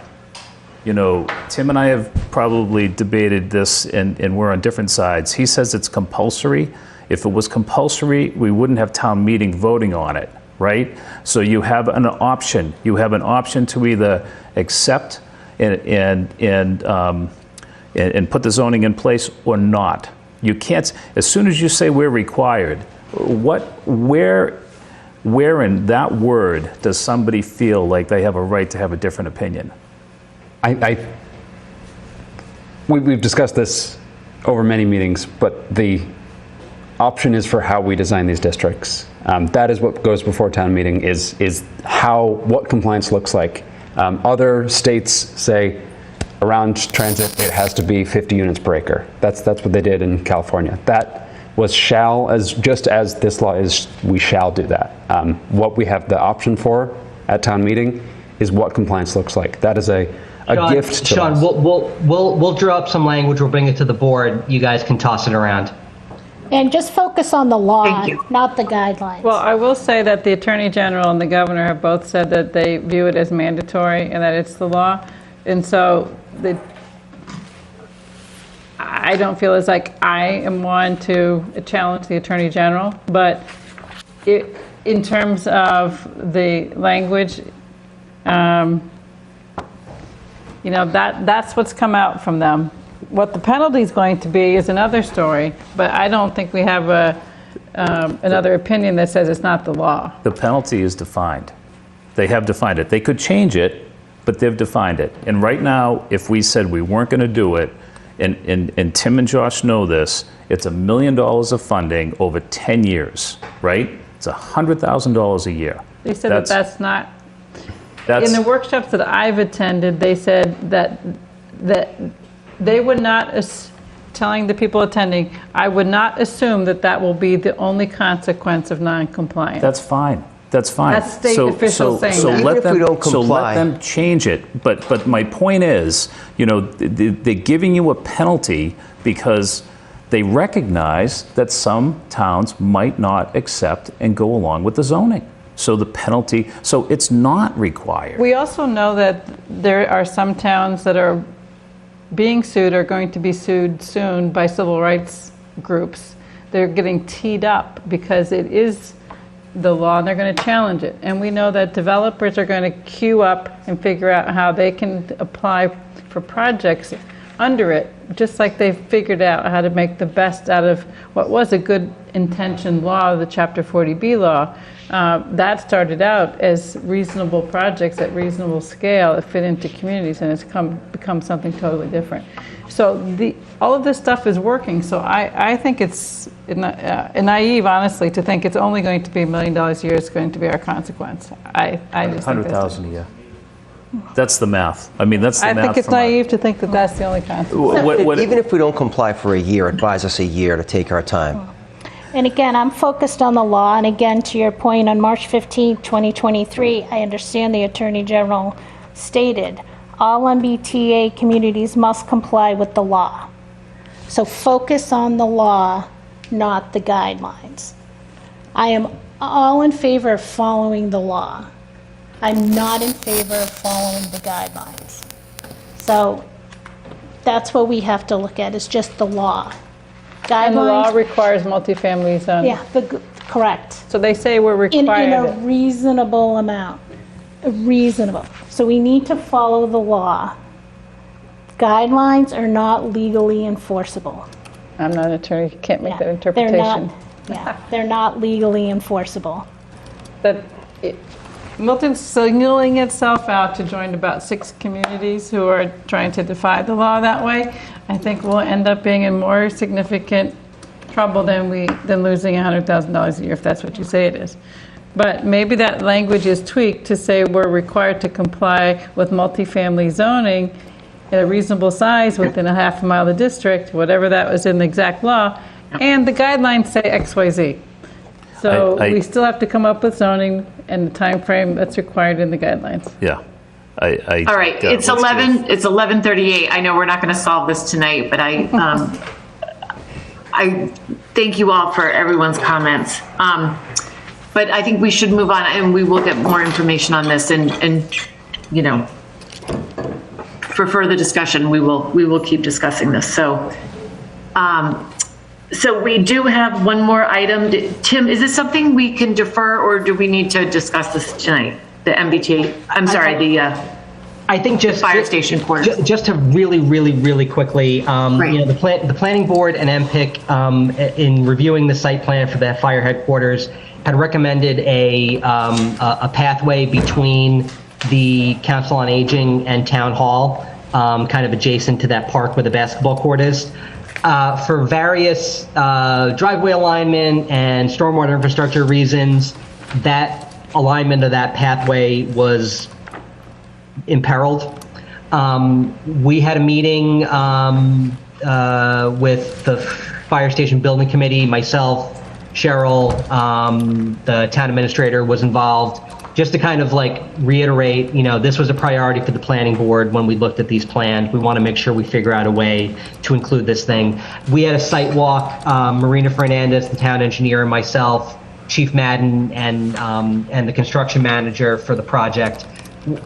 I think there's a, pun intended, I think there's a pathway for this pathway, you know, to kind of, you know, not bust the budget for the project, to get people from Council on Aging, you know, to Town Hall through that park, in a way that doesn't sacrifice any of the operational things for the firehouse. So this was something that has been kind of a fast emerging issue. If it wasn't going to resolve itself, I thought the planning board might want to offer some comments, but I think we're working on something and should have a solution. So I'll just keep you all posted for the next meeting, depending on what comes up.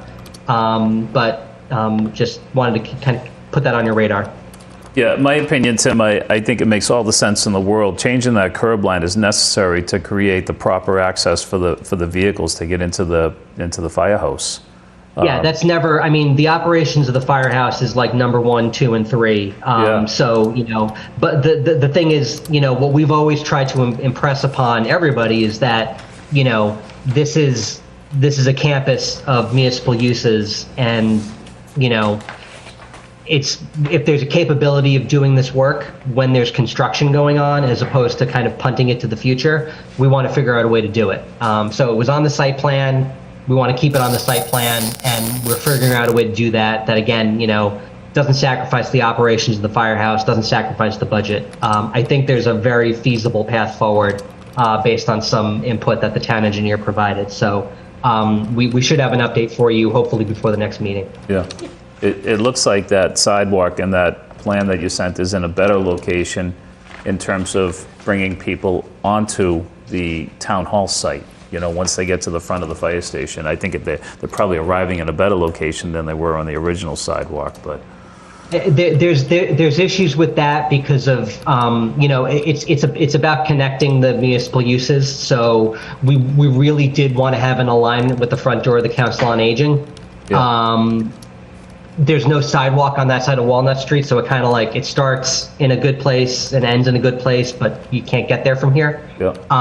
But I think we'll be able to accommodate both, which would be great. Okay. So we're working on it. So Tim, my only question is, have you reached out to the Commission on Disabilities? Because they probably have a good connection with the folks at the Council on Aging. So having the Commission with Disabilities review it, that would be helpful.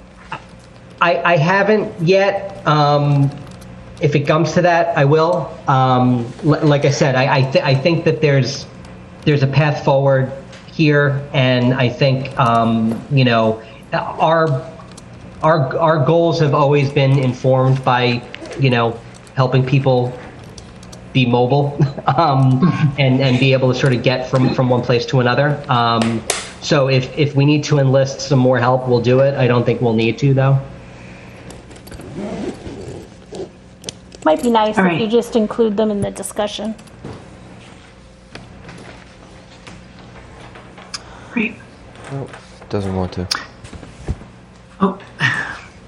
All right. All right, thank you, Tim. Keep us updated on that. I think once there's a final draft, that could be something that could be shared and potentially looked at with different groups. So, and including that Commission on Disabilities. Okay, so with that, I would entertain a motion to adjourn. I'll make a motion to adjourn the meeting. Second. Is there a second? Second. Roll call. Cheryl? Yes. Sean? Yes. Maggie? Yes. Jim? Yes. And myself, yes. Thank you very much, Good night, everyone guys. who participated. All right, take Thank care. you. Good night.